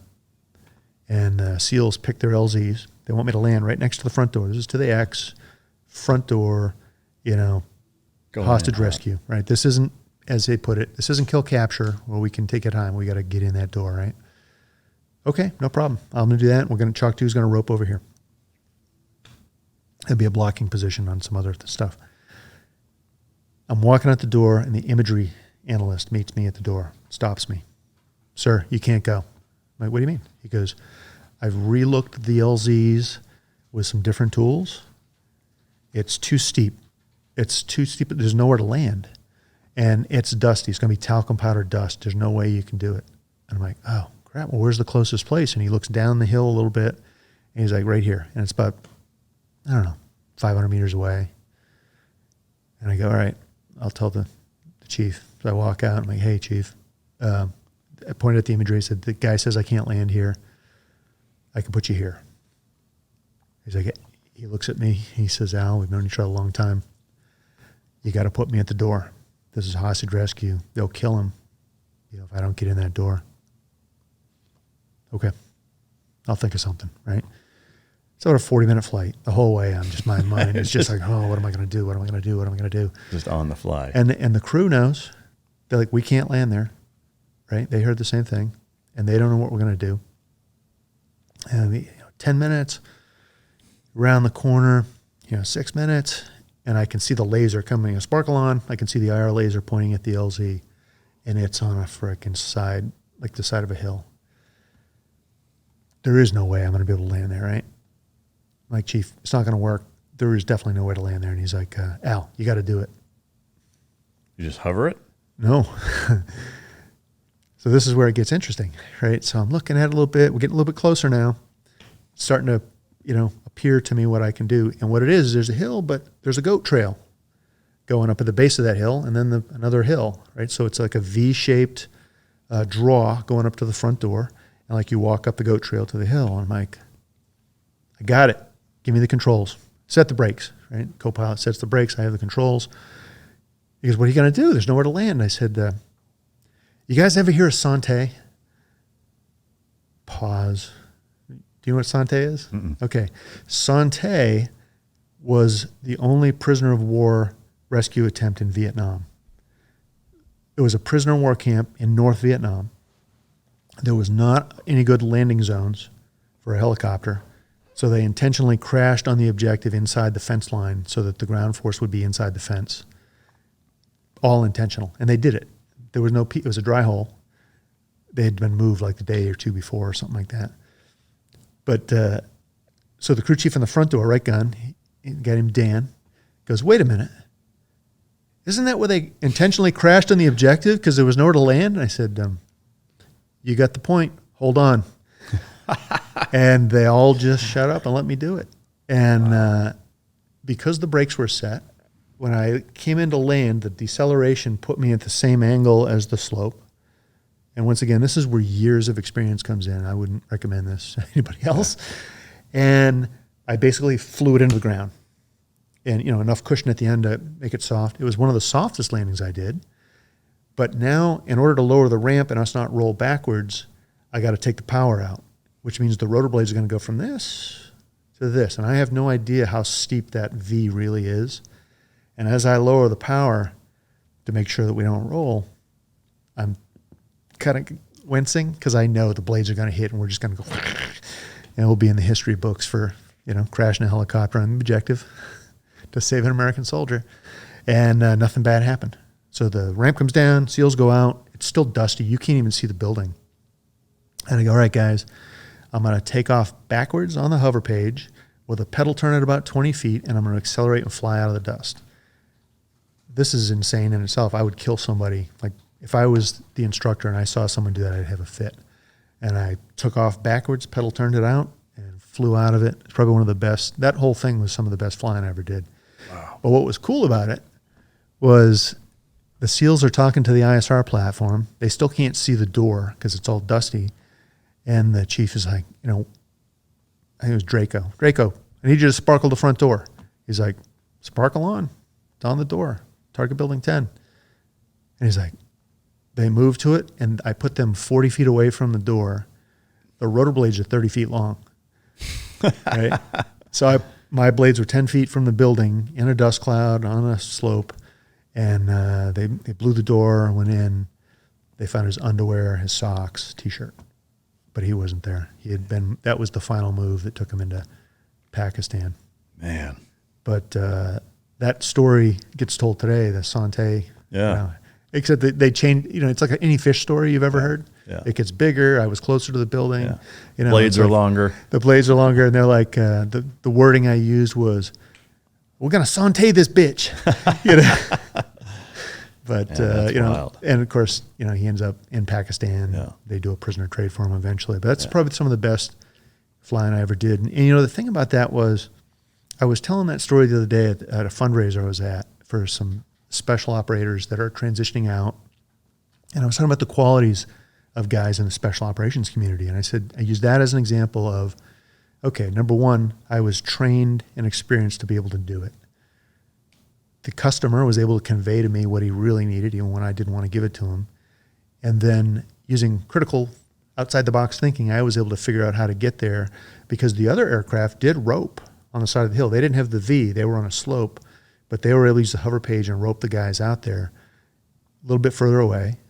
But we were able to do that. We had the balls to do it. And it's really a risk mitigation. I had to decide, was it worth the risk to crash a helicopter in a controlled manner? I wasn't going to just fly into the ground. For the reward, which was an American service member, even though he was an idiot, we can't let that you saw what happened years later, right? Yeah. So you got to get him. And the fact that all those those things come together is what the soft community is. Yeah. And the kind of guy you want to hire. Yeah. Assuming he's not some whack job, but yeah. For sure. Man, that's a wild story. were you on the flight where Spike lost his life? No, that was our other. So they were out of JBAD. Okay. I was out of Sharona. So we're two separate. We had three separate task forces in country. One at JBAD, which was 4th Battalion 160, and the pilots that flew him, a guy named Cal Dockery, which is interesting because I talked to Cal a couple of weeks ago. He was on a podcast, and they had Jimmy on a podcast. So he's a dog handler with DevGru, was injured, and they hook us up, and I'm like, Jimmy, I think I know you. I mean, based on your podcast and your missions that you described, I think we met. You know, I think I've actually flown you. You know, not the mission where you got shot, but I think I have flown you. I think I've even had conversations about your dog. And he comes back, he's like, fuck yeah. And yeah, because I spent a lot of time in all those years, 10 years of combat. I did most of it with the DevGru guys. Yeah. A little bit with Delta and a lot with the Rangers as well. But all my really cool stories come from the SEALs. Yeah. Because, you know, the problem with the SEALs, and the Rangers do the same thing actually, is that once you prove your capability, they want that capability every single time. So if you're like, that one time I saw you land on one wheel, 1,000 feet up, in the dark, and you brought us on for whatever, we want you to do that again. Yeah. That was a one-time gig. It was a one-time thing, and I only did it because you had a guy with heat stroke, and you had a PK being shot at you, and you had nowhere to go. It's not a capability. That was an emergency. Yeah, it's not. That's not how we do an infill. That's not how a planned exfil happens. But they still, and then they're like, yeah, okay, but we need you to do that again. Yeah, and stupid me would do it. Yeah, I mean, that's awesome. I love the customer, if you will. Yeah. I love pulling it through for them. Yeah. No, I mean, you guys are legends. I mean, in the years that I was in, the reverence and respect and just where all of our communities hold you guys in terms of how high of a regard, just competency wise, and how good a pilot you are. Everybody, we always want you guys doing it, and we appreciate and for good that. reason. I mean, and thanks for saying that. And the one thing I gotta say, because I've done a few podcasts, right, and sometimes I get the occasional phone call. Oh, so you did this and you did that, and it's like, you had a crew, So yes, I had a co-pilot who made all the difference, and the crew in the back, the enlisted crew, are freaking amazing. Yeah. How do those guys become TF-160 crew members? Is it a similar pipeline selection wise, or no? So the pilots are volunteer only, right, and selected. The crew chiefs can volunteer, but they're part of a direct assigned group, right? So they get weeded out quick in green platoon, right? So, the pilots, they've pretty much decided you're okay, and they'll work with you to keep you going, right? If you can't navigate, they will put the extra effort in to teach you or to make sure you got it, and then they'll let you go if they don't. Yeah. The enlisted guys, it's like going through Hell Week at Buds, It's all, physical, all weeding them out and it weeds them out fast, and they'll quit, more than anything. So the ones that stay through the thing are usually pretty good. Yeah. Any good dog stories? Yeah. Well, a couple of them really, and not that you'd probably want to hear, other than, so we did a VI one time, vehicle interdiction, and one of the guys got there before we got there. They stopped. A guy ran up a mountain. The guy ran down a mountain. So they split up. So this was pretty easy. I land down at the bottom, put in the guys to chase him. Now I got to go get this guy. And what they left on board to get this guy is the dog handler and the dog. Right, and a couple guys. So we get up at the top, and we're doing like a 2-wheel landing. It's very like the size of this desk, wide, and the ramp goes down. And before it goes down, the dog and the handler go out, and the crew chief's like, "Holy fuck!" I'm like, "What?" He goes, "The dog handler ate it big time." I'm like, "What?" He went out and he fell, landed face first on the ground like a belly flop, like whoa, and. He ended up being okay. Group guy? Or? Yeah. It rang his bell, and him and the dog went off. The dog caught the guy, and it was all good. But just the fact that it's like, that had to suck. That's dicey. But the other thing was, we used to, as we were developing our procedures, our TTPs, right, in the 160th, how we were going to do business in Afghanistan, Iraq, and other places. There was like an unofficial rule sheet, if you will, that didn't go in our official pubs. It was left behind by the guys before you, and they would morph it from the guys ahead of them, and it was becoming a really good document, and it ended up being codified, if you will. And there were simple things. There was joking things like you can't wear a shirt in the gym that's, a little girl's. Yeah. Your shorts have to at least expose your nuts, that kind of thing. But the other stuff that happened was how you did a departure, right? So when I was in Iraq, we had a much bigger task force because we had the Little Birds, the Blackhawks, the Chinooks, and we'd all launch as a package. And, the Little Birds always did this thing where they would turn 90 degrees to the flight so they can see you. Like all the rest of us can see, if crew chiefs can see out the back, they can't. So they do that. You flip your lights a certain way, they pick up, they turn, and to count to 5, and off we go.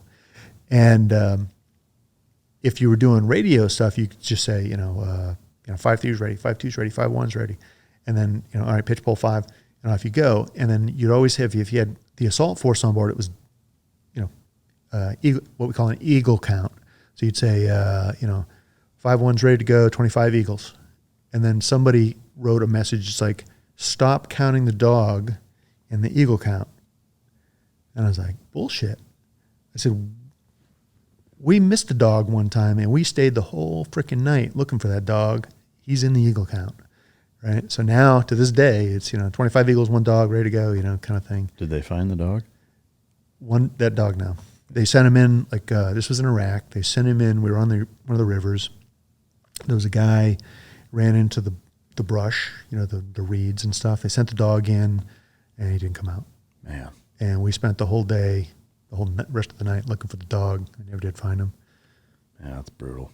Yeah. I tell you, and as you know, losing the dog is a big deal. Yeah, it's just, it's no different. Really. We do a memorial for him. Everybody, Yeah. Tears. Yeah. It's a big deal. Yeah, I know it. Man, a million stories. Any other that stand out, Iraq or Afghanistan, either getting shot up or just super memorable for you? Super memorable. Yeah, I got a good one for you. So we're in Iraq. So we're out of an air base called Balad, right? But we have the mission support site, the MSS, is down in the green zone in Baghdad. So the Little Birds stayed with the Delta guys and the Rangers because they could just, it's a couple guys, and they're like going to rooftops and stuff like that. So, and you can crank one of those babies up in like 2 minutes. The Blackhawks and the Chinooks, when they had a mission, we'd get the word. I'd haul ass down to the MSS, shut down, go inside the planning area, get briefed on the target. Then the pilots would come up with a plan, and we go off on our big package, right? So the Delta guys are in charge, Rangers are there, and so it's 5 Blackhawks, 2 Chinooks, 2 Little Bird guns, and 2 Little Bird lift. This is the nightly package. So, and then there's going to be overhead assets, AC-130, ISR, Predators, that kind of stuff. So we're going, it's actually, you had a couple of, I think they were 101st or 10th Mountain Soldiers were abducted, right? And then Dust 1, right? Duty status unknown or something like that. And so we think we know where they are. We got a guy. I actually fly up to Mosul, pick up a source, fly back, bring him down. He gets debriefed. We think we know where these guys are. So we launch on the package. And it's in a place called Yusufia. It's kind of east of Baghdad, I think, if my memory serves correct. Bad place. If American forces are in there, they are going to be in a firefight every single time. And it's not good. So we go in hard and fast, right? Speed, surprise, violence of action. It's dark. We come in, and there's like a shed with an outpost in it, and I'm coming into land, and the Little Bird guns would fly behind you on your wing, and they do what's called a bump, right? So they kind of come up, and they bump over, and they dive down on the target, and they do not miss, right? And it's because, down you go. So it's funny because for years I'd see things blow up, and I never saw the Little Bird doing his bump. I did a congressional delegation one time and got to watch him. I was like, oh, that looks pretty damn cool. I've only seen the end result. Yeah. But anyway, so we take off, and I don't remember the exact eagle count, but it was like, 60, probably 60 or 70 assaulters on the target, 5 Blackhawks, 2 Chinooks. And then there's some guys to rooftops, on the Little Birds. We do the infill, we leave, right? Little Birds stay for a little while in case they need gun support. And while we're back, and then they come back because the weather's getting shitty. And then there's a thunderstorm, big, nasty thunderstorm. And then it clears up. But as it clears up, there's like, it drummed up like dust and fog, and the fog was super dense, like, pea soup kind of fog. And so we're sitting there, we're watching the ISR, we can see the guys moving around, but they're calling and saying, hey, the stack left, meaning the stack of aircraft overhead left because the thunderstorm drove them away, and now they couldn't see anything. And now even the ISR that we're looking at, you can't see the ground force, you can just talk to them. And they're saying, we need exfil, BMNT's coming up. It's before morning nautical twilight. It's just before sunrise. And like, we got to get out of here, send the helos. And I'm just enjoying myself, having a nice soda in the back room. And the flight lead from the overall mission comes in, a guy named Chuck. He's like, Al, commander needs to see you. This is the Delta commander, the colonel. And he's like, Al, my guys are stuck in Yusufia. The stack is left. The sun's coming up. And the 60s and the little birds can't fly in this shit, but they say you can. Can you get my guys? I don't know. And, maybe. How fast, right? I mean, and they're like, ASAP. And I said, all right, give me 30 minutes to plan it, and I will go get them with 2 Chinooks, the entire force. Said, all right, thanks. I said, everybody leave me alone. I don't want to show my shoulder. So I go get the coordinates for where they're supposed to exfil. I'm talking on the phone with the imagery analyst back at Balad, and he's good, one of the best I've ever met. A guy named Scott. And he's looking at it. He goes, yeah, I see an area. It's just to the, a couple hundred meters off their planned exfil. You can put 2 Chinooks there. I said, all right, here's what I need. I need a direction of landing that I won't fly into wires on the way in or the way out. I need 2 separate sets of coordinates because the aircraft are going to go to their own self-generated approach. We're not going to fly in a formation. We're going to take off with 2 minutes separation. We're going to fly up to 2,000 feet. We're going to do a self-generated approach. So the aircraft, you can tell it where to go, what angle you want, and what the final speed is. So I set it at 40 feet at this location, 4 degrees of angle, and it flies you press a button, it flies around, does the pattern, and does it, right? You come into 40 feet, I still can't see. Anyway, so before I get there, so he gives me the location. They go out and walk it, the CCT guys, and they go, there's a pile of trash at this one. So back and forth again. We move the coordinates just a little bit. I brief the guys. We run to the aircraft. You walk out of the building where the aircraft were parked. You can't see the aircraft. That's how thick. That's why the guys didn't want to fly. Yeah. And I was like, damn it. All right. Okay. So we get to the aircraft. We find them. It's only a small area. And we get in, we crank up. I go, all right, everybody ready? Let's do it. So I take off at what's called an ITO, an instrument takeoff. So I get on the hover page. I come up to about 200 feet, accelerate. Once I get up to a certain speed, I press the button for the coupler. Aircraft climbs on its own up to 2,000 feet, generates its approach. Chalk 2 does the same thing 2 minutes later. We have a thing called an air-to-air tack-in, so I can see the distance between us. I can't see where he is, but I can see how far he is. He's like 2.5 miles back. Okay, no problem. We're not going to run into each other. Thing starts its approach. You're coming down. When you hit 1,000 feet, the radar altimeter kicks on, and you see the digits counting down. And it's like, there's 900 feet, 800 feet, 500 feet, 300 feet, and you're coming down, and now it's like, all right, this is where the rubber meets the road. Did this work? 40 feet, we're at a hover. Still can't see the ground. And the crew chief typically can look straight down and see, and he still can't see the ground. That's how thick the fog is. I'm like, all right, guys, coming down. I hit 0 and the coupler, and the aircraft starts coming down on its own. And about 15, 20 feet, the crew chief's get the ground in sight, clear down. We come down. I'm like, all right, 2 1s on the ground. And the other guy comes in, same thing. The ground force appears out of the fog. Like, oh, wow. Did you ever see Pirates of the Caribbean? Yeah. So you know how the zombie pirates come out of the underwater? Yeah. That's what it looked like. These guys are just kind of walking out slowly because they can't really see us that well. And they want to walk into the blades. They get on board. We each got, 40 people or so. And we take off same way. And we head back to the MSS, and I had made an agreement with the commander. I said, here's the deal. I'll give you one shot of me trying to get into the MSS, and if I can't, I'm taking everybody to Balad because I got a big runway. Yeah. And he's like, yeah, just get my guys out of there. Okay. So we do it. We come over, we circle around, and the fog has started to clear a little bit as the sun's coming up now. And I'm like, we can get them in, right? So we spiral in, land them, drop them off, head back to Balad. And that's that, right? Another night of, night stalking, if you will. So we come down the next night for a mission, and the colonel wants to talk to me again. He's like, Mr. Mack, that was amazing. I want to reward you. You and your men can eat our ice cream. They had a Baskin-Robbins set up downstairs. What they didn't know is we've been eating it every night anyway. That's probably what I was eating when they came to get me. And I was like, well, thank you, sir. I appreciate that, right? And that was our reward. One of my replacements, about a year later did a very similar thing. And he got like a Distinguished Flying Cross. I'm like, I got Baskin-Robbins. But, we don't do it for the hardware. You do it for the ice cream. Yeah. Man, that's crazy.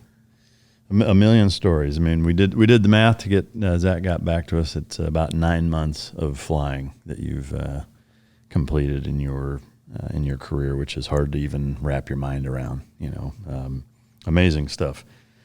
There's a million stories. I know we've been going for quite a while here. You do have a flight to catch here before too long, but I did want to give you an opportunity because the toll and cost of what our families go through on these deployments and being gone all the time and going to war on behalf of Uncle Sam, can be pretty significant tolls taken on the families. And I wanted to give you an opportunity out of respect for your late wife to kind of just talk about that to whatever you feel comfortable with and however you'd like to honor her memory, but just to kind of highlight that there's a whole other side of sacrifice that's entailed on the family side. Yeah. First of all, she was very supportive when 9/11 happened. The wives didn't know where we were going. We didn't tell them. When we finally got some email, I called it location 1, location 2, location 3 as I moved around. I'd be like, location 1 has phone and email. Location 2, maybe email. Location 3 is nothing. So if I give you the heads up on that, don't expect to hear from me. Yeah. So then comes Anaconda, right? So we're supposed to go home, and that's something I probably didn't mention, is we were leaving and our sister company was ripping in a relief in place, and they're going to take our place, but we were told because we were the guys that had been there, we knew the area, we were going to stay for Anaconda, and the other guys, as soon as it was done, would replace us and pick up the load. And that's why after I pulled all the SF guys out of the mountains, I just went home because the other company was there. Yeah. But I fly back to Bagram, and here's another thing I did, right? So while I'm in Gardez, one of the guys tells me that works there, he says, hey, this is about to make CNN. You might want to call your wife. And he hands me a sat phone. And I said, I can't. There are dead people up there, and they have not been notified properly. If I call my wife, even if I ask her not to tell anybody, it's going to be obvious because they're all hanging out at the commander's house. They know that 2 Chinooks were shot down, 8 people killed. Well, if you figure the odds there's 2 flight leads, and the 2 aircraft is either my flight or the other flight, as far as they know. And she's not hearing from me. If I call, they're going to know. Just a look in her face will be that she knows I'm alive. And by virtue of that, they'll know the other guy's dead.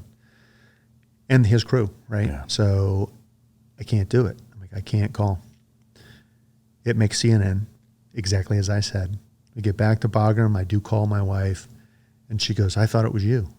I thought you'd been dead this whole couple days. And I was like, nope. I said I couldn't call, and she never forgave me for that.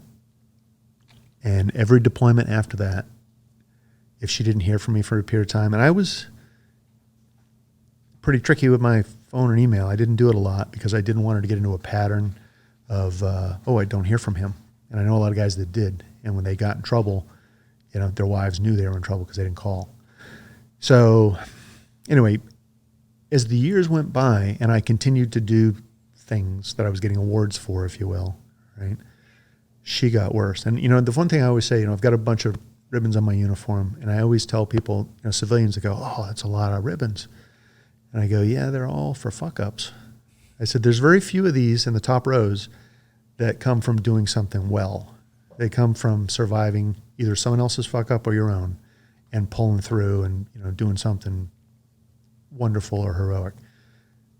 That's not because you work. They don't give you stuff because it worked out, right? And I got a bunch of those, you know, whether they were my fault or someone else's fault, you know, I got credit for, you know, my crew, you know, pulling somebody out of the fire or Kazovac or whatever. But she never forgave me for that.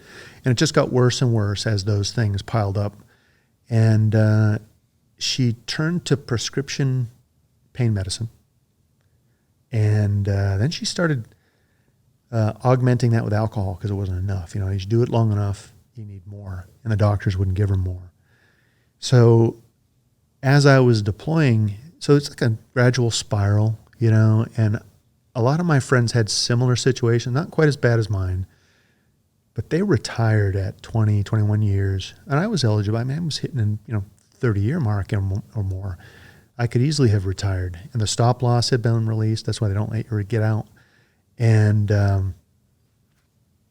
they got out. They were smart. They're still married to their wives. They're still alive. Mine did not. You know, she ended up with the methadone was her medicine and vodka. And she ended up, you know, drinking herself to death. She stopped breathing. And that was that there. Now, the regiment was amazingly supportive. You know, they said, all right, look, you can do whatever you want to do. We'd like to keep you here in the regiment. But if you want to go to some other assignment, you can have anything you want. And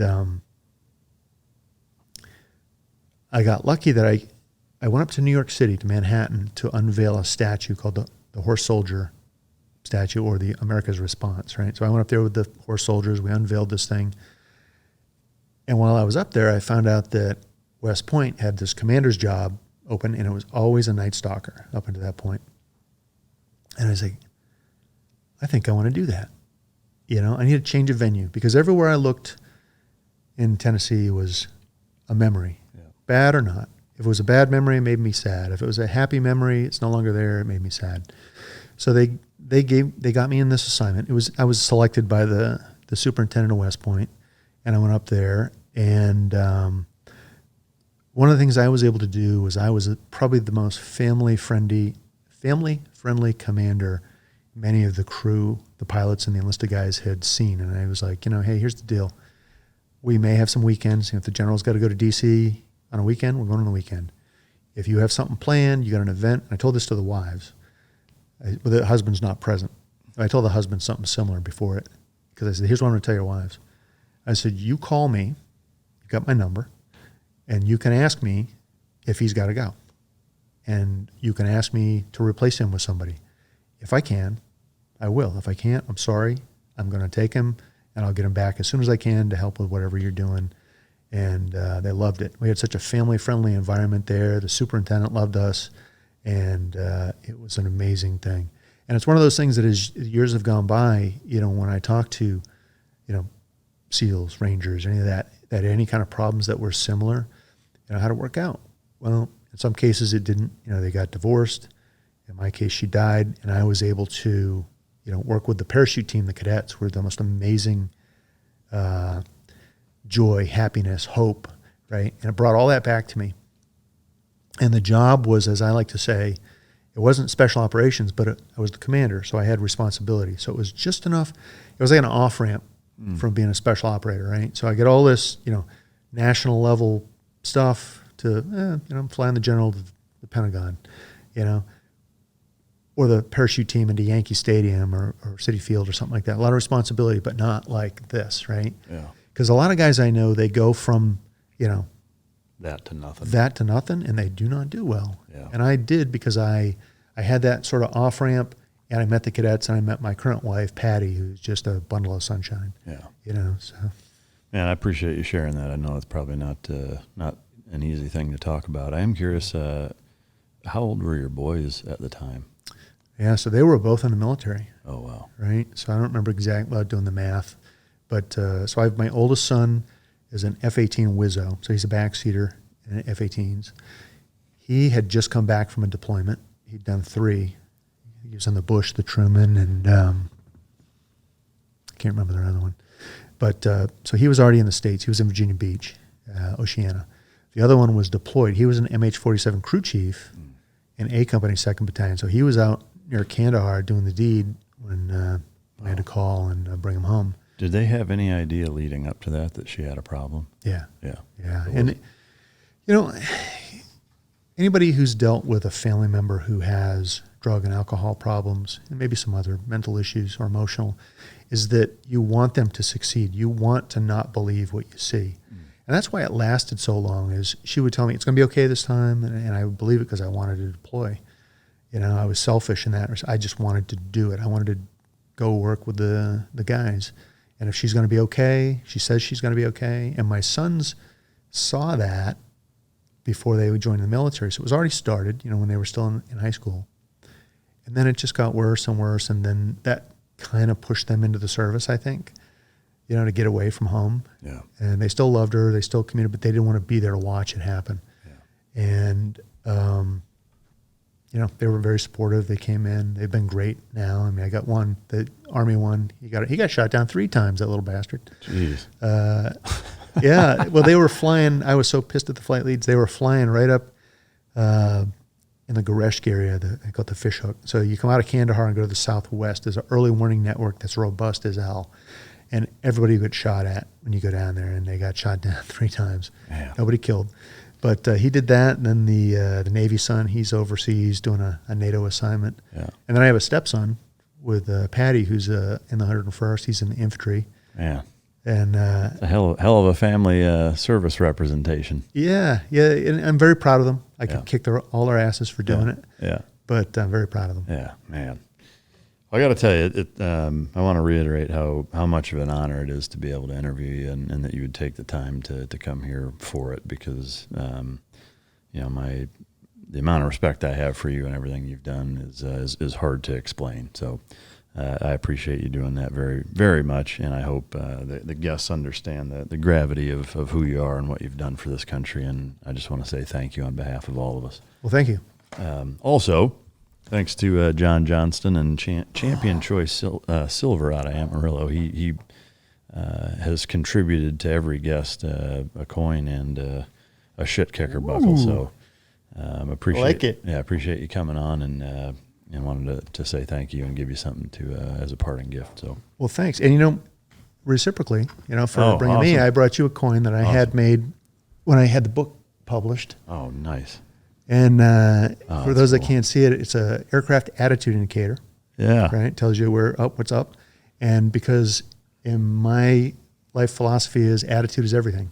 Yeah, that's awesome. And in the back you get an hourglass or sand, comes from the Renaissance period. Memento mori. Remember your mortality, right? The sands of time continue to run. They are finite.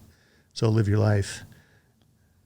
Yeah, that's great. 30 seconds out too, huh? That's good. That's awesome. And then by the way, something I didn't talk about in the story, there's the 3 green stars there. Yeah. So that's actually represents Orion's belt. Oh, okay. Right? Because my very first mission, I walked outside and my aircraft was being towed into position. I was walking alongside it and I looked up, could see all the stars, and I saw Orion. And every mission I ever went on that I saw Orion went well. And the ones I didn't, usually because the weather was bad. Yeah. But it also represents 2 night vision goggle tubes. That's why the color, and then the nose sensor. Yeah, that's really cool. Thank you very much. We'll put this up here in just a minute. So, long episode, lots of great stories. Living legend in my book, and I hope you guys enjoyed it. I know I did. If you didn't, feel free to choke yourself. And until next time, this is Mic Drop.